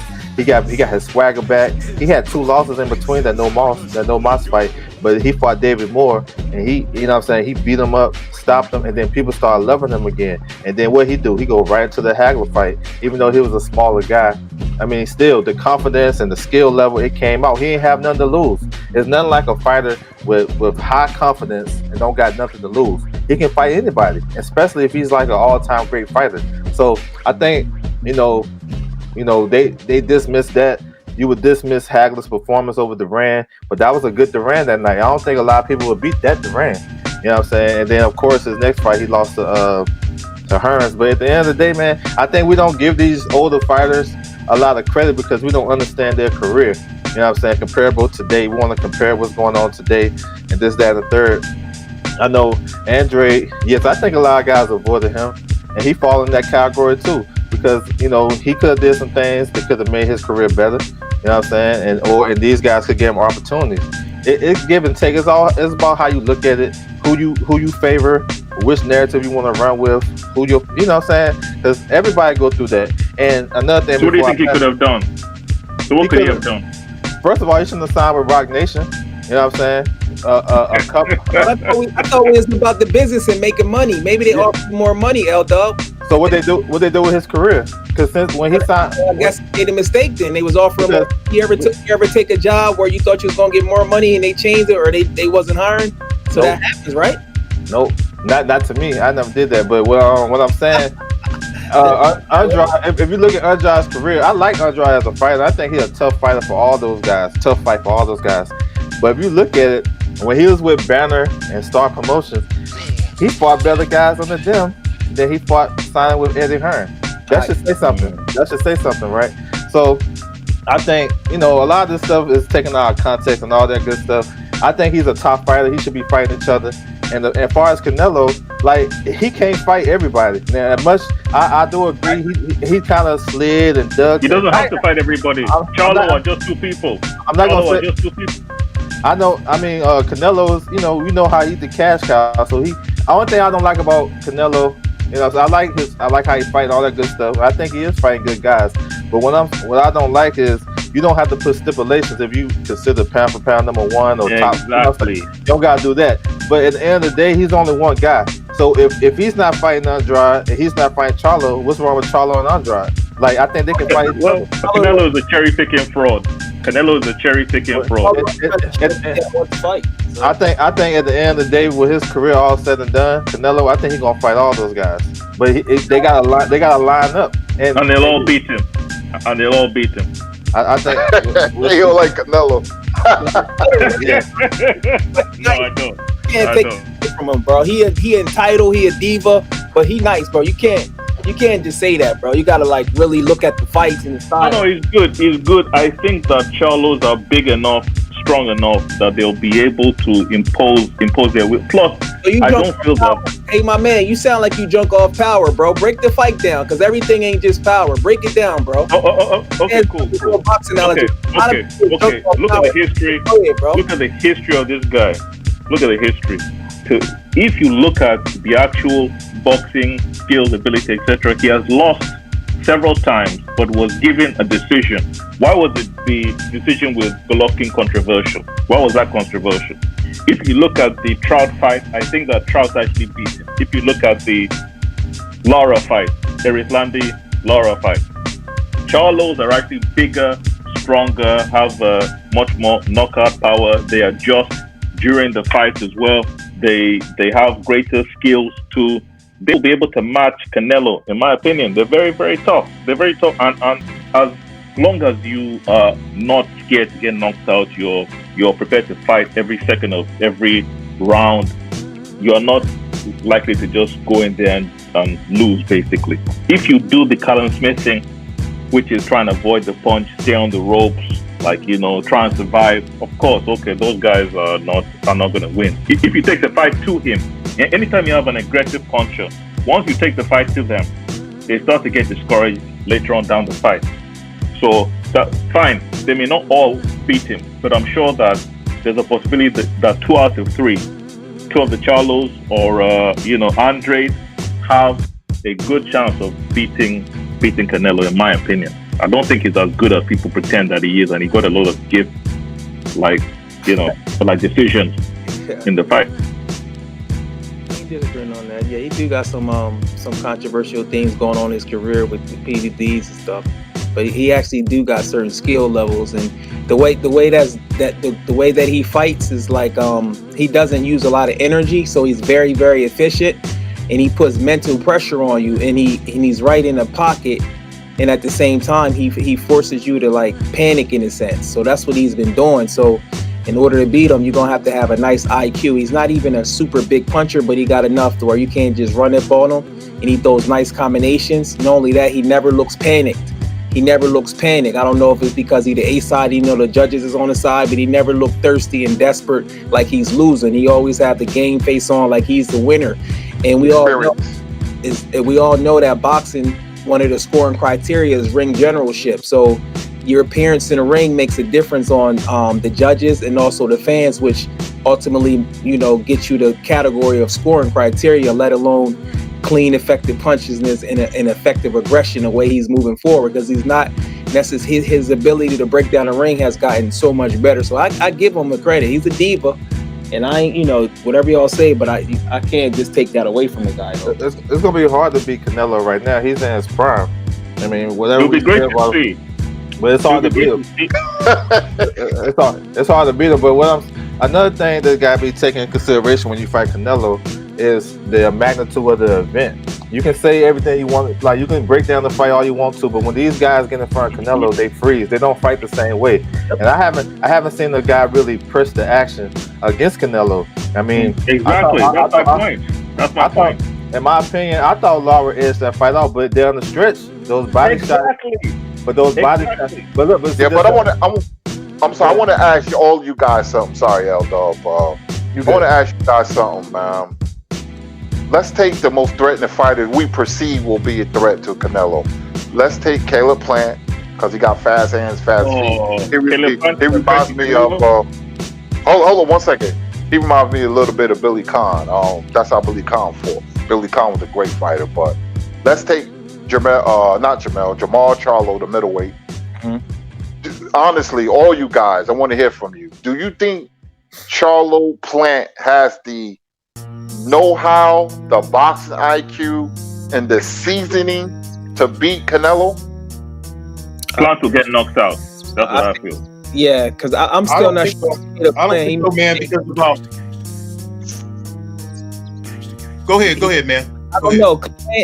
I just want to see. I just hope he don't fade. And also, these guys that he's fighting, you know, is not, and he don't even got a lot of fights too. I'm not sure. I think he was an amateur. I heard he was a good amateur, but they're not really preparing him for like El was saying. It's different when you being under those bright lights. Some people can handle this, but some people can't. Experience does make a difference. You could be a little bit nervous. You'll be a little bit nervous like your boy Hagler was when he fought Sugar Ray and gave up them early rounds. But yeah, man, I think Andre can definitely beat him. Now, will he get the decision? We're not sure about that. Also, Andrade, what he's going to have to do as well is he's going to have that Bernard Hopkins mentality when he fought Trinidad. Like, no matter what, I'm going to beat you. He can't be playing around and keep it close. You got to straight dominate this guy or technically get a knockout, so it won't be nothing, because like I said, just from the way that he fights, he's automatically going to get, you know, certain things on the perception of the judges and the fact that he's coming forward.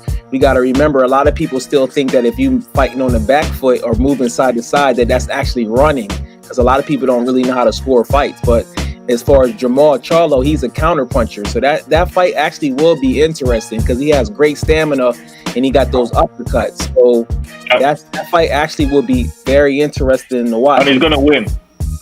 Yeah, I don't like Charlo's defense though, especially against the left hook. Deverenchenko was hitting him with the left hook a lot. So he was losing some rounds. I didn't like that. And homeboy can fight on the Canelo can fight on the in a closer range, and he goes to the body, which slows you down. So yeah. Let me hear from Stormy. Stormy, what you got? What's your take on that? He's already left. He left. Stormy left. Stormy dipped on us, Kurt. Okay. Coach K, I ain't hear from you in a while. Hey, Kurt, I think that Canelo's high guard. I think his high guard, man. I think he has a really good high guard. He, he blocks a lot of the punches. He picks off a lot of punches. He has very good head movement. He works his way in real well. He cuts the ring off a lot better than people give him credit for. No, he doesn't have the fastest footwork out there. But if you don't have extra fast footwork, like if you don't have excellent footwork and stuff like that, he could match a lot of the guys with even the footwork. Okay, he works his way in good. He's real good at setting traps too. Like he'll make the fighters move towards his power hand. The way he cuts the ring off, he kept doing it to Smith, man. He kept cutting the ring off on Smith, and Smith one time was laughing and was like, "I see what you're doing." Like towards the end of the fight, he kind of was like, "I see what you're doing, man. I see you setting traps on me and stuff like that." But he's really good at setting them traps, man.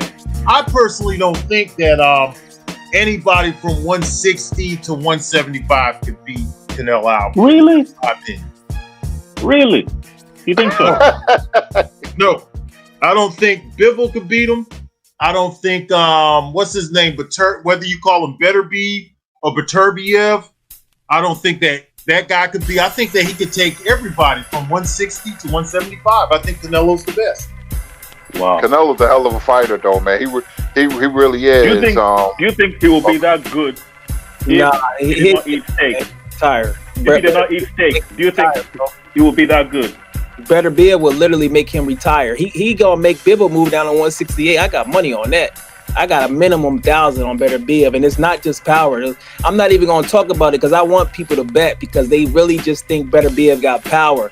That's why I say a lot of people just drunk off power. They don't look at the intangibles, and I don't know what these guys be looking. Hey, Blood, you gonna have to school these guys about boxing, Blood, bro, because they just drunk off power nowadays, baby.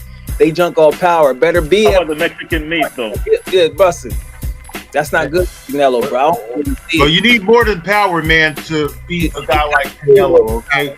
And then boxing has a lot more to do than the eye test, too, because you have things that can't always be determined from the eye test, such as your will, such as your determination, things like that. Some of those things sometimes cannot be determined by the eye test right away, okay? Not right away. We can't pick up on it right away.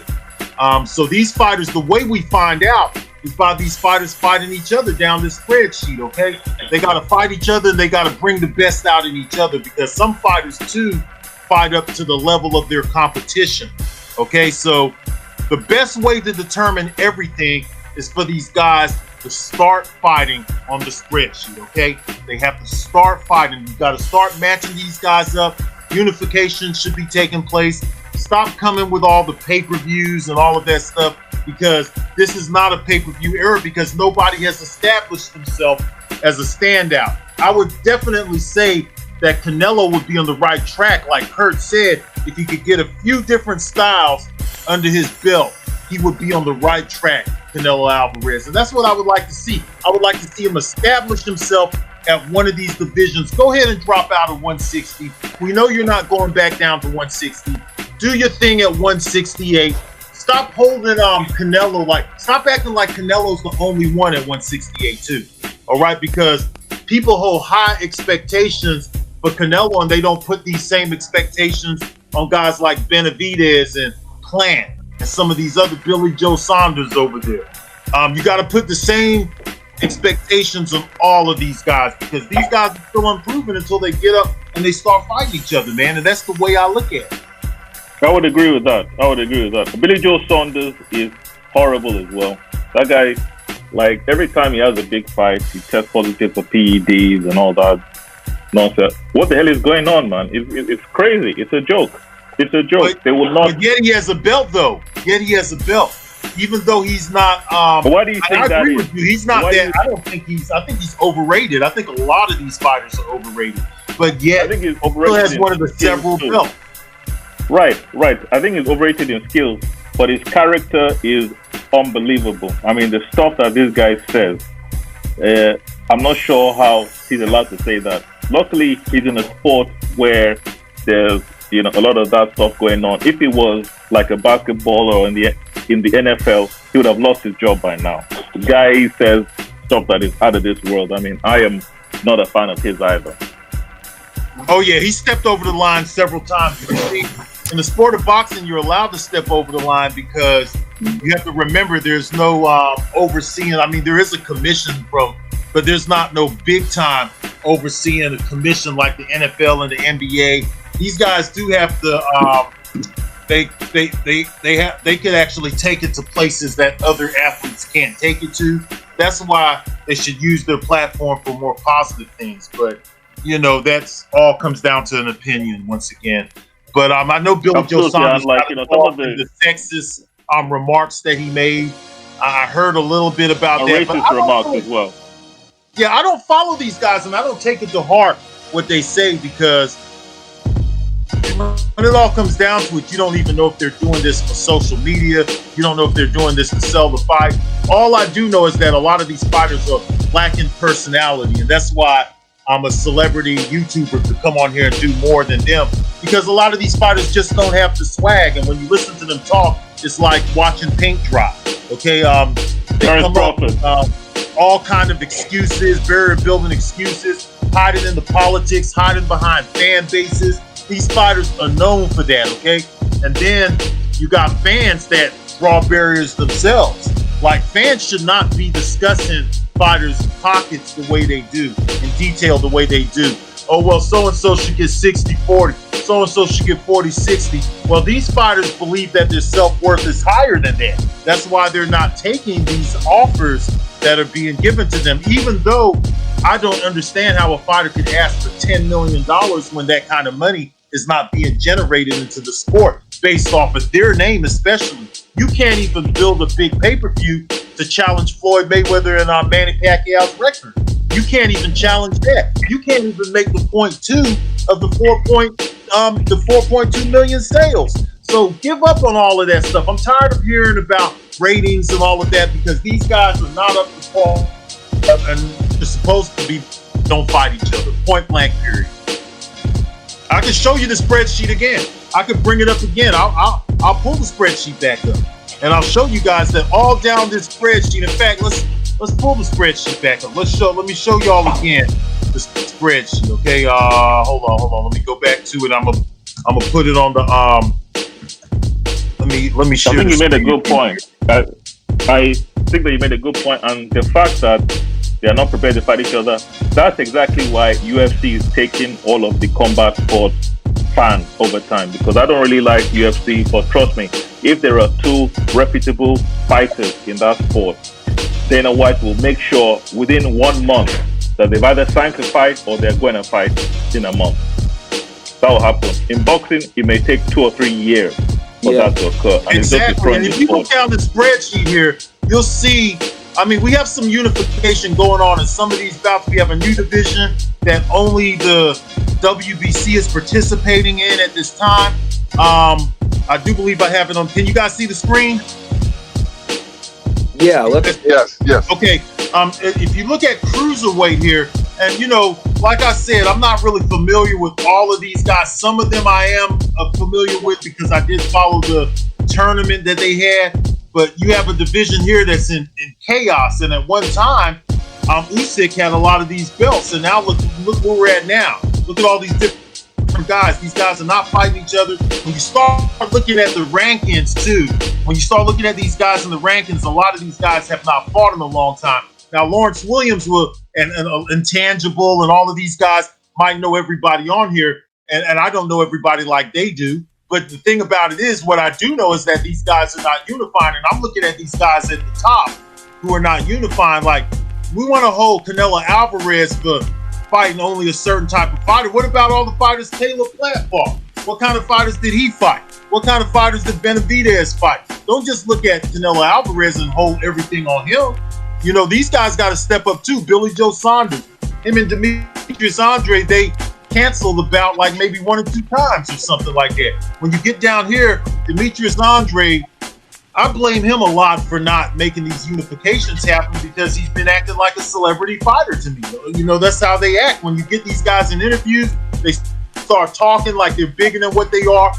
They act like they're the only ones who exist and they're the only ones who have a belt. When you got over 100 people who have you just said these guys is talking like they don't have no personality. So what do you want? Do you want them to promote themselves, or do you want them to not? I want them to promote themselves. Yes, I do. But I just said, like, they don't have no swag. They don't have no swag, and maybe they need to learn a few things.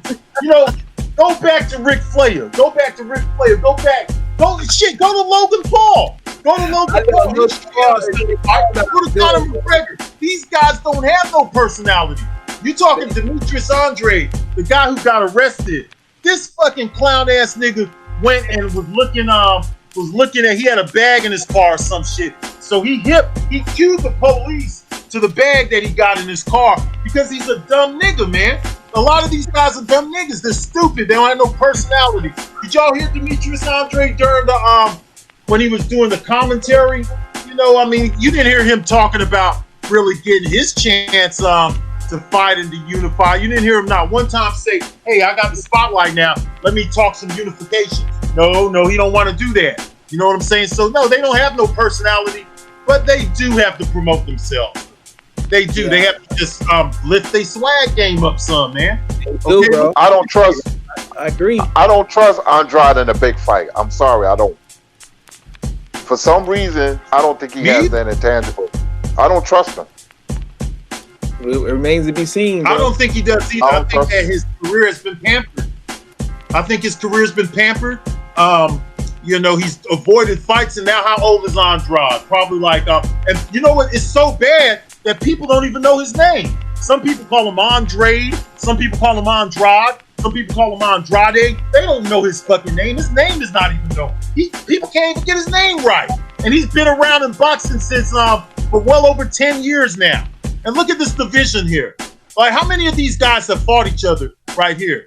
And why are we still protecting these celebrity fighters? That's what I don't get. Right here at super welterweight, you see that we have some unification. We have Jamel Charlo, and then we got this Patrick guy who fights with Golden Boy, who should have been already moved towards the unification bout. Why is he trying to hold on to the WBO belt and not go get all the rest of the belt? It's like when Roy Jones was talking about it during the build-up to Tyson. He said, look, the difference with us is we wanted all the belts. Yeah, bring the belts on. You could have 7 or 8 belts, but you should be trying to get them all. This Patrick kid, he's not trying to get them all. He's not fighting Jamel Charlo, and I don't hear the extra effort from some of these other guys like Jamal and these guys to become undisputed. I don't hear the extra effort from these guys. Welterweight, I personally think guys like Ennis and Virgil Ortiz and some of these guys, I think they could already beat guys like Danny Garcia. That's my opinion. I think that Danny Garcia, I think Keith Thurman is washed up. He's done. You know, these guys are not Hall of Fame fighters. So when people come up here and they start arguing for Errol Spence and Terrence Crawford, none of these guys have a whole bunch of Hall of Famers. Kell Brook, he beat Kell Brook in England. Kell Brook ain't no Hall of Famer. Ain't no Hall of Famers on here. You know what I'm saying? Make this shit happen. You've never had a 2.2 million pay-per-view. You've never had a pay-per-view for over $1 million. I don't think none of these guys had. Not even for over $1 million. So stop talking about these stupid numbers. Stop and following behind these guys, and it gets a little bit too over the top sometimes. The stuff that these guys say when they talk about this shit for hours upon hours and Spence. In my opinion, whoever played with the politics first is the one that I blame for the death. Okay, because we had a fight building up. It's just like Mayweather used to do. He used to always say, well, what has this fighter done? Oh, Paul Williams, I don't know who that is. What has he done? And this and that. You know what I'm saying? I don't really see, with these guys, I just don't see anything comparable to even a Floyd Mayweather. So they need to get together. They need to fight. I got Boots Ennis beating pretty much all of these guys except for Crawford and Spence. The rest of them, I got them. And Virgil Ortiz, too. You know what I'm saying? You guys, he beat the shit out of Sean Porter and was robbed in that fight. Okay? Yeah. Sean Porter is not no fucking, he's not Hall of Fame. I mean, these guys are not Hall of Fame. These guys are nobody. How do we know if this Mean Machine guy right here would lose to Danny Garcia? I think he'll smoke Danny Garcia. Yeah, I got him beating Danny too. Yeah, I do too. You know what I'm saying? You want to make it out like this guy's a bum and this and that, but he's an undefeated. He was an undefeated fighter, and since he lost to Crawford, he's been back and he's still been winning fights. Okay, so we don't know how good that he'll do against some of these other guys. We don't know. We still can't use triangle theories. Okay, the best way to determine is to fight each other. The only established thing is Manny Pacquiao.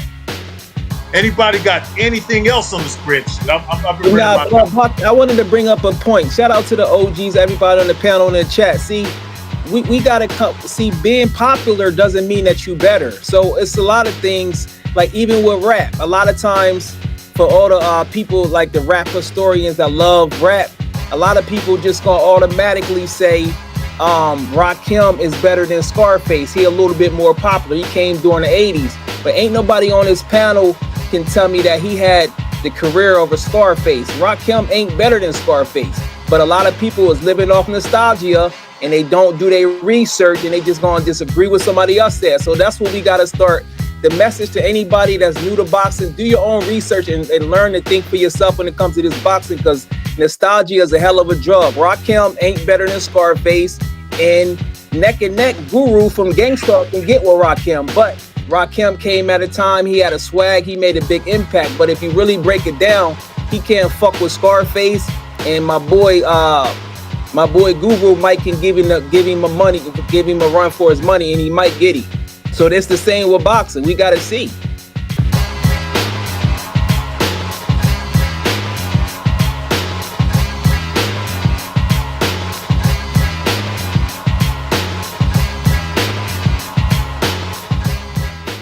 Tommy Hearns only had 7 knockouts as an amateur. What Tommy Hearns, when he got better as a pro, was because of Emanuel Stewart, because he perfected the right hand. Tommy Hearns can always box, but when he became, people kind of forgot about him as an amateur. His power, really took over as a pro. He started knocking everybody out. He was 32-0 with 30 knockouts. But when he fought Leonard, what people fail to realize that how good of a boxer he was, we didn't see that until after the Leonard fight, and people were shocked. But that was Emanuel Stewart. You give credit to him. Hearns wouldn't have been trash, but it's just like a horse. You pick the best jockey, like a Willie Shoemaker, so you can ride that horse to the finish line. Finish line is no different than a trainer. Look at Mike Tyson when he fought Buster Douglas. You know, Mike Tyson needed a trainer. He needed Kevin Rooney. And fighters, that gives them the best possible opportunity to win when you have a top-notch trainer. You know, Angelo Dundee wasn't the guy who perfected Muhammad Ali's style or Sugar Ray Leonard. It was Pepe Correa with Sugar Ray Leonard, and it was Harry Wiley Sr.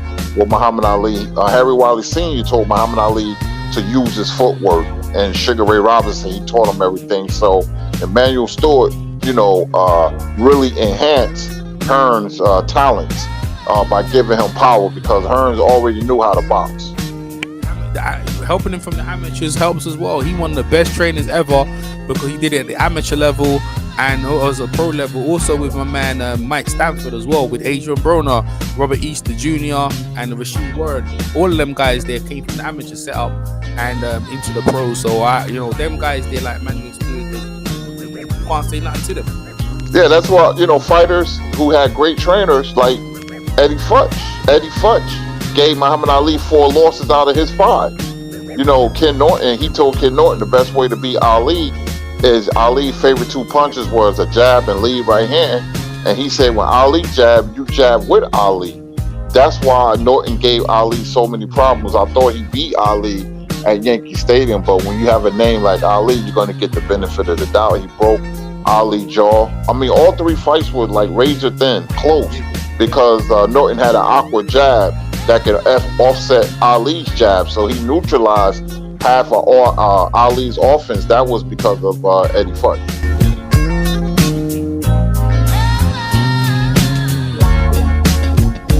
See, we get into this thing about resume. You can only talk about a fighter's resume only when the division is deep, like 70s heavyweights and the 80s with the welterweights. But if the division is top heavy, where you only have 3 or 4 good fighters out of the top 10 and top 15, we'll be arguing with each other all day who has the best resume. So you can only do that when the whole division, has talent. And that's not the case with today's heavyweights. You got Fury, Joshua, Wilder.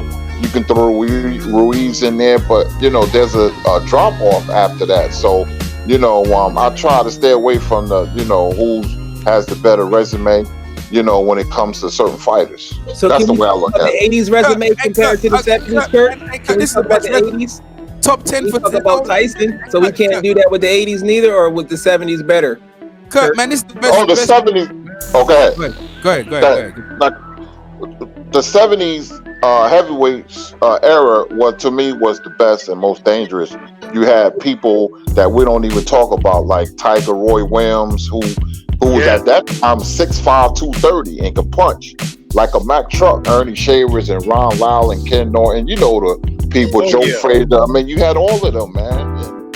But the point I'm trying to make is from top to bottom. I'm not saying one person. I know Lennox Lewis would have beat Ron Lyle, but I'm talking about from champion to number one contender to top 10. They was fighting each other and beating each other. That's why the era was so special. But Lennox did get knocked out by Oliver McCall, exactly, and Ozzy Rockman. So Lennox Lewis wasn't a world beater to me. He wasn't you hit Lewis on the chin, he can go.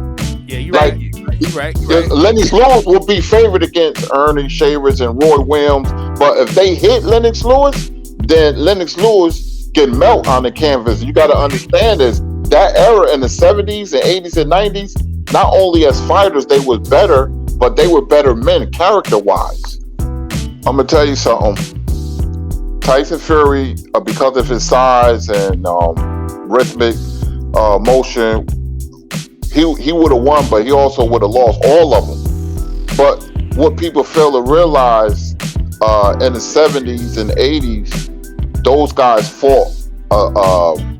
And like I said, the biggest difference, and today's heavyweights and fighters, they have talent, but it would have been what's inside the fighter. And most of these guys today, heavyweights, the guys you just said, would have been ran out the ring with some certain fighters that's in the 70s and 80s. Facts. Like Shavers in the first 3 rounds, you would have to get past the first 3 rounds, and after 7 rounds, then Shavers probably would have lost. But George Foreman coming at you, Joe Frazier, even though they were smaller, they had something inside them that you can't teach. They had these intangibles where they was going to make you fight, and if you didn't engage them every second of every round, then they would run you right out the ring. So I think, my thoughts, they would have beat certain fighters, but they would have had a whole lot of losses. Tyson Fury, he's so big, they had nothing like him in the 70s. The closest thing to Tyson Fury would have been Joe Bugner, who was taller than pretty much everybody. And you saw what Ali did to Joe Bugner. Though I do believe Tyson Fury is more skilled than Joe Bugner, and he's bigger too. So I do believe that Tyson Fury would have been a problem. I do believe that Ali could have beat him, though. Larry Holmes could have beat him. Jimmy Young had a very good chance against him. But he would have probably been more successful in the later part of the 1970s when Leon Spinks and those guys started to come in, and Big John Tate and those guys, because Tyson Fury would have beat Leon Spinks and Big John Tate. So in the earlier 70s, he wouldn't have been as successful. Now with Anthony Joshua, here's his problem. He would have had to fight guys like Ernie Shavers, Ron Lyle, and George Foreman and guys like that, okay? Kurt Anderson just mentioned Roy Williams, okay? So he would have had to fight killers in there, okay? So these guys would have went in there and they would have really put it on his ass. And that's the same to Deontay Wilder. These guys giving him all that respect and letting him establish his distance and all of that stuff. He wouldn't have got those privileges in the 1970s. Ernie Shavers and them would have been going to the rib cage. Joe Frazier would have even been a problem for Deontay Wilder, and could maybe even upset, if Ruiz could upset Anthony Joshua, Joe Frazier could. That's all I got to say about it. I got a question for the OG historians. We all know Emmanuel Stewart is a great coach, but why does he always make an excuse from the Hearns losing to Sugar Ray Leonard in the first fight about massages and all that? I'm like, what's up with that? So can somebody answer that? Because I don't like excuses, bro. Can somebody? Kurt, you know anything about the massages? I don't know nothing about him making that excuse about. You never heard of? You never heard of? Yeah, I know about that. Can somebody answer that? That was Hagler and Hearns, where Emmanuel Stewart. Sugar Ray. Okay, well I know. No, Hagler Hearns, because he had legs against. Leonard. You're right. But when Hearns fought Hagler, Emmanuel Stewart left the locker room, and one of the handlers massage Hearns' legs. You don't never massage a fighter's legs. You don't supposed to relax the muscle. And when Emmanuel came back and he ran him out of there, and he said he knew there was trouble, and it had because Hearns didn't have any legs, man. He was awkward. He was putting both feet together. He never looked like that before. So that's not like an excuse. The same thing Wilder is talking about the water. I don't like excuses though. But I mean, he still is a great trainer. That's an excuse. First of all, Hearns, why is he going bang with a bigger fighter? That's a stupid game plan. And I keep bringing that up. And people always make it seem like I hate Hearns. But if you got to realize it's IQ over size. If you fighting a bigger guy, why are you even going to do that? Everybody knew that fight was going to be a war, and I'm going to tell you why. I remember Hearns was on Art Rush Jr. show, and Art Rush Jr., who I learned from, was the best boxing historian ever, even better than Bert Sugar. He said when he looked at Hearns' eyes, he said, this is going to be a short fight. And Hearns predicted 3 rounds, and he said somebody was going to get carried out. He got knocked out in 3 rounds. He the one that got carried out. But certain fighters, you can throw the strategy out the window. Hearns was a banger on a lot of his fights. Remember, he predicted that he was going to knock out Duran in 2 rounds. So Hearns fought fast. He knocked out James Schuler. People forget how good James Schuler was. James Black Gold Schuler. He was an undefeated fighter and one of our best amateurs ever. But certain fights, Jaleel, that they have this, you could throw the strategy out the window. Arturo Gatti and Mickey Ward. It's the styles. When styles play into each other, nobody's going to box. They're going to bang. Because Marvin knew. When Marvin got hurt, he said, I got to eat him up like Pac-Man. He's trying to put the whammy on me. So, every fight has its own energy and its own personality. On that night, April 15, 1985, it was going to be a war. So Hearns said he was going to try to take him out early, and that's the beautiful thing about boxing. Sort of like Joe Louis and Max Mellon in a rematch. Joe wasn't going to box with Max. Joe was in there to knock him out. And this about Tommy Hearns. Tommy Hearns fought 5 fighters in a row in 3 different weight classes. He fought junior middleweight, and then he went to middleweight, and from middleweight he went up all the way from 160 to 175, light heavyweight, beat Dennis Andrews, knocked him down like 8 times. Then he drops 15 pounds back to middleweight, beats Juan Domingo Roldan to become boxing's first 4-time 4-weight division champion, and he was the first fighter in history to become a champion in 5 different weight divisions, man. So he was knocking people out from welterweight to cruiserweight, from 147 to 190. Tommy Hearns was a great fighter. Yeah, but at what level was the top guy he knocked out? Let's name the guys he stopped. He knocked out Duran, a lightweight. He knocked out Pino Cuevas at welterweight. Stop he there. knocked out Dennis Andrews. Let me see something. Dennis Andrews. He also. I mean, let's not even just talk about it. He outboxed Virgil. One at a time, fellas. One at a time. He knocked out on a high level because James Schuler. James Schuler is on a high level Hall of Famer. James Schuler's a great fighter. He was undefeated, 23-0 with 16 knockouts. Okay. James Schuler. Who else? Duran, Cuevas, Juan Domingo Roldan. They was all top level guys. Those top level guys. But what about it? He beat Virgil Hill. Yeah, he beat Virgil Hill too. He outboxed him. That makes you think he could be better. And Virgil Hill's a much better light heavyweight than Beterbiev, by the way. Much better. Beterbiev. He'll kill him.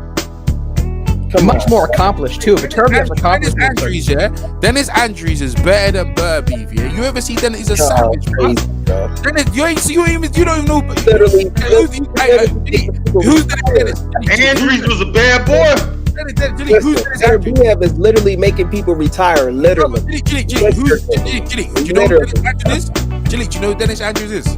I haven't seen that. Okay, then. No, I'm just saying. I gotta see. I just think He better. got cheated, though. He got No, cheated. I just think better be of it. gotta just do more homework, bro. Right, that guy's got cheated. Let me ask you this while we're here for the OGs. Why is it that Hagler gets perceived as being better than Bernard Hopkins when Bernard Hopkins challenged himself? I repeat, he challenged himself and moved up. But Hagler, with his super long arms, stayed at 160, but people capping and saying that he better than Hopkins. Can y'all explain that? It sounds like it's called nostalgia. Bro, he's way better than Hopkins. Fall in love with these guys, but they don't really like keep it 100 across the board. How can you be better than Hopkins, who moved up in weight, beat Tarver? Like, that's the part. I personally rate Bernard Hopkins above Hagler all time as a fighter. Why he never moved up then? Well, first of all, Hagler beats everybody. He didn't have to. Man, Hagler came in middleweight fights at 157. Sometimes he was in such tremendous shape. You know, it was amazing that. So did Hopkins. He came in at 157. Yeah, but I think the comparison is at the 160 limit. I don't think when you ask about Bernard Hopkins' overall career versus Hagler, okay, that's different because he extended outside of middleweight. I think the conversation is Hagler at middleweight versus other middleweight. That's what the argument is. Not everybody has a frame to move up. Not everybody has a frame to move up. They just don't. Hagler is so good, but he went the distance with Duran. He's so good, but he let Sugar Ray Leonard beat him. But Hopkins knocked out. He's so good that he went the distance. Hold on, one at a time. Wait, one at a time. Hey, Blood, one second. Did you ask me a question? Hold on, 1 second. Blood, bro, he didn't. Blood. Yes, sir. You asked me a question about a division. What'd you say? I say he better than Hagler. B-Hop. No, hold on. We're gonna get to that. Well, Blood asked me a question. He asked when did the 168 come into existence? What year did the 168 come around? Like 1967. No, not 68. No, 68. No. Yeah. 30 something years old. 68 has been around about the same long time I've been born. That's 68. Yeah. 67. Don Fulmer was the first guy that fought at the new weight. He was Gene Fulmer's brother. Did only the WBA run it, or did the WBC and WBA have a 168? No, it was WAC. It was a different commission. Yeah, see, that's the thing, you know, man. It's just the difference. He didn't have all those belts. When did the sanctioning bodies pick it up? I forgot when WBC, WBA picked it up. I don't think it was until the late 80s or early 90s, Kurt. Man, it was the 80s. Look, you know. Hey, Chili. Okay. Yo,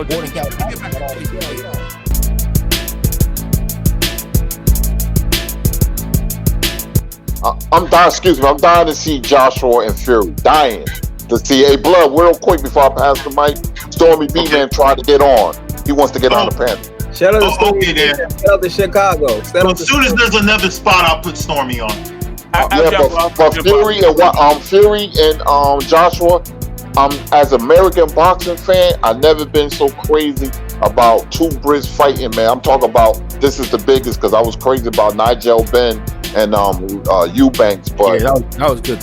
That was crazy rivalry, very underrated. But Fury and Joshua, make it happen, please.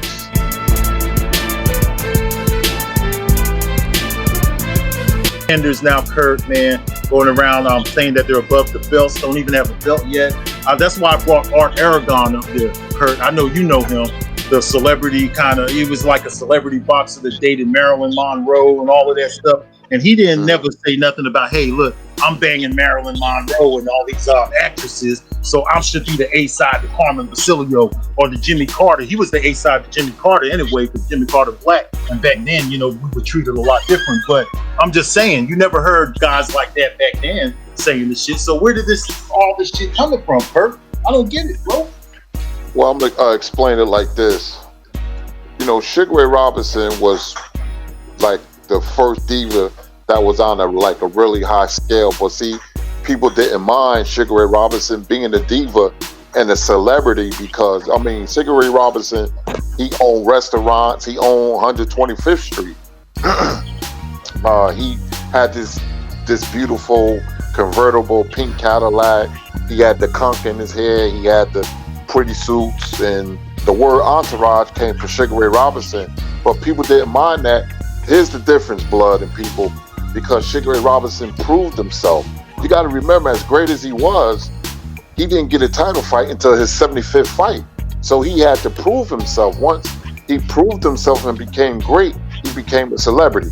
I was just watching Julia with Diane Carroll. He was on the episode of that. He was a professional tap dancer. He used to be with the Rockettes. All of that. But see, people didn't mind because he's proven himself. Today, the difference is these young fighters, Teofimo, they trying to put him in the Hall of Fame because he beat Lomachenko, a guy who had lost previously to Orlando Salido. Ryan Garcia with the Instagram following and all that, these guys is not proven. You know, even Floyd is important, Mayweather, because he came up the long way. He used social media and 24/7. That's what got him over. But Floyd wasn't a star coming out the chute. He had to earn his way. And people get on him because they talk about his zero, but the only thing you had to do is defeat him, and all that would have went out the window. So that's the difference. Like Muhammad Ali, our most popular fighter within the sport, he was proven. So he was the biggest celebrity, not only boxer, but athlete. And guys like Mike Tyson, you know, because of his power. You know, some people said Mike Tyson was overrated. I can understand that because what big fights did he won? Sugar Ray Leonard is another one. So the model, Blood, was Olympian and then network TV. So those the fighters I mentioned was in your living room, and then after network TV, if they was good enough, and then they didn't have pay-per-view yet, but they had what you call closed circuit. You had to buy a ticket and go to the movie theaters. Today fighters, they're not proven.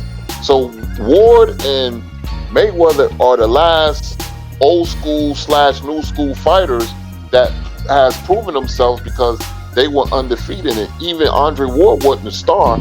So Ryan Garcia, they trying to make him a star, but I don't think these fighters are they not that good. To me, Teofimo might lose. I just got this feeling that he's going to lose. I don't know if his next fight, depending on who he fight, Cambosis, or because he's not beating Devin Haney. But these guys, they got to put in the work first, and then the celebrity will come after that. But a lot of people don't have faith in these guys because they see what I see. They not good. They not that good like the guys that came before us, like the Sugar Ray Leonards and the Muhammad Ali's and even the Floyd Mayweather. So that's my take on it.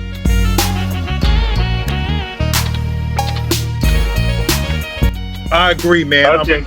Kurt, you back yet? Kurt, you still there? Yeah, I'm here. Would you like to elaborate on any of this, as far as the styles of the fighters or anything that you want to elaborate on that will build up? Yeah. Okay. My take on Ryan Garcia and Luke Campbell, they picked Luke Campbell for a reason. Luke Campbell lacks athleticism, rhythmic and perpetual motion. That's very important. You know, he moves, but he's stiff. And Ryan Garcia's speed, you know, they knew he would match up well against Campbell. They didn't anticipate him getting knocked down, but, you know, that's boxing, and that happens. They went by his pedigree. But every time Luke, took it to the next level, he lost. Every time he stepped up in competition, he lost to Ivan Mendy, Linares, and Lomachenko. You know, so that was a good fight. You know, they picked a guy who didn't have a lot of pop. But Ryan Garcia leaves his chin up in the air. His feet are very bad. He has fast hands, but they're not educated. You know, you've seen fighters in the past. I don't know if you guys remember Francisco Bajado and Fast Eddie Hobson. They was even quicker than Ryan Garcia. They just threw caution to the wind, and both of them lost because when you have a fighter has good hand speed, he's going to let his hands go because he has confidence in his speed, but you punch with him. Now, having educated hand speed like a Sugar Ray Leonard or a young Hector Camacho, that's totally different. You know, but Ryan needs to work on his footwork. I don't know if he has it because he stands straight up. He doesn't bend his knees. A tall fighter should always bend his knees. I mean, his chin is up like a lantern in the storm. So he's going to be vulnerable. And if he fights Tank, which I don't see that happen anytime soon, Tank is dangerous because a short fighter, when he fights correctly, like a Rocky Marciano or Joe Frazier, or even a Mike Tyson or Dwight Muhammad Qawi, could be quite effective because the body is right there, and getting on the inside, the short fighter with the shorter arms is going to have the advantage. So Tank is very good at cutting off the ring, and people say he get hit, but I like that because Tank fights what you call control aggression. He know he has power. He know he can turn your lights out, and by being aggressive, he's giving himself a chance to win. So, you know, I like his aggression. He's going to get hit, and he understands that. You know, he has one of those big necks, Kurt. You know, like the fighters with the big necks, they're hard to knock out, man. I think he could take a lot of those shots, and he knows he could take the power good. Because I heard he spars bigger guys, middleweights. Right. Yeah, he has, real quick, he has, his body frame is like Canelo. They both built like tanks, man. So the structure of his body, and you look at Ryan, which is totally different. He's tall and lengthy with a long neck and his chin up in the air. But with the lightweight division, Blood and panel, it's going to be about progression. Who's going to progress the fastest out of T.O. and Tank and Ryan and Colbert? You got to throw him in the mix. Shakur, all of them. You know, Devin Haney's athleticism is going to give people trouble. So if you fight him, you better fight him now, because when he gets more polish and experience, his footwork is going to drive people crazy. Tank is already there. We see what happened when Tank is in shape and takes his fight seriously. He's very dangerous. T.O., very good boxer puncher. I like T.O. a lot. You know, but it's about progression. Whoever progresses faster is going to be the head dude in charge, the head fighter in charge. So if they fight each other, which I doubt, we can have a boxing golden age. And you ain't even like that. Yo, serve these niggas because they deserve to get this. When I sit down and write and recite for the mic I hold, make sure my beats are loud and bold and cold. 187, that is my name, making it simple and plain. Here to rearrange and change the things that I couldn't do in the past. Don't be surprised when you got a shot. Get up your ass, perpetrators. That one was just for you. I'm gonna leave the in your sleep and make it without a clue. Glued to my style like a feet on coke. But if you say the wrong thing, I wash your mouth with soap. No, it's not the answer, no. I'm not a cancer, no. I'm not a hero zero, but a Leo in stereo. And this is not a demo, okay? I say go back, keep cutting the flex tempo back. The historian, the man himself, Kurtis Anderson, man. What's up, bro?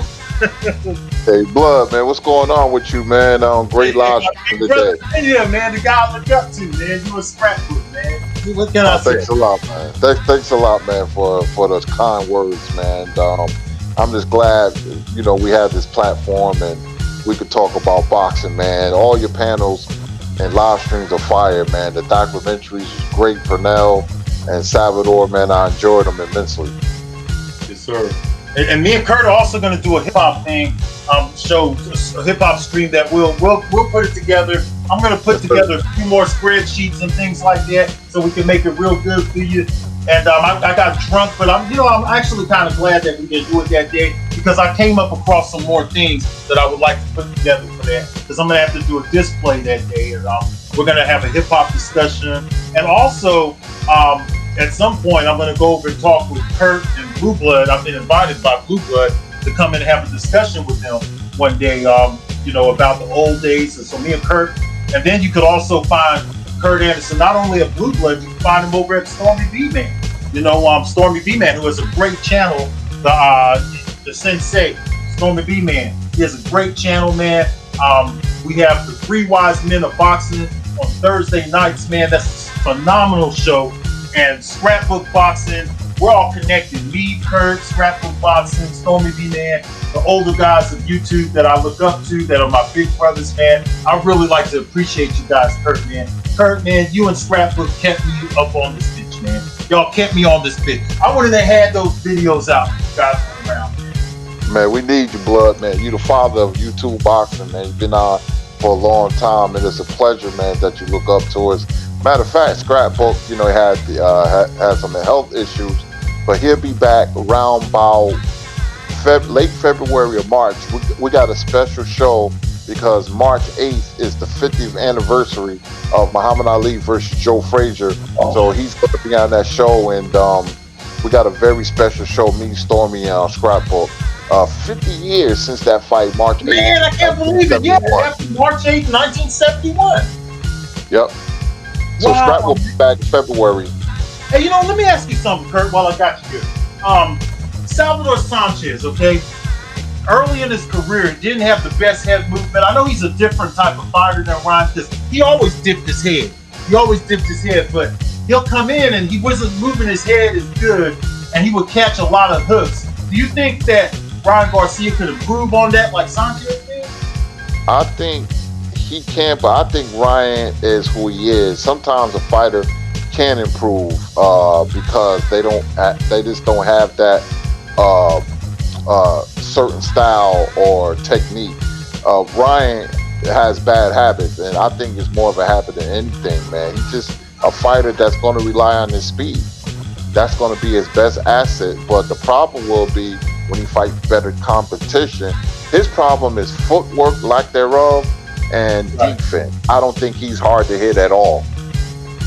I agree. Now, earlier you said something that I would like you to elaborate on too. You spoke about educated speed of Sugar Ray Leonard versus whatever it is. That was interesting. What was you saying about educated speed? I'm trying to get an understanding there. Well, boxing is such a science. Like footwork, Pacquiao had fast footwork, but they weren't educated. If they were educated, he wouldn't have the struggles he did against Juan Manuel Marquez. And you look at Muhammad Ali, who had the most educated and graceful footwork in boxing history. Look at his fight with Cleveland Williams. That Ali nobody touches against Zara Foley and Ali of the 60s, because he won his big fights in the 70s on moxie and savvy and ring IQ. But that Ali in the 60s had exquisite educated footwork. Sugar Ray Leonard, Floyd Mayweather, Pernell Whitaker, they had educated footwork. Nicolino Loche, Willie Pastrana, all of them had educated footwork. There's a difference in speed of blood. Is like Ryan Garcia, he has fast hands, so he's just throwing punches, caution to the wind. But educated hand speed is Sugar Ray Leonard. When he fought Davey Boy Green, how he put his combinations together, or when he fought people like Pete Ranzani and Larry Bonds, Leonard and Mayweather, Ali, they had speed, but it was very, very educated. Yeah, I agree, man. I agree. Hey, there was one other thing too. I'm gonna let you go. Hold on. There was one other thing too that I wanted to ask you about. What was it? What the fuck was? I should have wrote it down. Damn. You know what? Let me get one more thing out here while I got you here. What do you think it's gonna take? Let's go back to the lightweights real quick. What do you think it's gonna take? Well, we don't even have to go with the lightweights. We go boxing all together. Okay. What is it gonna take for these guys to get in the ring, man, and make these fights happen? Do the fans need to put more pressure on the sanctioning bodies, on the promoters, or do we need to just kind of, as older guys, start to accept it for what it is? What do I need to do as an older fight fan? Do I need to just accept this shit? This is kind of therapeutic for myself. Do I need to accept it for what it is and just move on past the bitterness? I don't know. I mean, I know we all behave differently, but I look up to you and Scrapbook, and you guys don't seem as bothered by this shit as me. So I'm just trying to get some knowledge on how I can move past this. Do I need to just move past this altogether, or do I need to just point it out for what it is and don't get so emotionally? Because you guys handle it smooth, man. You older brothers handle it very smooth. What? I don't know. I guess I'm asking you like 2 or 3 different questions here, I guess. I know what you're saying. Oh, go ahead and finish. I'll give you my answer. One of them had to do with just, as an older fan, what do we need to do? Do we need to just hold these guys to lower expectations? Because to sit on here and come on here, my blood pressure's going up when I do that now. So I can't do that shit anymore. So, maybe you could give me some advice there. And then also, what do you think it's going to take for boxing to be a better sport again, or closer to what we knew? Unfortunately, I think this is the natural progression of life, and boxing is an art form and it's part of life. I think the days of seeing great undercards and great fighters are a thing of the past. Unfortunately, it's like music. There ain't gonna be no more Billy Joels and Paul McCartneys and Marvin Gayes and Stevie Wonders and Earth, Wind and Fire. Those days is long gone. They ain't never coming back. It's the same with boxing. You know, the days of Sugar Ray Leonard and Hagler, Hearns and Duran Benitez fighting and the golden age, those days is gone. That was an anomaly. The Alis and the Shavers and the Foremans and Norton, that ain't gonna happen. Fighters today, not only they're not as good as fighters of yesteryear, but the character of a person, they're not as good as they don't have the characteristics of what fighters, you know, had before.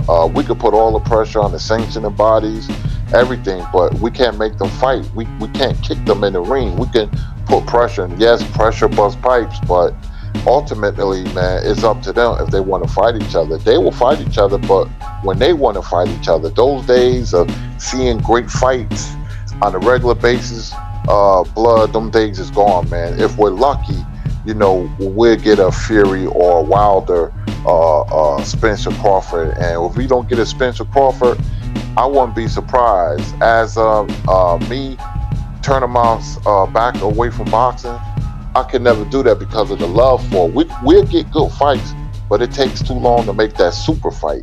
Like Joshua and Wilder should have happened, Hurd and Charlo should have happened, but it is what it is, man. And I understand 2021, this is not 1981 or 71 or 91. That's a thing of the past, man. And I love the sport so much. The sport gets me sick, but my love for the sport keeps me right there watching it, you know. And I just don't like all the mismatches, but I just come to the conclusion that those good old days is gone, man. I mean, we have gotten good fights, but those great undercard fights like Wilfredo Gomez and Lupe Pintor, that's gone. That's gone. Man, Kurt, you let me ask you one more thing, Kurt. This is the last one I split. Okay, who do you see as the closest thing? You can name more than one fighter if you want. As the closest thing to one of the throwback warriors from our time when we was growing up and stuff. Who do you see as the closest to that throwback warrior, man? That will be Terrence Crawford, because Terrence Crawford, he doesn't have the personality, but he's an ultra skilled fighter, man. I don't like the way he move outside the ring, but when he's in the ring, I'm front and center in front of my TV because of his versatility. And Freddie Roach said this about Crawford. You know, he didn't make the Pacquiao fight because he said what Mayweather can do, he can do. So he's one of the very few guys, you know, that he's a 3-weight division, 37-0 champion for a reason. Now, I don't know if he's going to go undefeated for the rest of his career, but based on his skill set, he has the best skill set in boxing. I got him #1 pound for pound, man. He's a lightweight and who's a welterweight champion, knocking out everybody because he has the characteristics of a throwback fighter because he wants to fight. He wants to come and get you. So that makes him vulnerable. But he's saying, I'm going to match you. I'm going to match your energy, your skill, and your aggression pound for pound. You know, when you look at the Brook fight, his eye was messed up, but it didn't seem to bother him. You know, even everything to his ring walk, he came out on Shaka Khan. So that all of that matters to me. So I will say Terrence Crawford reminds me of the throwback fighters, like 90s. See how the people are starting to pour in now that Kurt is putting in the knowledge. They coming back in. Hey, Kurt, let me ask you this then, man. Now I'm gonna put you on the spot. There's a reason I brought you. I left you for last, okay? For what we're doing right now. But I also want to know, man, who would you blame for this whole thing with Errol Spence and Terrence Crawford? If this fight does not happen, who's to blame for it? Both fighters, or you know, because you said you don't like the way Terrence Crawford behaves outside of the ring, and maybe you could elaborate on that. Both fighters. I would blame Crawford and Spence. When two fighters really want to fight, blood, the fight can be made. I don't care about across the street or on the porch, on top of a building. I don't care about none of that nonsense. If two guys want to fight, they will put pressure on their promoter and say, hey, make the fight. just like Canelo did with Oscar. Oscar didn't want Canelo fighting Erislandy Lara, but he got tired of Lara and saying he was ducking Lara, and the fight was made because Canelo told Oscar to make the fight, and the fight was made. The promoter's supposed to work for the fighter, not the fighter works for the promoter. His job is promote. If a guy comes into the top ring office, Terrence Crawford, he has to be more certain and say, listen, man, whatever you do, you have to make this this Errol Spence fight. When the Mayweather and Pacquiao fight made, they met each other in their hotel rooms in Miami. They sat in the same living room. They sat there. They put it together. You know, I don't want to hear that cross the street. So it's up to Crawford and Spence. I hold them accountable. If the fight is made, it's going to ruin both of their legacies. I'm not going to look at them the same way. So I put the onus on both of them. Yeah, I agree, man. Hey, man, we would like to thank everybody for coming out. I see you boxing conversation with Reggie Owens, who helped me on that Salvador Sanchez. Bruce Ghost came in here earlier, man, who just recently turned 66. He said it already himself, so I can say it. But happy birthday to him.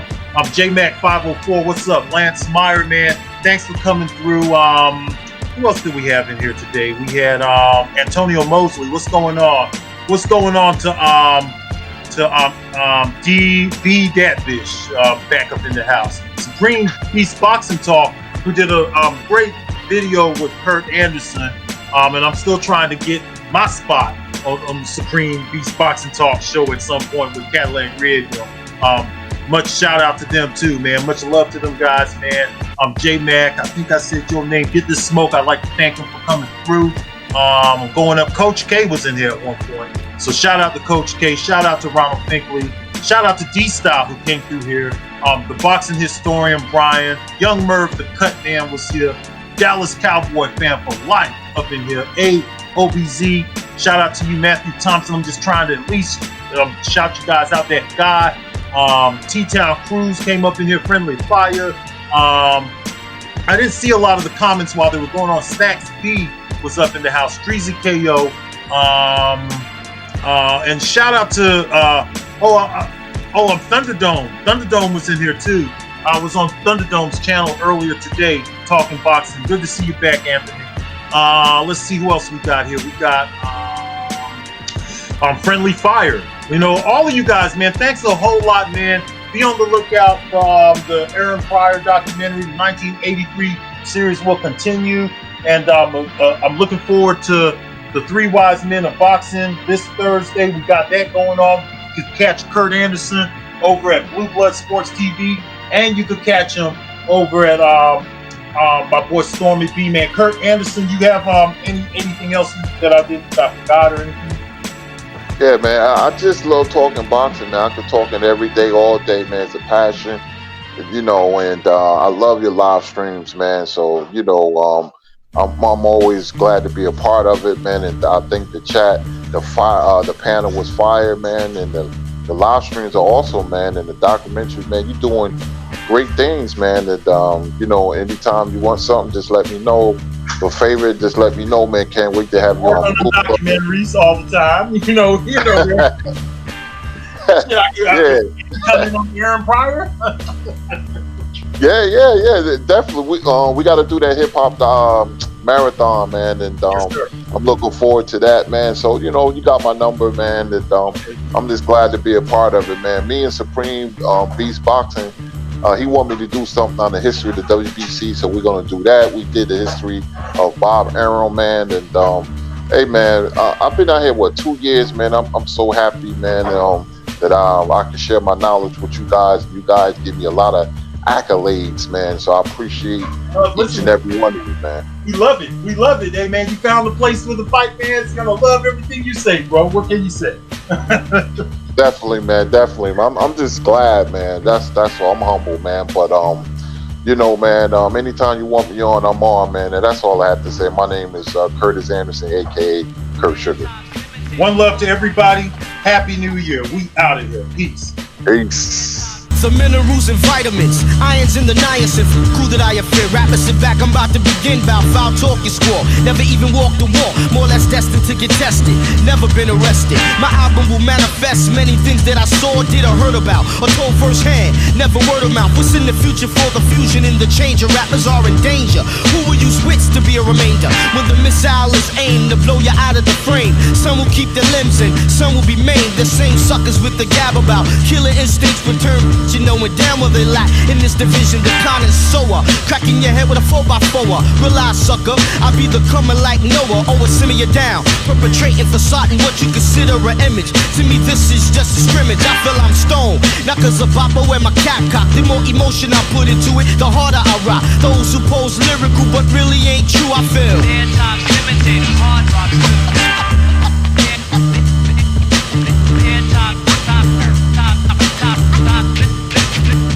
Okay, so we got, I see you got back in here, bro. The brother, man, you know, I'm sorry, brother, your name's Flippy, but I've seen you several times, or 2 times, 2 occasions I've watched you on being boxing, man.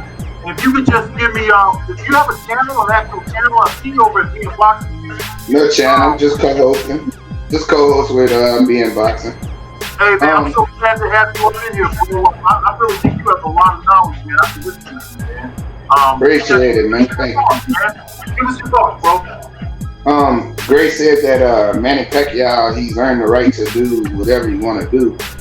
I mean, that's true, but the point is he's holding up undisputed. He's holding up us getting an undisputed champion. We all know what Errol Spence's strategy is, and we know what Terrence Crawford's strategy is. They both want that WBA belt. Because right now, if Errol get it, he has an advantage at the table. Because he got 3 belts, he did all the work, and Terrence would have only 1 belt, and did only beat Jeff Horn to win that belt. Not to say he hasn't defended it, but he had. So it's a strategy to the madness.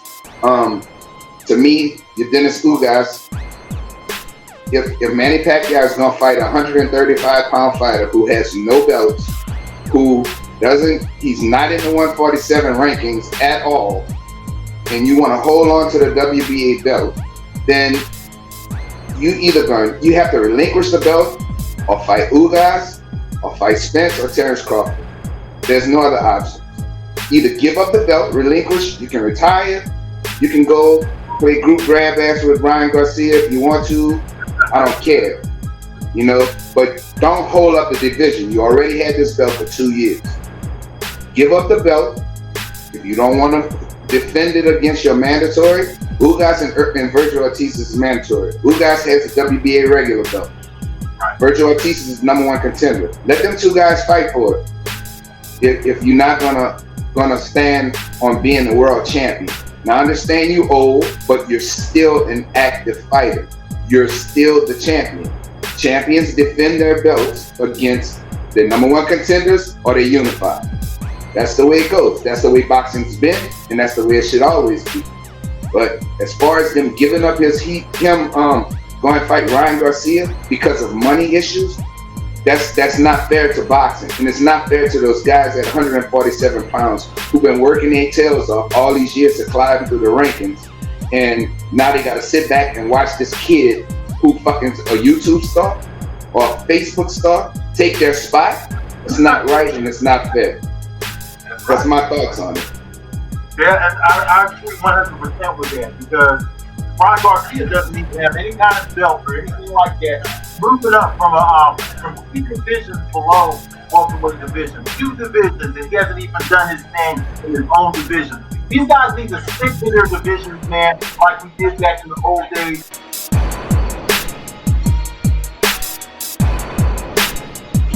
Well, I agree with Mark. Now, he said that Manny Pacquiao doesn't have a mandatory. That's not true. He does have a mandatory. And the WBA Super Champion, when it first started, it started in 2000, right? It started because of Lennox Lewis gave up his belt when he fought Michael Grant. Mm-hmm. But now, it says here, this distinction was initially reserved for WBA champions who are simultaneously recognized that a WBC, IBF, or WBO, the WBA Super Champion is afforded special consideration by the organization with respect to meeting mandatory defenses. Right? So he has to fight his mandatory. Either it's Virgil Ortiz or it's the regular champion.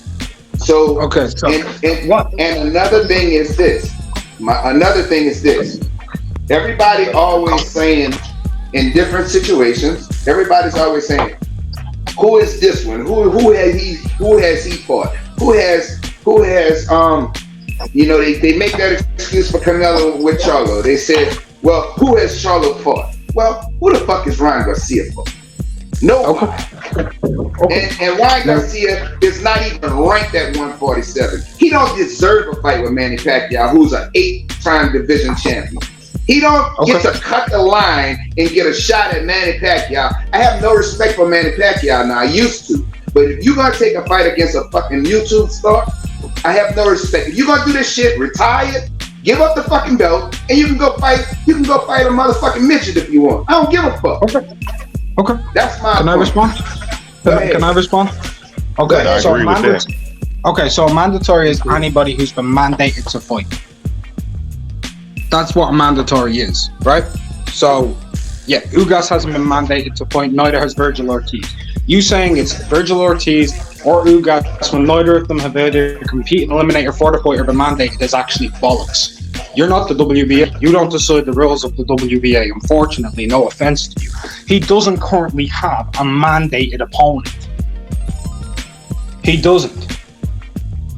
It's said that Ugas may. Ugas is probably up to have to defend against Virgil. The regular is now. You see, the 2000 thing that you're talking about. Okay. No, I haven't finished. Go ahead, finish. The 2000 thing. Hold on. The 2000 thing that you're talking about changed when Golovkin and Felix Storm situation happened. They changed the rule and obligation, so Golovkin had to fill in all the mandated fights so Storm could go off in search of unifications, but he never did so. And they changed the meaning of it. It became a special exemption with no mandatories unless no other type of obligation has been fulfilled, in which case something will be mandated. That's when it changed. Things change over time. If you think these sanctioning bodies keep the same rules for 20 years straight, you're crazy. Okay, well, I got another question for you. So you telling me that the WBA hasn't mandated him to fight no one, but he can sit on the fucking belt for 2 years? He can just sit on the belt for 2 years. And then when you come back, you fight somebody who's not even ranked and he's a fucking 135 pounder? I don't care if I'm not the WBA. I find that to be fucking bullets. That's the fuck I find that to be. I mean, it's up to the WBA, not me. You see, if Ryan Garcia and Manny Pacquiao agree to fight each other, I don't care. I don't listen to me. I don't care. I don't care about that either. You don't care about them. I don't care about anything to do with any other shit. Rules are rules. If Ryan Garcia suddenly gets fucking ranked by the WBA at 147 in the top 15, you're just gonna have to fucking deal with it.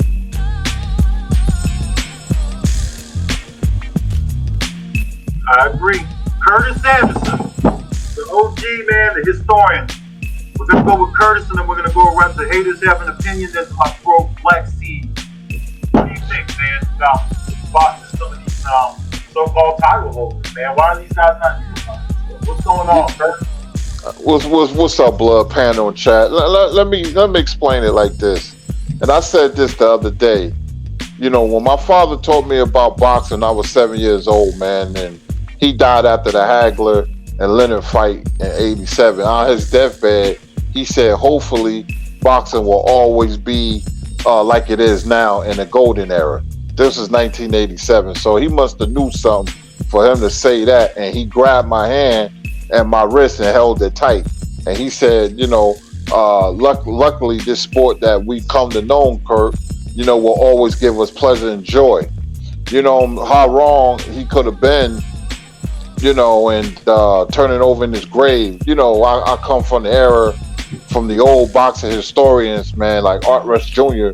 knew more about boxing than anybody. That's my pedigree, man, and I love this sport just like y'all do. But in blood, he was there. He's seen all the great matchups and stuff, man. And it's like, listening to Scarface, and then somebody says, no, you can't listen to Scarface anymore. You got to listen to Kodak Black. I can't make that transition. But I love boxing so much that I'm trying my best to stick with it. I ain't gonna never turn my back because there's some good fights has been made. I'm looking forward to Nery and Figueroa. I'm looking forward to Taylor and Ramirez. Jamel Charlo and Rosario fight was made. That was a good fight, Charlo and Derevchenko. But there's a lot of fights that can be made where we can have a golden era. That's why I was for Black History Month. I might do the rise of the black fighter from 1938 to 1949, where I talk about all the great black fighters that was fighting each other. And when I tell you the matchups, your head is spin. And that's what I'm used to. Me, boy, I'm a historic kind of guy, man. I got 12,000 fight films, man, and I try to watch as many as possible because it gives me joy.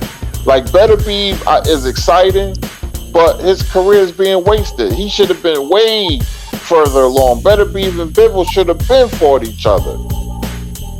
But it just seems like today's fighters are beta males instead of alpha males, and that's why Canelo's going to reign supreme. It's not like he's unbeatable, but as men out the ring, they don't have the characteristics of an alpha male. And see, people don't realize that when you're in a big fight, it's a whole different energy. They don't have the characteristics to beat Canelo, or they don't have the intangibles to beat Canelo. If they have the style, they're gonna freeze. They're gonna be a deer in headlights. Like people rant and rave about Caleb Plant. He hasn't done anything. Well, who he beat? Escargo? That's it. He turned the fight down multiple times. Benavidez doesn't have the style, but he has the heart. And then Charlo, I know Charlo's good, but I just don't know how good. See, it's a different when you is on that level when you got to fight Canelo. It's only certain guys like Floyd and Ali and Leonard. This blood when they win the big fights, they perform their best. That's something that you got to have. That they had that special and tangible. When the light shines the brightest, they perform. Up to standards and beyond. But these fighters today, I don't think they're going to beat Canelo, none of them, because they don't have what it takes. I'll pass it. Hey, let me ask you one thing before you pass it. With Beterbiev and Bivol, okay, you have two guys here. Both of these guys are in their 30s. Not one of them have even 20 fights to their credit. They're inactive for the most part. You got Beterbiev getting ready to fight somebody that I've never heard of. Maybe you've heard of that guy, but I've never heard of him. Bivol has been inactive for well over a year. Why can't these guys make the fight happen, man? And where do they stand next to light heavyweight for the past, Kurtis? The light heavyweight division is one of our traditional divisions. I mean, even Roy Jones and Phenom and all these guys been through there. Harvard were better than what we got now. You know what I'm saying? Bivol and Beterbiev have held up the traditional division as two champions with less than 20 fights. They've hardly knocked anyone out. You're 35 years old, man. And now, if you want people to respect you and say that you're a champion that has some kind of a legacy, what's the problem with that? Where do you think these guys line up to pass like heavyweight, Curtis? Well, there's no comparison. These guys today doesn't have the fervor and the drive and the commitment to want to be great. Listen, I give Antonio Tarver credit. He forced that fight with Roy Jones. He dogged Roy Jones, and the fans, we bit into it, and it happened. He was showing up at press conferences and stuff like that. He always had Roy name in his mouth, and the fans went for it, and they made the fight because Roy was like, listen, I'm tired of this guy. So you give Antonio Tarver a lot of credit. He wanted the fight by any means necessary. Those great light heavyweights we had, like the Bob Fosters, man, and even, non-champions in the 80s, like Victor Galindez and, Yaki Lopez and Matthew Sa Muhammad, Eddie Mustafa, Eddie Davis, Johnny Davis, Eddie Gregory was Eddie Mustafa Muhammad. Those guys were great, man. Light heavyweight was popping. Marvin Johnson. I watch all those fights, man. All of them. They was all great. Virgil Hill. Man, listen. Prince Charles Williams fought Bobby Ches. The first fight is an all-time classic. That's a classic fight. For those who don't know, go watch Bobby Ches and Prince Charles Williams, man. And Michael Spink's fights was great, man. That's when light heavyweight was popping. Light heavyweight always been that great division. Michael Moore, people don't talk about him being a light heavyweight. He was 24-0 with 24 knockouts before he moved up. Michael Moore was a vicious puncher as a light heavyweight, but these guys don't measure up. I like Better BF, but I don't know how good he is. I mean, he was lucky to beat Callum Johnson when he got hurt. He was hurt bad, so I don't know how good his chin is. He has heavy hands, but we all know punchers who can punch don't like to be hit.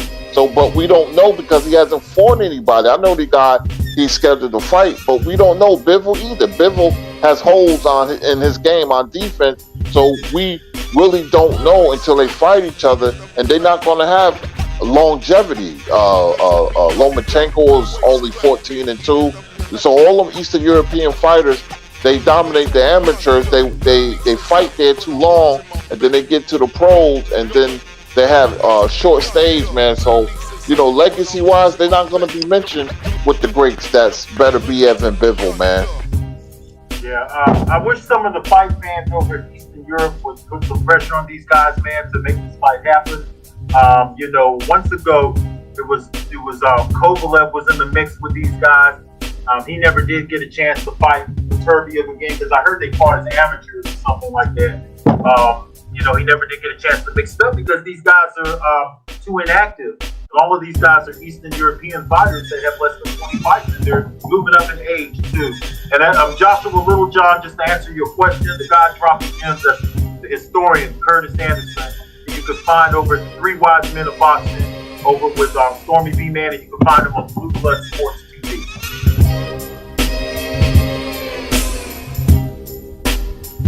Well, I'm going to say this. I've been around the game a long time. And one thing you don't do, you don't romanticize a fighter, because boxing is such a subjective, compelling sport. You'll get lost in the sauce. You'll fall in love with his personality. Like Mike Tyson, I remember when he lost to Holyfield, my younger brother, who was a big Mike Tyson fan, he came home and he was almost in damn tears. And he was like, I want somebody to kill Holyfield, man. Somebody gonna kill. I said, what? I said, listen, man. I told my brother, I said, listen, man, you got too much invested in Mike Tyson, man. Mike Tyson don't know you from a can of paint. It's okay to root for a fighter, but it's okay if a fighter lose. He gonna be all right. But see, his emotions was caught up in the moment. And people was like really upset when Tyson lost to Douglas and when Tyson lost to Holyfield, because they was all into Mike Tyson. They forget that he could lose too, and that's what happened. So my brother was like almost tears coming down his face. And I remember when Bo beat Holyfield, he was so happy, and I was like, hey, listen, Mike, man, you can't romanticize a fighter. Sugar Ray Robinson is my favorite fighter of all time. I mean, obviously I wasn't living, but when Tommy Hearns got knocked out by Iran Barkley, that hurted me to my soul. But I just gave credit to Iran Barkley. You cannot be a fan and be vested in one fighter. Sometimes you got to give that fighter's rival credit, But what Blood was saying before, to get these fights, it's up to the fighter to draw attention to himself. Like I said before, Antonio Tarver and Roy Jones and Aaron Pryor and Sugar Ray Leonard. See, people don't really know that fight was signed. They both had their name on the contract. Leonard was going to fight Roger Stafford in the summer, and then the night that Aguayo and Pryor fought in November '82, that was supposed to have been Sugar Ray Leonard and Aaron Pryor in the ring. But in Las Vegas. But 2 weeks before the Roger Stafford fight, Roger Stafford was a good fighter. He upset Pepino Cuevas, but Leonard was seeing had blurry vision, and the fight was called off. And that's why they didn't fight, but they signed a contract. They was going to hype the fight when Leonard, he was going to knock out Stafford, and Aaron Pryor was going to jump in the ring. But the point I'm trying to make, fellas, is that we was getting in fights back then, and we have the fighters today. There's a lot of talented fighters. We got Taylor Ramirez, Neri Figueroa coming up. And don't forget, we got Estrada and Chocolatito. The rematch is coming up, but the fights are not happening fast enough. Crawford and Spence should be on a rematch. If the fight, was close, but we'll never know. They should be on their second fight. We're going to get Fury and Joshua. We got Fury and Wilder. The fights are being made, but the pace is like slow. And that was like the end of last year. We got on a hot streak where the fights was happening. Charlo, Rosario, Charlo Devonchenko. That was a good card, but I don't know all you guys' names, but I'm gonna let the next person go. Let me get her, blood. Let me get her this money, blood. Buddy, what's up, bro? This is what I want to touch on, because every time they come to Earl and Bud, they want to use everybody else's situation to explain Earl and Bud. No, we're not gonna say why Devin Haney do this and that. Let their situation be their situation. When it come to Bud, y'all try to place everything on Earl Spence, right? But y'all refuse to tell Bud to accept the 40%, right? And I said this, Bud could have done all that shit by saying, oh, I accept the 40%, right? And put the pressure on Earl, right? But he's not person why he deserved 50-50 when he know he don't deserve no fucking 50-50. And these niggas are quick to bring up, oh, I don't watch no pockets. It don't matter if you don't watch no fucking pockets or not. We all know how boxing is right now today. It's gonna be an A side, it's gonna be a B side. We know one man putting in work, the other man ain't putting in as much work as the same man, right? Then they look at Sean Porter, oh, why should he fight Sean Porter? Nobody is forcing him to fight Sean Porter. If you don't fight Earl Spence next, who the fuck is he gonna fight? Who has he fought at 147, to be real? And I fuck with Bud Crawford. But when you look at the resumes at 47, it don't compare. You can't take what a man did at 40 and 35 and make like somebody trying to just, oh, Bud ain't did nothing. But that shit ain't resonate to dollars at 147 pounds. It's not. It's not. If that's the case, when he fought Amir Khan, he was the number 1 pound for pound fighter, right? He was the 3-division world champion. He was the WBO world champion. Why the fuck the pay-per-view numbers ain't add up to what it's supposed to be? See what I'm saying? So all we look at with Bud and Earl, y'all can say Bud go beat Earl, all this and all that shit. That's your opinion. When it come down to the fight and it come down to the business side that y'all say, oh, we don't watch that, we don't, it's in our fucking lap. We know what the fuck it is. Feel me? Earl wants 60-40, Bud wants 50-50. It ain't no 50-50 fight for no turns, Bud Crawford. No way, no how. Know what I mean? So y'all quick to try to switch everything on Earl Spence. Oh, they trying to wait out Bud Crawford and get this age. Earl 31, Bud 33. Oh, they don't want to fight him. They putting all these obstacles in front of him and all these obstacles in front of him. Why would Sean Porter fight Earl over Bud? Because he was making more money fighting Earl over Bud. That's a fact. He on his own side of the fucking street. That's a fact, right? Danny Garcia fought Earl Spence. They been had that fight set up when Earl had the fucking accident. But people just forget. They say, oh, it's 3 years, but they forget Earl Spence set out a whole fucking year and had to spend another year getting himself back to fighting the fight. The fight only been realistic for only fucking 1 year, man. The fight with Bud Crawford and Earl Spence only been realistic for 1 fucking year. You feel me? So at the end of the day, man, y'all can keep bringing up all these damn excuses. If y'all want to fight, like y'all saying other people want to fight, well, won't y'all negotiate and tell Bud to accept the 40%? Because I'm yet to hear anybody that want to advocate for Bud Crawford, right? To say, well, Earl did say 60-40, Bud, and you worked for 40%. Why don't you just play ball and say, you know what, Earl, I accept the 40%, and then guess what? All the eyeballs go right to Earl Spence, and we gotta get on Earl Spence's ass and say, man, the dude just accepted the 40%, bro. Now it's up to your ass to see what you gonna happen. You know what I'm saying? You gotta get up in there and make the fight happen now. But when it comes to Earl, everything switched back on Earl Spence. Earl Spence fighting the tougher competition. He pulling in the most money, right? Dude come off a fucking accident and go in there with fucking Danny Garcia, right? The same motherfucker that Bud and them wanted to fight, right? But they don't make that shit happen. But then, how come Bob Earn them ain't sending the offer to Earl Spence since they want to fight so bad? You know what I mean? If they want a 50-50 split, why they don't send an offer? They not gonna send an offer because Bob don't give a fuck about who the fuck Bud fight. Bob don't give a fuck about Bud no more. So if you want to fight this man, you chasing this man down, you want to fight Earl, then he give you an offer, and you talking about, oh, I don't want that offer, I want 50-50. So what the fuck this man supposed to do? Compromise and give up his money because you want to fight me? Fuck no, I'm not finna take no lesson if I know I'm worth more than what the fuck you getting. You're not gonna compromise and get nobody no free fucking money just to make the fight happen. As much as we all want to see the fight, look, you gotta put yourself in the fighter's motherfucking shoes. Don't say we. Nigga, don't say we. Let him finish.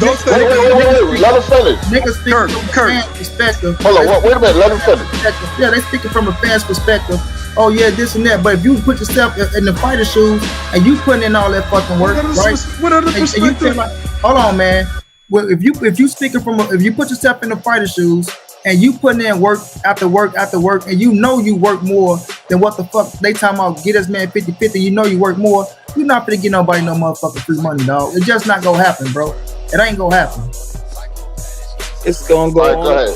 It's gonna go on and on because people gonna say. Quit writing slick shit in the chat. Quit writing slick shit in the chat and talk. I'm on the fucking panel. Yeah, so people gonna say, why did Mikey Garcia deserve 50-50 or why did Sean Porter? So it's just gonna go on and on and on, money. We just want to see the fight, bro. We not in their pockets, bro. Earl made more money than Mikey Garcia on the back end. Earl made more money than Mikey. A-side don't mean Earl made more money than Sean Porter. That's a fact, bro. That doesn't mean nothing. Earl made more money than Mikey and Sean Porter. That's a fact, bro. Hey, but watch it. Hey, bro. Don't care. One at a time, brothers. One at a time. Yo. Go ahead. Nah, go ahead, my man. I don't. Whatever. If Earl got the money, okay. He's the A side. He's still gonna get knocked out. So hey, it don't matter though. But should Bud accept the 40%? Yes or no, Jaleel? What do you mean? Like how? What does it matter? That's what I'm saying. Do y'all want to see the fight? That's not for us, bro. Do y'all want to see the? Well, then don't get. The fight get made. We don't know what's going on behind the scenes, and we don't know what contracts have been sent. But we know from the very beginning, Bud Crawford has been the one that's been applying pressure. Don't sit there and try to create this fucking narrative that Errol Spence is some type of fucking applying what pressure? What you mean applying? Who's been carrying this fucking fight?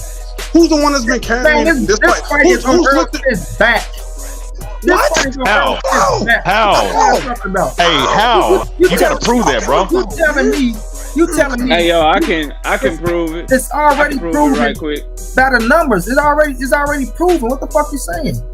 What numbers are you talking about? Can y'all hear me, bro? Who pulling in the bigger numbers than 147, man? Okay, we're talking about Bud Crawford versus Errol Spence. We're not talking about because if that's the case, between Bud and Earl, who's pulling in the bigger numbers? Hey, I got a question for you. I mean, ask the question. We just asked you a question, and you switched the whole shit up and talking about something else. We talking about Bud Crawford versus Errol Spence. Every time you debate a nigga, anytime you debate an Errol Spence dick rider, they want to talk about everything but the fight. They want to talk about pay-per-view. They want to talk about tickets. Man, come on. Every time you debate a Bud dick rider, they don't speak the facts. They just speak bullshit. You know what's amazing? How the fuck you ride so much dick and you in a wheelchair, nigga? How the fuck you ride somebody's dick and you on your feet, nigga? How you ride somebody's dick on your feet, nigga? Yo, personal comment.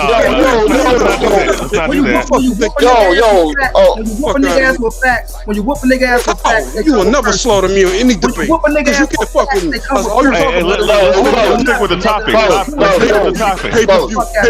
Let's stick with the topic, brothers. You a duck. You a bird, nigga. You a bird, nigga. Hey, let's stick to the topic. Do yourself a favor. Do yourself a favor. Drag yourself out the wheelchair, crawl over to a tractor, and go cut Errol Spence grass. Hey, stick to the topic. Stick to the topic. Hey, all the personal insults. Let's dead the personal insults. Let's dead the personal insults. Don't ever talk to me disrespect and talk down to me over niggas. Oh, dirty ass nigga. What you ever disrespect me over nigga? You don't know. Hey, we're dealing with boxing. We're dealing with boxing. We're dealing with boxing. We're dealing with boxing. You think just because you going through some shit, you can bump that nigga any kind of way? Whole ass dirty ass. Hey, man. Hey, this ain't necessary. This ain't necessary. Hey, mute your. Hey, mute your mics, bro. Hey, we're trying to talk boxing here, bro. We're trying to talk boxing. We're trying to talk boxing. Hey man, hey, look, we're trying to talk boxing. We're not here to insult each other, man. We're here to have boxing. Lonnie and Black. Okay, that's the first time I've ever had to use these. We've got 8 guys. Okay, so you guys could go one at a time. There's no problem with you guys if you can. Both of y'all are my brothers. You guys could go one at a time. Please try to go one at a time, and let's try to get to some of these points, man. Let's try to get to these points without we don't have to go that hard. Come on now, I'm gonna use both of you guys.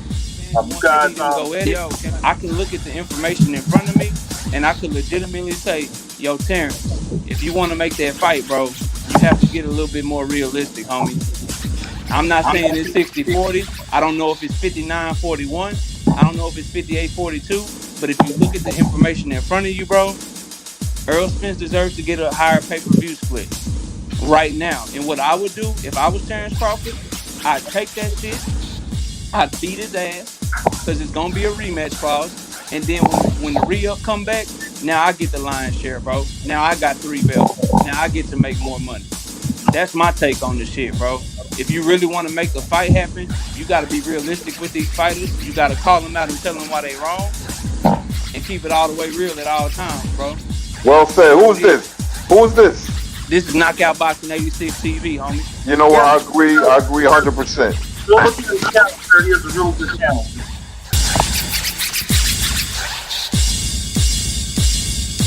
BS came with making that green.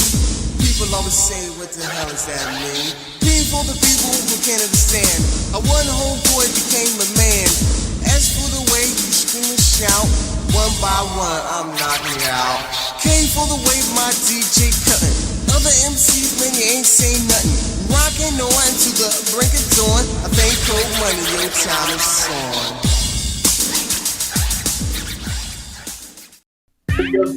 There's a lot of older guys on here, and I don't want nobody to get, to come off the screen. So, go ahead, Kurt.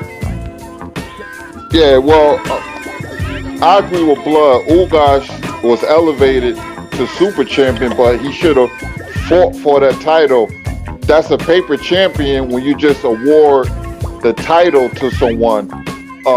Just like Spinks, they stripped Spinks of the WBC title and gave it to Ken Norton, and Ken Norton lost it to Larry Holmes in June. And we say Blood? That's how it went. I forgot, but I didn't know it was something that happened within WBC dealt with Norton, but they stripped Spinks is what they did when he went for that rematch with Ali, right? Right, because Spinks beat Ali in February. They stripped him in March, and they gave Norton became champion without, defending the title. They just gave it to him, and Larry Holmes took it from Norton in June 9th. I remember that fight like it was yesterday. But it was business with Spinks because he got $3.7 million in a rematch with Ali. But no sanctioning body should give a fighter a championship. You have to fight for that championship, or else he's going to be known as a paper champion. He's not going to be taken seriously. Now, if Ugas fights Spence is going to beat him. I didn't like how Ugas looked in his last fight because remember, he got hurt with a left hook really bad. And he waits too long. Ugas is a nice little fighter, but he has losses for a reason. If he fights Crawford or Spence, that level of fighter, he'll lose. But, he's a super champion, so more than likely Spence and Ugas will be fighting for 3 belts. And I think Spence is going to beat Ugas. I'm up before the sunrise, first hit the block, little bad motherfucker with a pocket full of rocks. Learn to throw them things, get the skinny little ass kicked, and niggas laugh till the first motherfucker got blasted. I put the nigga in his casket, now they covering the bastard in plastic. I smoke blunts on the regular, fuck when it counts. I'm trying to make $1 million out of quarter ounce. Yeah. But he's not going to pay anybody after Khan. That's it. He said he overpaid Khan. Khan got 7.5, but that really messed things up. Bob doesn't believe in the landscape of boxing where he can profit off a fighter. It was bad before Khan, but after Khan, he's not. Look, he tried to pay Sean Porter $1 million. Sean Porter got 1.5 against Formella, 1.3. So Bob is not going to pay a Terence Crawford opponent over $2 million. He can make the Keith Thurman fight. Bob has the money, but it's what he's willing to do. He said he's losing money on Terence Crawford. He could have built a mansion in Beverly Hills. Bob doesn't see boxing like he used to in the 80s, like were Hearns and Hagler. He made money off them fighters, but not now. He doesn't believe in the landscape of boxing. Kurt, I want to put your point that you just made in perspective for everybody. Yeah, we all talk about, and I agree. We all talk about how cheap Bob is and tight with the money right now, right? 1977, Shavers Ali on NBC, right? He paid Ernie Shavers more than all of Shavers' previous persons combined for that fight. You get me? Think about that. And Shavers had what, 50-something fights? Oh, I'm gonna, if I had to guess, I'd say 56, 55 when he fought Ali. There's something like that. Right. And Bob paid him in one purse for the Ali fight. He paid him more than all of Ernie's previous purses combined.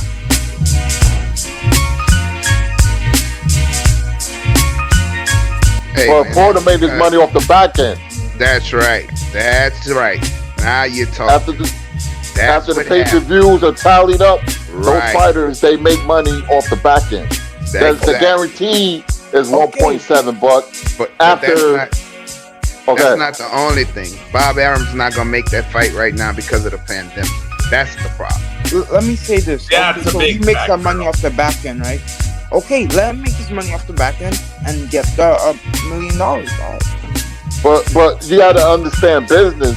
You notice when there's a fight, like fighters, they have they promotional banners on top of the ring apron. They may say Adrian Boone or AB Promotions. You know, they get a separate check just by that, having a bogus promotional company. They get money off the back end. Spence is making money.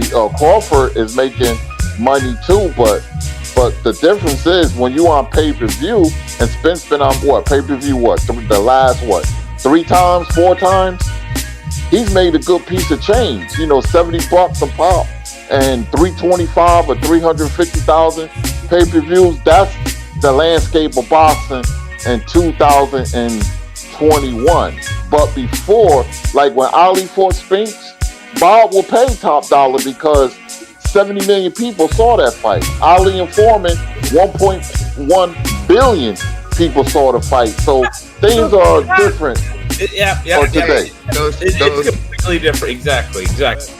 I want to say this. What we not realizing is how these guys are not as popular as we think they are. Don't you think it's alarming that a Mike Tyson, who became heavyweight champion in 1986, could come back in his mid-50s and do 1.6 million pay-per-view?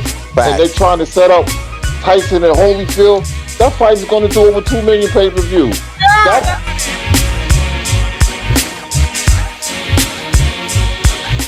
Listen, Emmett Champ, I'm sorry I cursed you out a couple of weeks ago. I didn't know you was that.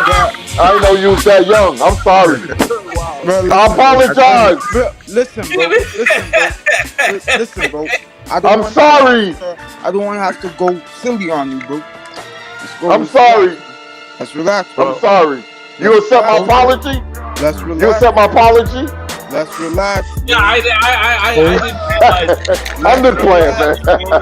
Hey, hold on, wait, hey fellas, hold up. I'm gonna get ready to go because my stomach touching my back. I'm starving, but this right here, I give Canelo credit for this. Now the cheating and all that, he went to Oscar De La Hoya because he got tired of saying people saying he's scared of Lara. The promoter's supposed to work for the fighter. But nowadays, the fighter works for the promoter. It don't supposed to be like that. the fighter's supposed to tell a promoter, I want to fight this guy. And I give Canelo credit for fighting Lara. Now, if Spence and Crawford don't happen, I'm blaming both of those guys. You know, because if fighters really want to fight, if they, both of them, if the fight don't happen because of legacy, I'm blaming both. Now, Bud should have he should take the 60-40. And I'm a Crawford fan that's my favorite fighter. But when a fighter's wrong, he's wrong. If they don't fight, they both are held accountable. Us as media, because we're part of media. Doc, D. Jefferson, Caesar, MM Trent, we all part of this. We made the problems bigger, so we all guilty. And I'll check y'all niggas out later.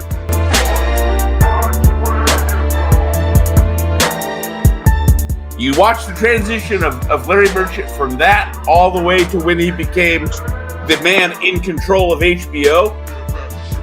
They're two different people. They're like two different people. He worked for Philadelphia Inquirer.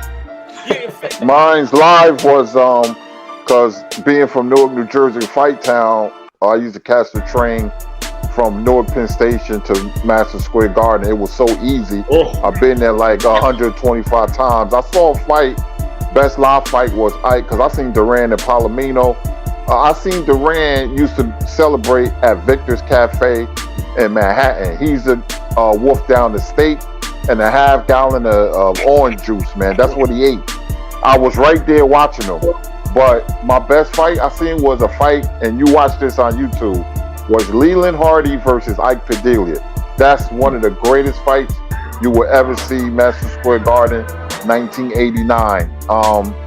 Best fight experience was me and my father took me. My first fight in 1974 was Foreman and Ali, and then in 81 was Leonard and Hearns. So you said you did the closed circuit thing too, then, Kurtis? Yeah, at the Fabian Movie Theater and then Capitol Movie Theater in Passaic, New Jersey. Yeah, tickets was $20. All right, I gotta look. I want to look at Ike Padilla. Who's the other guy? Because I'm gonna look this up later. Leland Hardy. Leland Hardy. Yeah, that's Leonard Hearns. Before Leonard Hearns, that was a good. Well, afterwards, because Leonard Hearns at 85. But that was one of the greatest fights I've ever seen in my life, and I got 12,000 fights in my library, so that one ranks up top 3. I'm gonna tell you another underrated announcer. It was the college football. Keith Jackson was real good too. He did all the light heavyweight fights. He did a lot of the. I want to say USBA.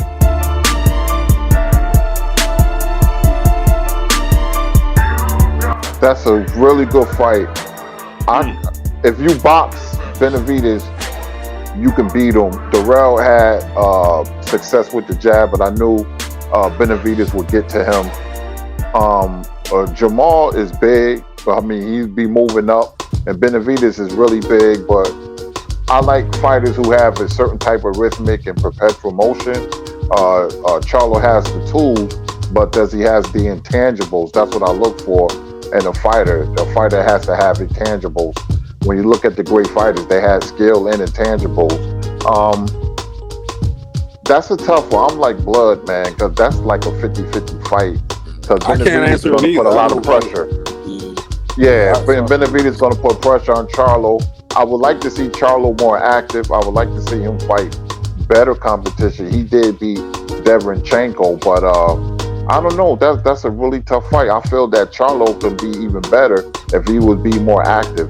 Fighters today, I'm from the old school. Fighters today, they're just not like really active enough to be great. The more you fight, the better you will be. You can overtrain. Like, I don't like training camps for 12 weeks.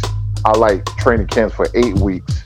But fighting, because a lot of fighters said fighting in an actual fight is easier than training, because the greats. I mean, look at Sugar Ray Robinson. He fought 3 times in 19 days in 3 different countries, and he didn't complain once. But I just think that fighters back then, they were, like I said before, characterized, they were better men, they were tougher.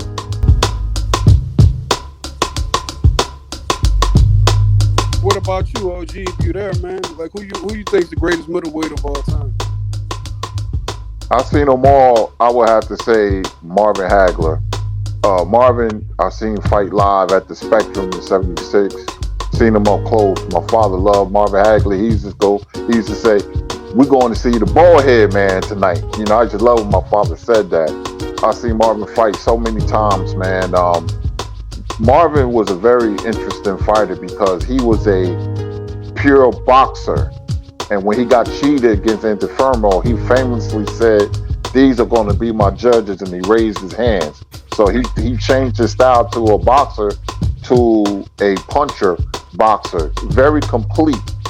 I would have to say Hagler beats Roy Jones because Roy was pure athleticism, but the Tarver, even though it was at light heavyweight, those fights bothers me about Roy because Tarver didn't go for all that okey doke stuff that Roy was intimidated. He didn't intimidate Tarver, and you've seen what happened. Tarver knocked him out, but Hagler was also the toughest fighters I've seen. LaMotta and Basilio. Marvin had a chin like a granite rock. He took an uppercut from Mugabe that would have knocked out a heavyweight or a horse, and he just smiled at Mugabe. Plus he took Hearn's right hand. But Marvin was complete. He could switch unorthodox to southpaw. Marvin was a beautiful fighter in his prime, man. Leonard waited till he got old. That's why he fought him. And I love Sugar Ray Leonard, but Marvin Hagler, best middleweight of all times. The switch hitting, man. The switch hitting is so overlooked. Much respect, Kurtis. Is that Kurtis? Yes. Yeah. Kurtis, much respect to your old man. My old man's favorite fighter was Hagler as well. Just for all that you just stated. There's been no fighter that I've seen or watched more than Marvelous Marvin Hagler. Like I say, he's pound for pound my favorite, toughest human being I've ever seen in my life. Habib is second to Marvin, because I think Marvin Prime would beat Habib in an alleyway. Thank you, Kurtis, and thank you, Channel, for that. But my thing is it's unquestionable. There's no fucking doubt about it. Marvelous Marvin Hagler is the GOAT fucking middleweight of all time. It's arguing who's the best fucking quarterback. It's that fucking stupid.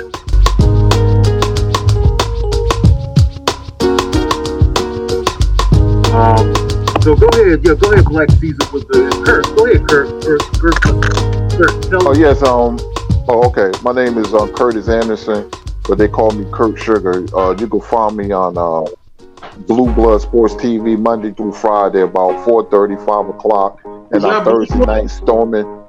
Yeah, Storming you the man. Much respect, Blue Blood. No, I'm the co-host of Blue Blood. Yeah, respect over there. Yeah. Okay, thanks a lot, and you can find me on Stormy B Man's Three Wise Men of Boxing every Thursday night at 9 p.m. Eastern Standard Time. And I love the history of the sport. I go way back into the 1800s. I have vast knowledge about the history of boxing. Everybody knows me from that, my boxing knowledge.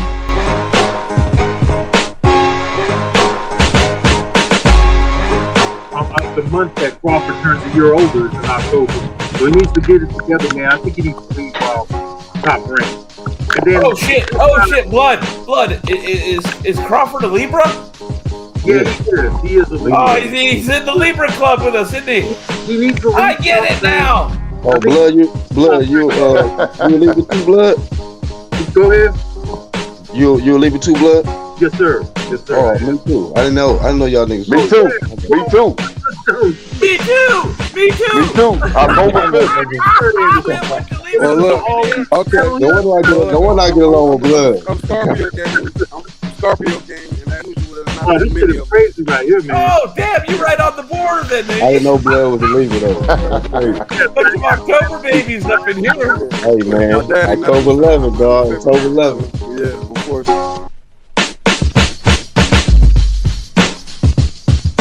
Boxing is that hoe that you know is gonna keep cheating on you, but goddamn it, the sex is good. Yeah. That's why you gotta wear sunglasses at night. You know, look. That's what that is, bro. That's true. I mean, I'm too. I'm too much. I'm too much into it, man. I could never give up boxing because of the personalities and the rich history, man. And you know, but when Mike Tyson bit Holyfield ear, I was done for, man. I was cursing at the TV. I was finished, man. I was so disappointed. You talking about the first or second time he bit it? Because he nippled twice. Like he. Yeah, I didn't see the first time. I looked. Yeah, and then the second time when he did it, I was too through with Mike, man. Mills Lane. He bit him in the ear. Look at that. Then the announcer said, man, he bit him again. Damn, Mike. Fucking Mills Lane. Mills Lane was a prosecutor in Reno. Not a prosecutor, he was a judge. That guy who, right, that guy who refed the first Tyson Holyfield fight, he killed himself, Mitch Halpern. He's dead. Mitch Halpern. Okay, that's what I committed suicide. Oh shit, I actually recognize that name.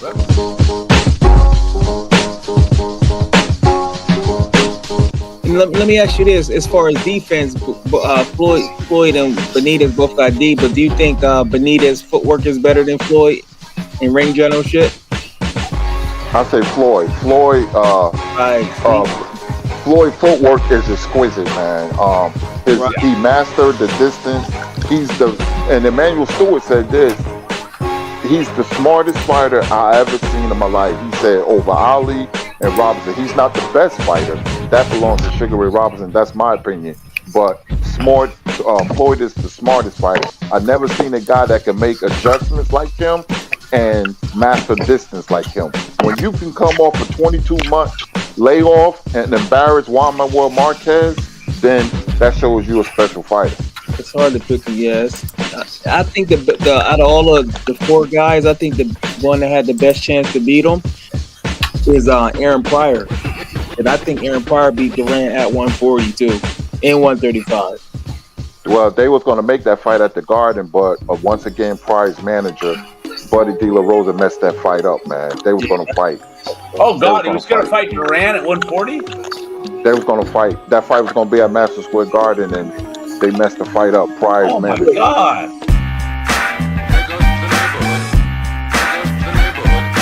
Because Kurt just kind of put us on something to know. Like, his manager. Yeah. It was. Yeah, I'm going to break it down to you, too. I'm going to break it down real quick, and then I'm going to go because they got the fights on. But at the first time, Leonard Camp offered Pryor $500,000. They turned it down, and that was smart. You never take the first offer. Then, without Pryor's knowledge, Buddy De La Rosa was negotiating with the Leonard people. They offered a second amount of money, which was $750,000. Pryor didn't know. Buddy De La Rosa, his manager said, no, we want $1 million. And the Leonard Camp said, go kick rocks. Then, I think a year and a half later, they said they was going to fight. Now, they both signed a contract, but Leonard was going to take a warm-up fight against a fighter by the name of Roger Stafford, who was a very good fighter who beat Pepino Cuevas. It was the upset of the year. But 2 weeks before that fight, Leonard had blurred vision. And the fight was going to be in Buffalo, New York. Aaron Pryor was going to be in attendance. He was going to come in the ring, and it was going to be on CBS Sports, and then they was going to promote the fight from there. But Leonard went to the doctor, and that's when he had to retire. That night, when Pryor fought Aguayo that night in November, that was supposed to have been Leonard in the ring. It was going to be in Las Vegas, though, instead of Miami, in November 1982. Pryor and Leonard signed the fight, but they did spar. What you say now? Who do you think would have won that fight at 147? Leonard too strong, Pryor too reckless. Pryor boxing game underrated, bro. Leonard was special. So is Aaron Leonard. Yeah, but Leonard was a better fighter. Leonard could take a shot, and he had a very underrated left hook. Remember, Emmanuel Stewart used to train Sugar Ray Leonard, and he always told Tommy, you're going to fight him one day. You have to look out for Ray's left hook, the same left hook that got him in trouble in round 6, September 16, 1981. And they sparred. Leonard won the first round, Pryor won the second round, Leonard was the third round, and a lot of people don't know this. Pryor used to spend vacations in the Leonard household. They were really good friends. They just didn't broadcast it like that. They were a lot closer than you thought. Well, listen here. In 1981, me and my father at the Capitol movie theater in Passaic, New Jersey, August 21st, we seen Salvador Sanchez fight Wilfredo Gomez. My father said 3 more weeks we'll be sitting in the same seat, because 3 weeks later was Leonard versus Hearns. That's why I'm spoiled. I'm not used to this. Was the undercards good back then? Oh, fantastic. Not good. It was great. The best undercard fight I seen was Wilfredo Gomez versus Lupe Pintor. That was in 82 at the New Orleans Superdome, where Tommy Hearns and Wilfredo Benitez was the main event. On the undercard, you had Wilfredo Gomez versus Lupe Pintor. That was a great fight. Great fight. That's a man of great fight. Yeah, exactly. The major attraction is a puncher. Undercards, you had Tommy Hearns, versus Angel Espada. Leonard fought Ayu Kaluli as the main event. Tommy Hearns was the undercard.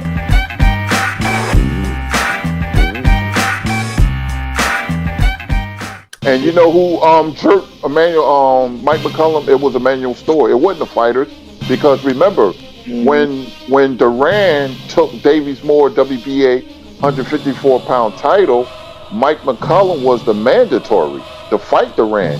They was going to fight in Madison Square Garden. Emmanuel Stewart went behind Mike McCullum's back and told Duran, fight Tommy Hearns, because Duran said, why fight Mike McCullum and get less money while I can fight Hearns and make millions of dollars? And he dropped the WBA belt and challenged Hearns for his WBC junior middleweight title. So that's why, and McCullum found out, remember, he was with Crunk and then he left. That's why he left, because he went behind his back.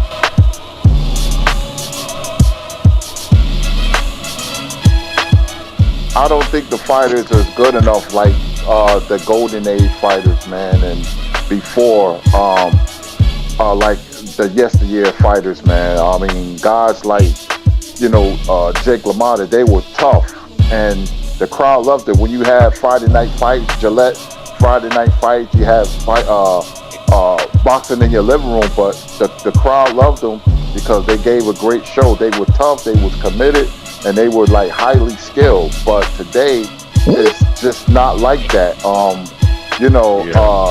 lot of fighters, they don't, they don't do the things like the old fighter. And you can't fool the people. You cannot fool the boxing crowd, man. It's just like music. You're not going to see any more Stevie Wonders or Billy Joel. You're not going to see that anymore.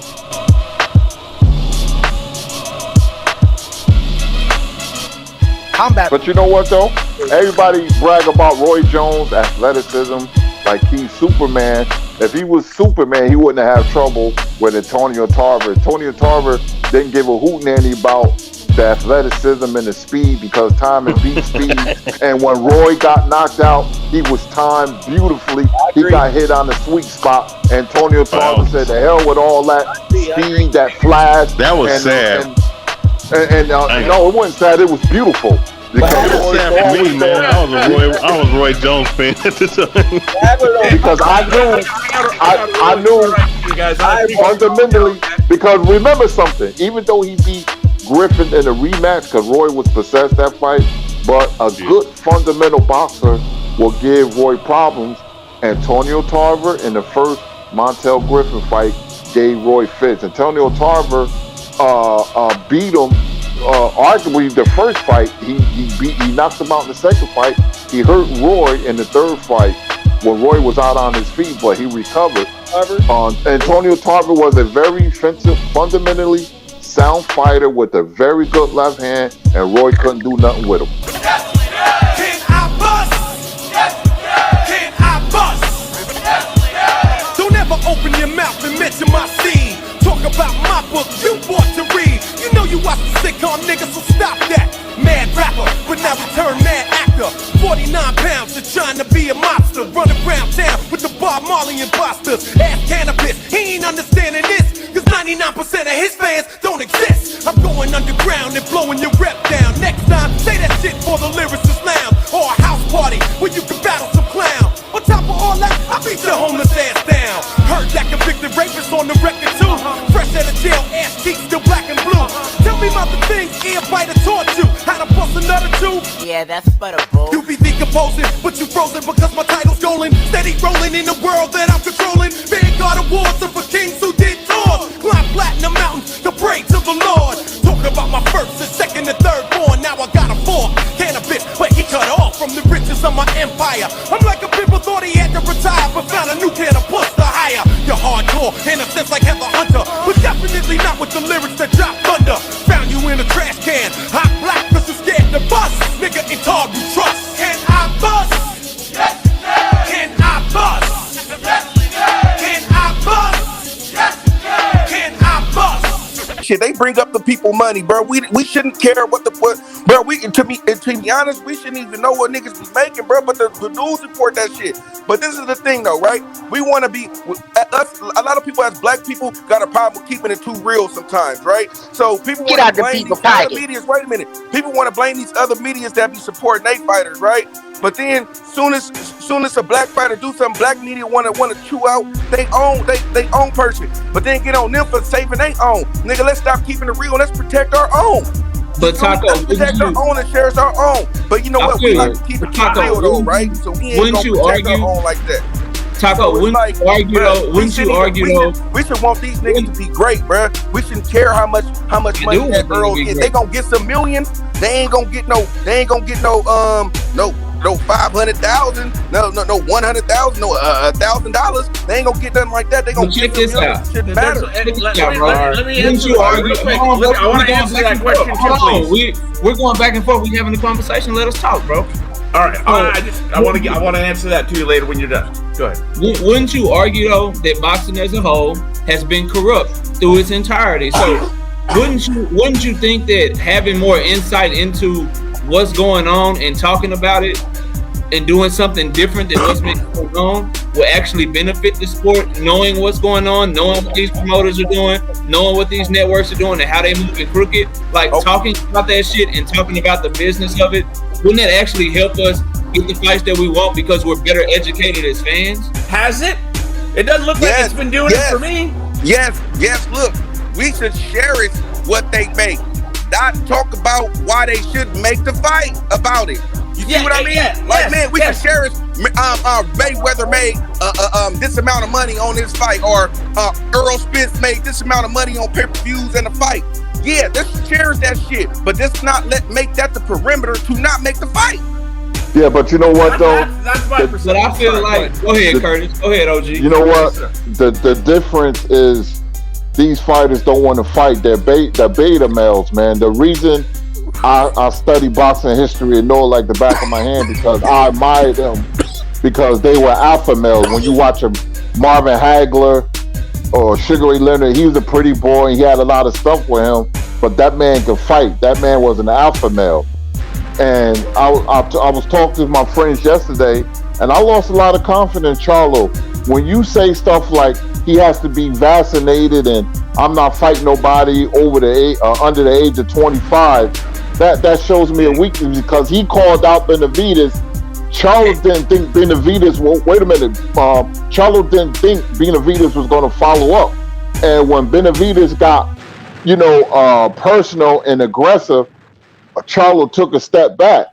I want to see him fight Benavidez because I don't believe in Charlo. I don't believe in Plant. I don't believe in Saunders, and I don't believe in Andrade. Because I told people, but Canelo is going to beat all of them, not because Canelo is so great. He's a damn good fighter. But Canelo is an alpha male. He's quiet. He goes about his business. But the other guys, their inability to be aggressive. You notice when they comment on his fight, they get real passive. They don't answer questions. I respect Antonio Tarver because he aggressively went after Roy Jones Jr. So he showed me that he was an alpha male. You know what? He knocked Roy out. Aaron Pryor went after Sugar Ray Leonard. And he got the fight, but the fight wasn't made because of Leonard retired before he fought Roger Stafford, which was going to be a warm-up fight. Then him and Pryor was going to fight in Las Vegas in November. But Pryor was in the ring with Arguello. He rolled up on Sugar Ray at a press conference, right? Yeah, he sure did. And Ray was like, "Hey, buddy, this is my press conference," and that's what you want to see. But all of them guys, they don't do that. They're beta males, man. And Charlo, when the last thing he said? When is the last thing he said that was aggressive towards Canelo? What did he say? Plant didn't look like much to me against Truex. He's supposed to got Truex out of there. When they step into the ring, these guys are inactive. They don't fight a good competition. And naturally in boxing, when you fight a Canelo with the bright lights, you're not going to perform well. You're going to be a deer in headlights. One or two of them will quit on their stool if they ever got to fight a Canelo Alvarez.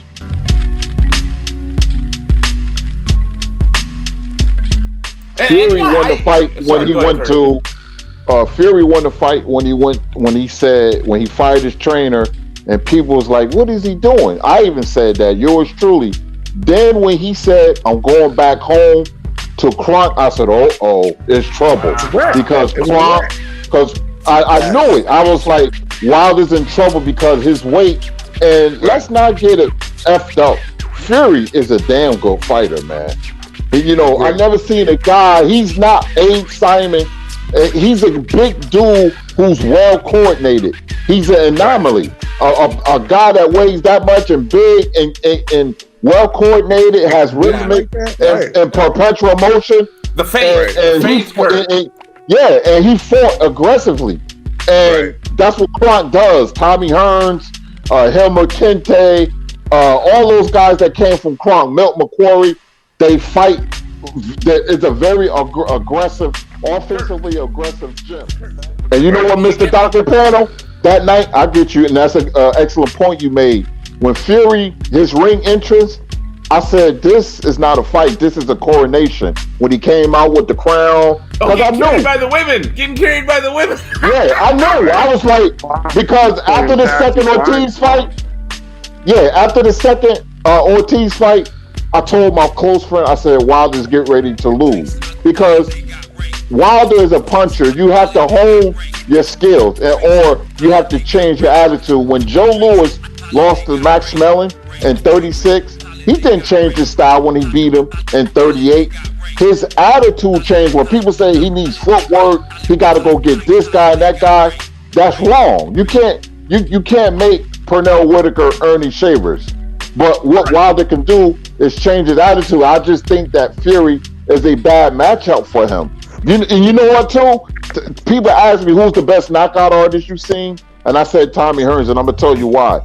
Tommy Hearns was the best fighter in history that could set up his knockout because he had a left hook to the body. Go watch the James Shuler fight, and he showed you how he set it up. James Shuler was an outstanding amateur and undefeated fighter when Hearns knocked him out. When he beat him in the first round. Tommy Hearns had a terrific left hook and had a jab. Was that Mugabe? Was that Hagler Mugabe? Yeah, that was an undercard. Yeah, Richie Sandoval versus Gabby Canizales. It was the triple header that night in the rain. But Hearns could set up his knockouts beautifully. He set Duran up by jabbing to the body and coming over the top. That's how he got the first knockdown, and he cut Duran. But Tommy Hearns was the best knockout artist because he could. You need that second and third punch, and Wilder got comfortable and started telegraphing his right hand. But you're not going to beat a Tyson Fury with the Sugar Hill in your corner by being one-dimensional. It's not going to happen.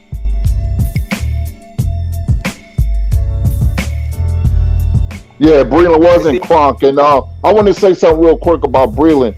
I know Breland so well, man. Growing up watching him, he was 110-1 as an amateur. I used to go to Madison Square Garden and see his amateur fights. 110-1, one of the best amateur fighters in history, along with Lomachenko, Sugar Ray Robinson, Finito Lopez, and Ezra Charles.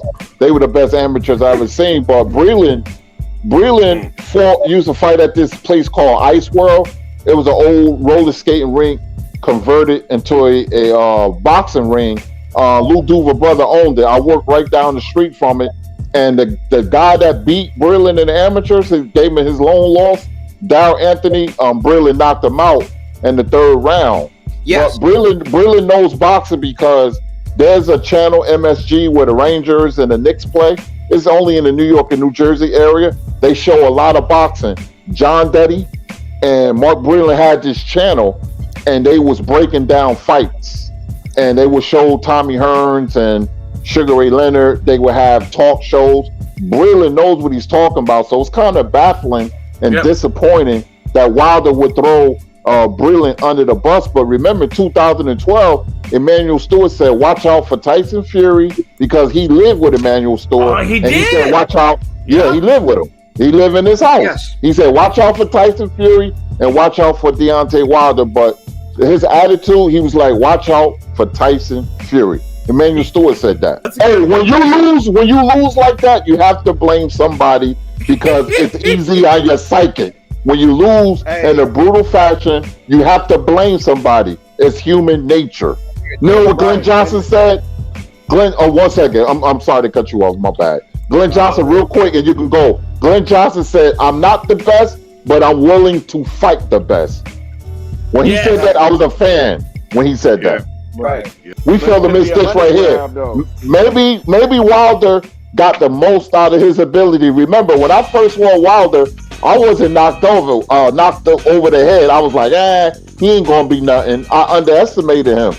This guy was champion for 5 years, 10 title defenses, and a puncher. We can say everything about Ernie Shavers, but he never was a champion. Wilder was. Maybe he went as high as he can go. And for somebody, He looks like a baby deer in the ring, dude. Well, to be fair, his identity is he's a puncher. That's what he is. When you remember Wilder, you're not going to put him in the same breath as Larry Holmes, Muhammad Ali. You're going to put him in the breath of George Foreman, Tyson, Shavers. He's a puncher. That was but the point is, no, he's not a puncher. Wilder has done well for the latitude he's been given naturally. He's just a puncher who happens to be world champion for 5 years, made 10 title defenses. When you look back at it, that's a lot. And like I said, when I first saw Wilder, I didn't think much of him, but he fooled me because I respect Wilder. Look at the first Ortiz fight in the 7th round when he was out on his feet. Yep. That right there, he has a lot of heart. He doesn't have the best strength, but that signifies heart when he was out against Ortiz, and he bounced back to knock him out. So that fight right there really put him on the map.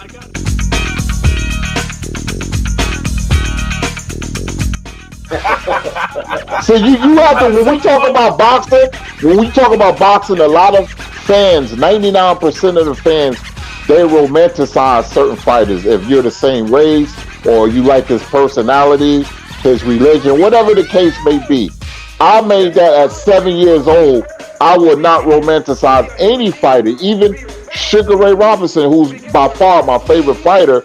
You have to look at boxing from the objective perspective because it's a compelling sport, you know, and it's a sport filled with tribalism, and it's not wrong with rooting for the guy that looks like you. There's not wrong with that, but just don't be anti, you know. But you know, it's you know that a lot of fans, they fall in love with certain fighters, and you know, it's just like rooting for the home team. It's just like rooting for the home team to me. Yeah, but when boxing, it clouds their judgment when they tell me, this guy's an all-time great, this guy is that. I'm like, what? You know, I would just, you know, I'm getting ready to get off the phone because I gotta, talk to my son. But I argue with my friends. They're Manny Pacquiao fans, and I was telling people, I said he was never on Floyd Mayweather's level, and he could never beat Floyd Mayweather. Oh, he could have beat him in 2009. You know why? Because Manny Pacquiao doesn't have the IQ to beat Mayweather. You have to have a brilliant IQ to beat Mayweather, like a Sugar Ray Leonard or a Robinson. But Manny didn't have that. And Manny could be timed. Because I always thought Marquez was better than Manny Pacquiao. I always thought that.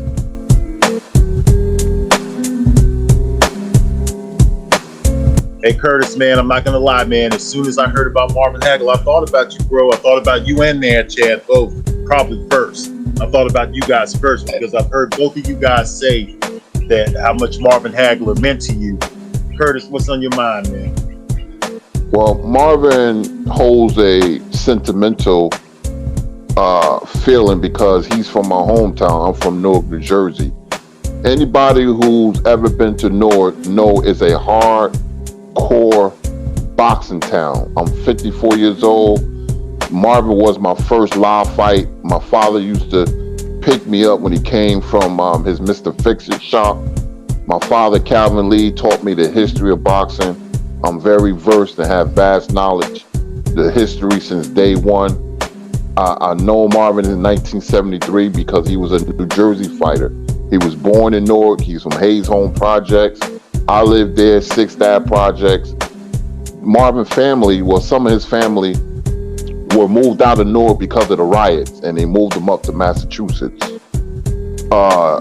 He used to come back and visit when he had hair, 8th Street Boxing Gym. That's a famous boxing gym. James Hard Rock Green, Gerald Hayes. I was hanging out with James Scott brother, Evan Scott.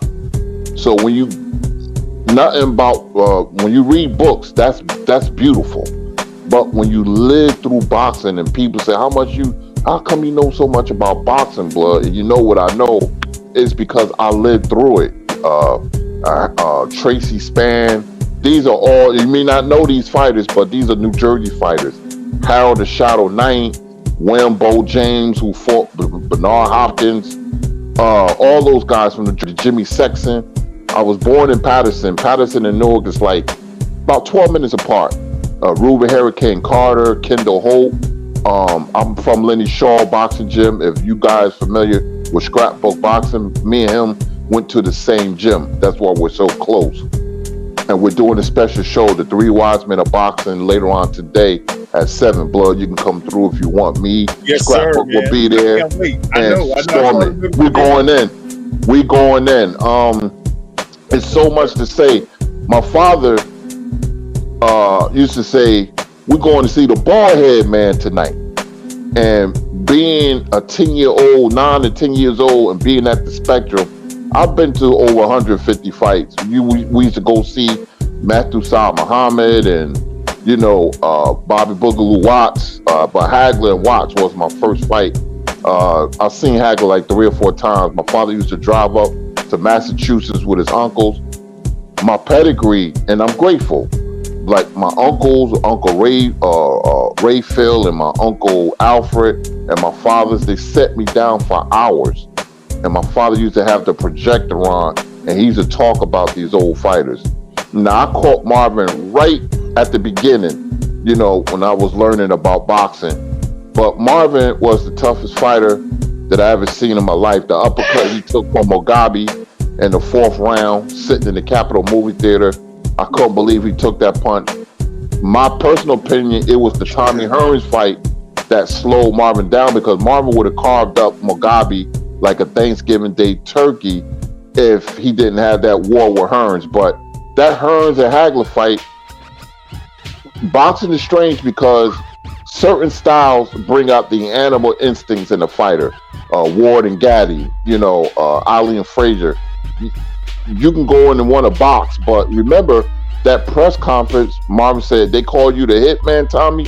Well, when I get finished with you, they're going to be calling you the hurt man, because I'm going to break every bone in your body. Marvin was a alpha male, not like Charlo talking about, I ain't fighting nobody under the age of 25. And when these new guys that don't know the history of the sport talk about McCollum would have beat Hagler, Hagler would have beat the brakes, rotors, and bumpers off McCollum. I respect McCollum. I really do. I respect him. But Hagler was cut from a different cloth. Ray was just smart because he waited Marvin out. He waited Marvin out, but there will be a mural of Marvin Hagler in Newark.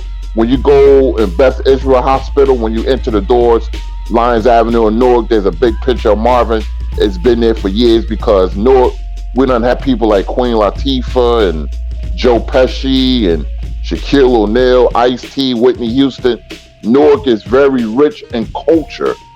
And Marvin Hagler, seeing this picture there, man, I mean, people was calling me, said, Kirk, you heard the news? Oh, man. I was like, yeah, man. I start crying, man. When you get wrapped up into these guys, I got all the Marvin fights. I got thousands of fights. I got his whole career. And Blood, thank you for putting me on Iron Bar. I have to dig through my collection no more. I could just go right on YouTube. But I'm going to pass the mic, man. But, you know, Marvin, my heart is heavy. I enjoyed the fight between Chocolatito and Estrada. I thought Chocolatito won, but that's another story. But Marvin Hagler, there's a middleweight who's just as good, and nobody mentions. His name was Freddie Steele. He was 125-5 with 60 knockouts. He fought like Monzon, but he hit real hard. I don't respect Tony Zale because he ducked the Black Murderers Row. He ducked Charlie Burley. He ducked Holman Williams. He ducked Lloyd Marshall. Him and Marcel Sedan, he ducked Charlie Burley. So those guys who ducked those black fighters, I don't give them no credit at all. I gave Jake LaMotta credit because Jake fought everybody. So, you know, Freddie Steele, Carlos Monzon, Bernard Hopkins was a very savvy fighter because of the teachings of Boy Fischer. But Marvin, rest in peace. We're very proud of him, man. Marvin, we love you. Okay, Kurt, stay right there. I got two more questions for all of you guys on the panel, okay? I'm going to take it to Wood. Wood, this Blood boxing. Blood boxing real quick.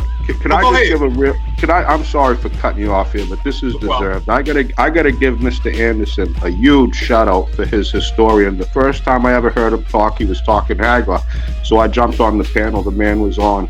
This man is a boxing historian. Like I said, he just doesn't have it. He lives it. If you cut Mr. Anderson's head open, I don't know if you're bald or not, Kurtis, but I guarantee there's a boxing glove in your head like Hagler.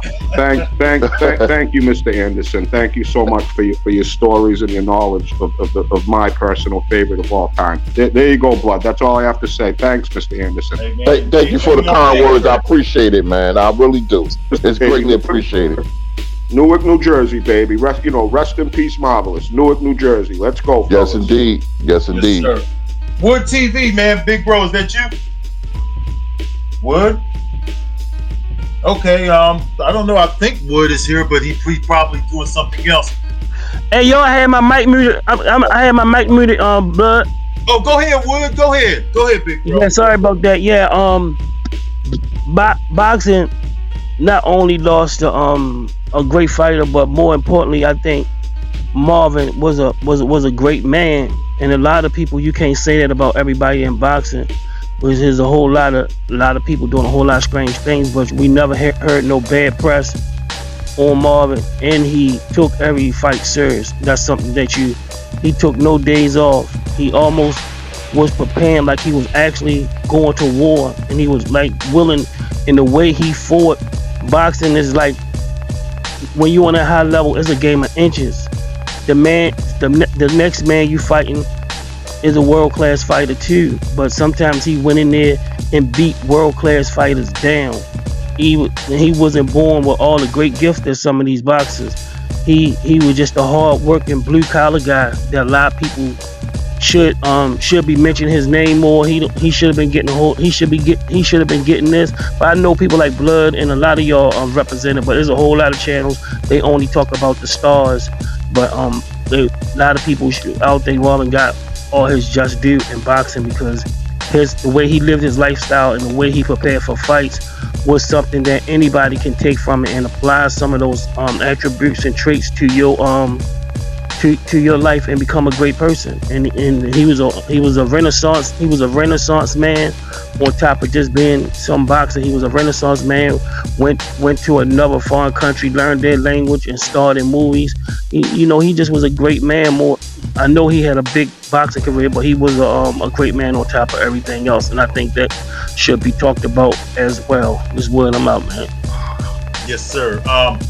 One thing about it, man, is he did play in movies. I forgot the name of the action movie. Maybe one of you guys might remember, but there was like 3 parts that he played in, and Marvin Hagler went off to do his thing in acting, which he never really developed into this huge actor. I mean, he might have been interlude, but over here he didn't really develop into this huge actor.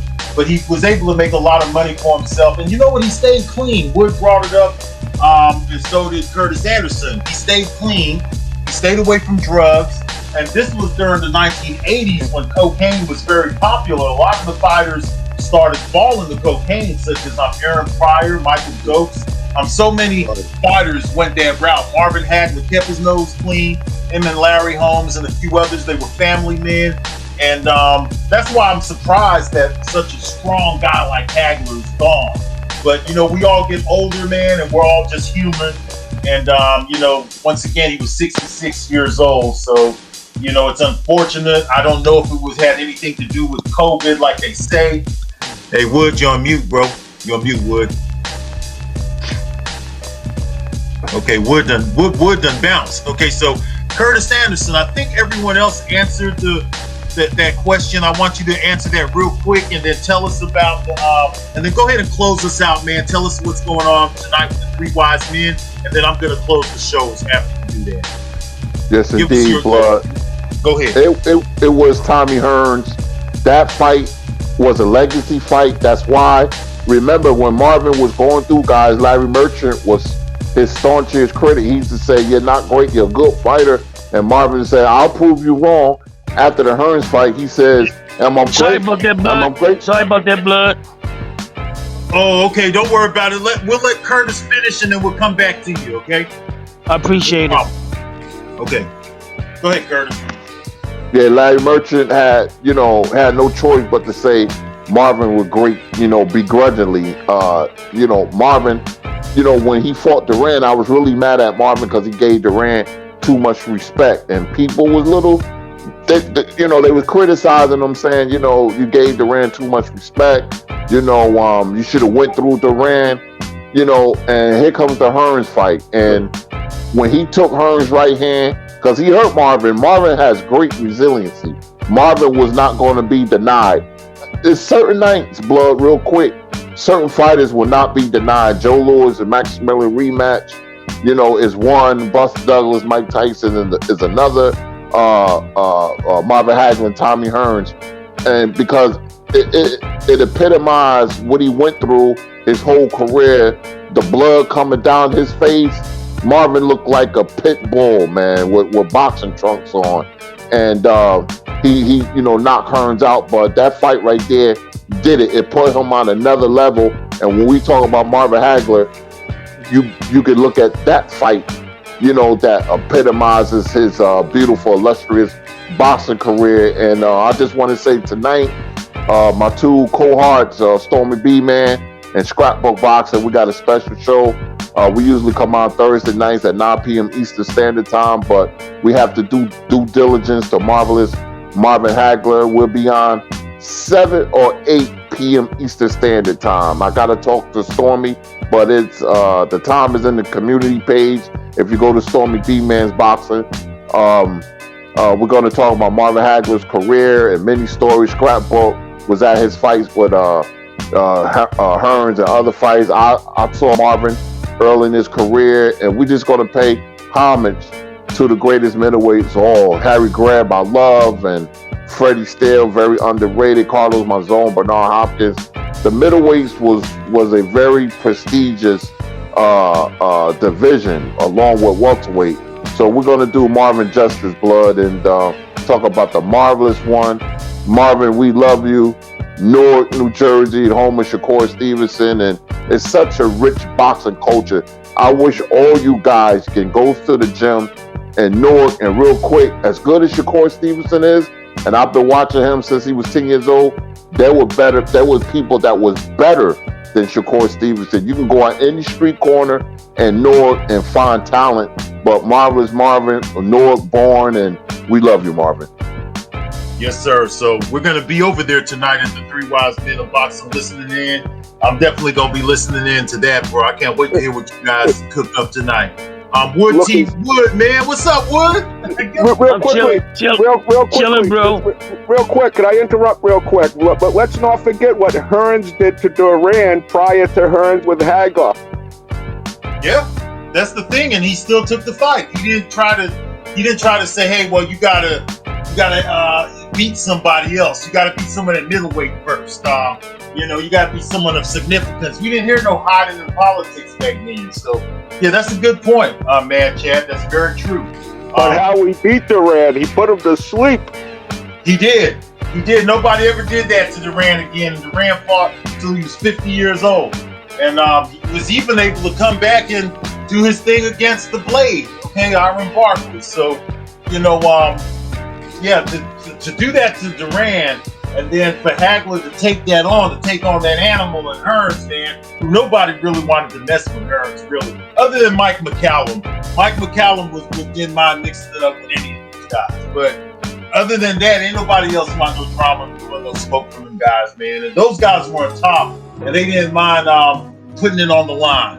That's what I love about those guys, man, is that they didn't mind putting it on the line, bro. Anyways, let's go back to Wood. Stay real, man. Let's go back to my boy Wood, man. What's up, Wood? I'm chilling, bro. One of my favorite moments. You know, I'm a little older than some of y'all. I was born in '69, so I just got a youthful looking face, but I'm old as a motherfucker. But one of my favorite moments when I seen him fight against Juan Domingo Rodan. This guy had knockout. I know Rodan was a little bit past his prime, but nobody really stayed in front of him. He stayed in front of Juan Rodan. He was catching some hellacious body shots, and he even got dropped in one of those rounds. And you could see that the guy was well conditioned beyond his conditioning was a little better than everybody else. And I never forget that when he stood in front of Juan Rodan and traded with him and stopped him. There's not too many boxers that can actually do that. He can fight actually going backwards. He can use angles, and he had a jab. He had a jab with either hand. He jabbed just as good from the southpaw angle as he did the right. And what he did to John Beast Mugabe, those two fighters, a lot of people didn't stand in front of those guys. They usually box the boxer and bang the boxer, and you know, y'all know what I mean. But he was a special talent, and you didn't see too many people doing the things that he did inside the ring. He was well conditioned, and he was very focused, and he sacrificed a lot. And he used to wear that hat with the wall coming out, man. It was like things like that. It's engraved in your mind forever. You just see him coming out, how intense he was. He wasn't trying to be nobody's friend. He ain't go out. He just seemed like he was just all about his business. And you don't see that in boxing these days. They not. It's almost like it was a total different sport than what it is now. Boxing don't even seem like the same sport. It seems like this is an offshoot of the boxing we got now. It's an offshoot or a different form of boxing than it was back then. But that's all I have to say about him. He gonna be truly missed. You know, rest in peace, Marvin Hagler. R.I.P. to Marvin Hagler. Yeah, boxing has changed a lot. Curtis Anderson brought this up too. You know, it's just a different era. Those guys from back in the day, they was cut from a different cloth.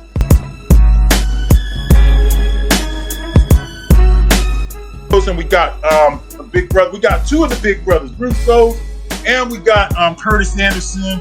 Okay, let's start with Bruce Goes. He was here. We got Brian, the boxing historian. We got my boy John Dingley in here. Let's start with Bruce Goes, okay? Bruce Goes, it's good to hear from you again, big bro. What do you think about the news, man? Everybody, man. How are y'all doing up here, man? We're doing great, Bruce. Hey, this ecstatic, Bruce. This heavyweight situation, I just like to see it cleared up, man. Because I just watched your heavyweight 83 series, man. And that was beautiful, man. Those guys knew who to fight, when to fight. I mean, they fought each other. They cleared the division. They left no doubt who was the best heavyweight of the era. And now we got to play games where we wait a year and a half for the two champions to fight each other. I mean, it's ridiculous, man. That's why I get buried in these documentaries, blood, because this all this stuff today is just driving me nuts. I want to see a fight signed. I don't care about A side, B side. I mean, we all know who that is. The money to me is irrelevant, man. I just want to see the fights, and I appreciate the platform, dude, and that's about it on that subject. Yes, sir. Okay, let's go to Kurtis Anderson, man. Who's his next, the big brother. What do you think, man, about this undisputed fight? I believe it's going to happen. What's your first initial thoughts on it? I believe Fury and Joshua is going to happen, and more than likely it will happen in the Middle East, because the Sheiks is going to put up the money, probably $100 million site fee. I'm excited, and I'm an American boxing fan, and seeing two Brits fight for undisputed, this is something new. It's uncharted waters, but I welcome it with open arms. I think it's a good fight. It's a 50-50 fight. I'm not going to make my prediction, but I lean towards Fury because he's the better scientific fighter, and Joshua is easy to hit. But this year, you're going to have maybe Charlo Castano if we're lucky. You already have May 22nd, Ramirez versus Taylor. So potentially, you're looking at 3 fights that might be for undisputed, and that's what we want. That's what we want, in boxing. So Fury and Joshua, I believe it's going to happen. Other people saying the fight is not going to happen. I want it to happen. Wilder's going to have to wait his turn. When you lose, you're going back of the line, and you're going to have to work yourself up again. And that's the way it should be. That's the formula. When you lose, you take a fight. If Ruiz beats Areola, that's a perfect fight for Wilder to fight in Texas. You can get fans in there. They can make money. If he beats Ruiz, then he'd be back in the picture. But for now, it's Anthony Joshua versus Tyson Fury for all the marbles. Yes, man. I'm so happy about this, Kurt, because we haven't had an undisputed now since Lennox Lewis. And you know what? Tell people real quick what you think in regards to what being the undisputed heavyweight champion is all about. Because some fans on here, man, they haven't had that experience. They don't know what it's about. Well, the first big boxing superstar goes back to the 1700s. There was a bare knuckle champion by the name of James Figg. He was champion from 1719 to 1730. He dominated. Then you had John L. Sullivan, who was champion from 1882 to 1882 to 1892, but he wasn't universally recognized until 1885. Being the heavyweight champion, when you walked into the room, was like being the president of a small country. It was one time it was the most coveted prize in sport. And remember, in the 20s, when it was all about baseball and horse racing and boxing blood, Jack Dempsey made more money than Babe Ruth. He was more popular than Babe Ruth. Jack Dempsey was like really, really popular. Even in a loss, when he lost to Gene Tunney in 1926, he was beloved. And then he lost to him again in 1927. So that lineage, for to be the heavyweight champion, you was always the man. Remember, even though welterweight is my favorite division, but boxing is hot, especially when you have a heavyweight champion, who can galvanize the country with his personality. It's not a mistake that Muhammad Ali in his prime was one of the, he was the most famous, recognizable face on the planet. More than the president. More than the president. Everybody knew who Muhammad Ali was. He had rose spray commercials, action figure dolls. He had a cartoon, and people forget that. Muhammad Ali had a cartoon. Yeah, I remember that. And Mike Tyson. They had T-shirts. Muhammad Ali versus Superman. Bruce Lee used to study film on Muhammad Ali because he couldn't understand a man that was that big that can glide and move around the ring like he could. Muhammad Ali is the most graceful fighter I've ever seen in my life, and I've seen all of them. But he was the most graceful when you look at the Cleveland Williams fight. The way that man could move around the ring, he was gliding like a dancer, around the ring, man. So, the heavyweight champion always meant something. Mike Tyson was more popular than Michael Jordan in 1988. He was the number one athlete. Then it was Michael Jordan. But Joe Louis was like insanely popular. He was probably the most important figure, ever, in boxing, because what he meant to the country. He was our first black hero, especially when he beat Smelling in a rematch at 38. You had Jack Johnson, you had Rocky Marciano. These guys was like really popular because the heavyweight champion meant a whole lot.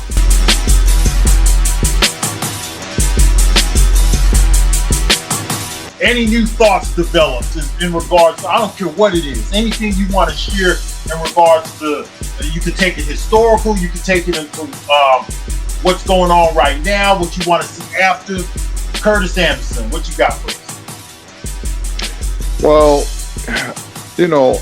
I follow boxing very closely ever since I was 7 years old. I'm spoiled. Remember something, Blood, and the panel and chat. I watched, as a 14-year-old kid, on August 2nd, 1980, I watched Tommy Hearns knock out Pepino Cuevas to win the WBA welterweight title. Later that day, the same day, I watched Aaron Pryor beat Antonio Cervantes to win the junior welterweight title. So you had Tommy Hearns and Aaron Pryor winning their titles on the same day. I'm sitting in a movie theater with my father, and we're watching Wilfredo Gomez versus Salvador Sanchez, August. My father turned to me, he said, "Kurt, we'll be back sitting in these same seats 3 weeks later." August, you had Sanchez and Gomez. 3 weeks later, you had Leonard and Hearns. You had a super fight, Leonard versus Duran in Montreal, the brawl for it all. A lot of people think that was a fight of the year, but it wasn't. As terrific that fight was, Blood, it wasn't. The fight of the year was Mathussar Muhammad versus Jackie Lopez. I'm bringing up these fights because that's when boxing was boxing, and I ain't some old guy who has sour grapes, because there's some terrific fights. We just saw one Saturday with Chocolatito and Estrada. I had Chocolatito winning 115-113. I'm looking forward to Taylor Ramirez. So it's not about sour grapes. It's about preserving the sport and having, integrity and professionalism. In the lightweight division, Tank is 130, might go up to 140, but you have Tank, Ryan Garcia, and Teofimo, and Lomachenko, and Devin Haney. That's a golden age, just like Jimmy Carter was, and Bo Jack, and Bob Montgomery, and the great Ike Williams. But you know what? We're not going to get that. Great fighters, you just named. Absolutely in the lightweight division. Warriors. We're not going to get these fights because they're going to start leaving the division. I'm looking forward to. Go ahead. Hey, Blood, can I say something? Go ahead, man. Go ahead. Oh no. If you got the order, no, I'm sorry. I'll wait my turn. I'll wait my turn. Go ahead, Kurt. And it's boxing. See, back in them days, fighters not only got money, but they had endorsement deals. Leonard had the Ram truck commercial with Larry Holmes, and he had the 7-Up commercials. Those guys put themselves in position to be great because they took on challenges. Leonard had a very short career, but he had 3 super fights in a year and a half, the 2 fights with Duran and the fight with Hearns. We've seen some good fights these days, but the problem is we can see more. We can have a golden age. We have the fighters. You can put Benavidez in with Canelo. You can put Benavidez in with Charlo, Plant. You can mix them up. They can all move up to 175. You can have Bivol. You can have Beterbiev. These fights are great fights to make. And I'm a historic guy, a historic kind of guy. These fights are great to make. Lightweights, super middleweights, and light heavyweights. And now you have Fury, Joshua, with Wilder coming up the rear. And you have Andrew Ruiz as the dark horse. Now, if boxing can never seem to get out of his own way, you can have Fury and Joshua fight this year, and you can have Wilder and Ruiz, and the winner will fight each other. It will be like a mini tournament. That's how it was. That's how Mike got his belts. That was a tournament. You know, that's how Joe Frazier and Ali fought. It was a tournament. So tournament always been the method to find out who was the guy. And you don't get that because now you have, like Bruce said, you have business getting in the way, and it's just not like that. Now, there's always been money involved. Like Sugar Ray Robinson was going to fight the great Charlie Burley, but he wanted a little bit more money because he was ranked #1. And that would have been an all-time great fight. And we missed out on that fight. We missed out on Sugar Ray Leonard versus Aaron Pryor. Not because of Aaron Pryor, but because of his manager, Buddy De La Rosa, turned down the $750,000. And Aaron Pryor said when he found out, he was upset. He should have took the offer. He was going to fight Roberto Duran. They offered him the same money. That fight was going to be at Madison Square Garden. He turned that down. So when people say that Leonard ducked him, that's not true. It was Aaron Pryor's manager. So money always played a part, but those guys had a way of figuring it out. They didn't draw it out like Errol Spence and Terrence Crawford, which is a natural fight. The two best welterweights and the two of the best pound-for-pound fighters in the sport of boxing, if they don't fight, it's a travesty. It will give the sport a black eye, and I will be really upset if that fight don't happen because it's a terrific fight. It's fights like Donald Curry versus Milton McQuarrie, Leonard versus Hearns. You have to make these fights, man. Yep. You know, but it's you know. And we didn't have to hear nothing from Donald Curry and Milton McQuarrie because they was actually pretty tight. Remember they came on right before they fought. They came on to another show and they talked about how the fight might turn out. Remember when they got in each other's face and they were kind of like shadow boxing and talking about it? They had stuff like that back in the day to build up the fights. Donald Curry versus Milton McQuarrie was for undisputed status, right, Kurt? Wasn't it for undisputed? The winner of Donald Curry won. He won. Okay, so because the IBF wasn't quite in play yet, so that was for an undisputed status, and that takes us back to Errol Spence and Terrence Crawford. It's like Curry and Milton McQuarrie. First of all, they were 10 years younger than what Errol Spence and Terrence Crawford are now, because them guys was in their early 20s when this stuff happened. Okay, whereas Errol Spence and Terrence Crawford, they can't give us nothing like this. You know, they're older guys now. They're not making the money either, Kurt. These guys, they both of them are worth less than $10 million. We saw paydays back in the 1980s for $10 million. And we're talking inflation, we're talking all of that. These guys are not really making the money, man. They're not making big money out there, some of these guys.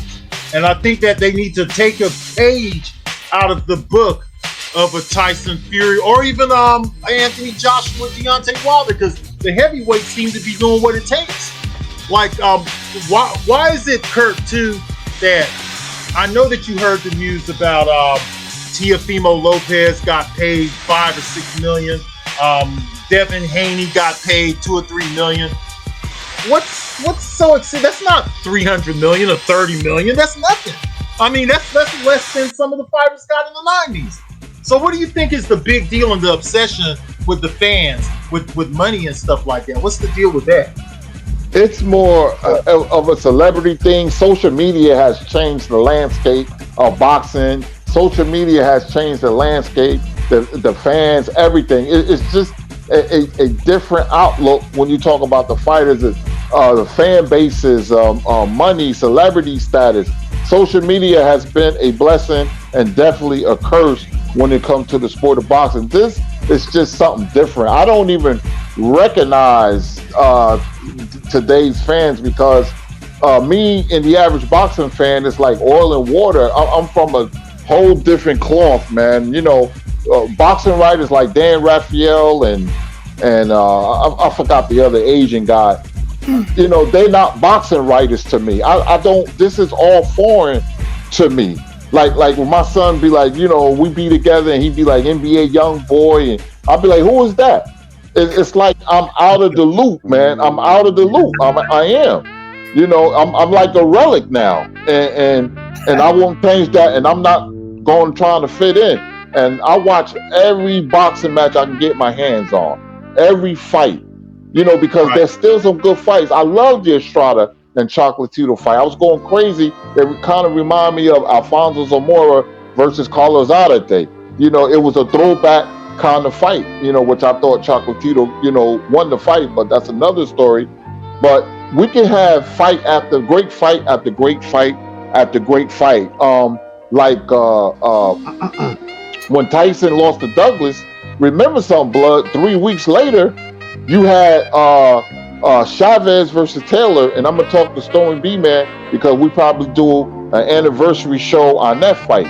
So I'm gonna get ready to get off, man, because my phone is at 2%. I have to charge my phone, but I'll be listening. The panel, everybody in the panel, was a pleasure. Everybody in the chat is a pleasure. I'll be listening, Blood. My phone go ready. Hey, man, It's on the it's great to have you always, man. It's great to have you always. I'm gonna finish up the Marvin Hagler documentary and send it to you, bro. Absolutely, do that, Blood.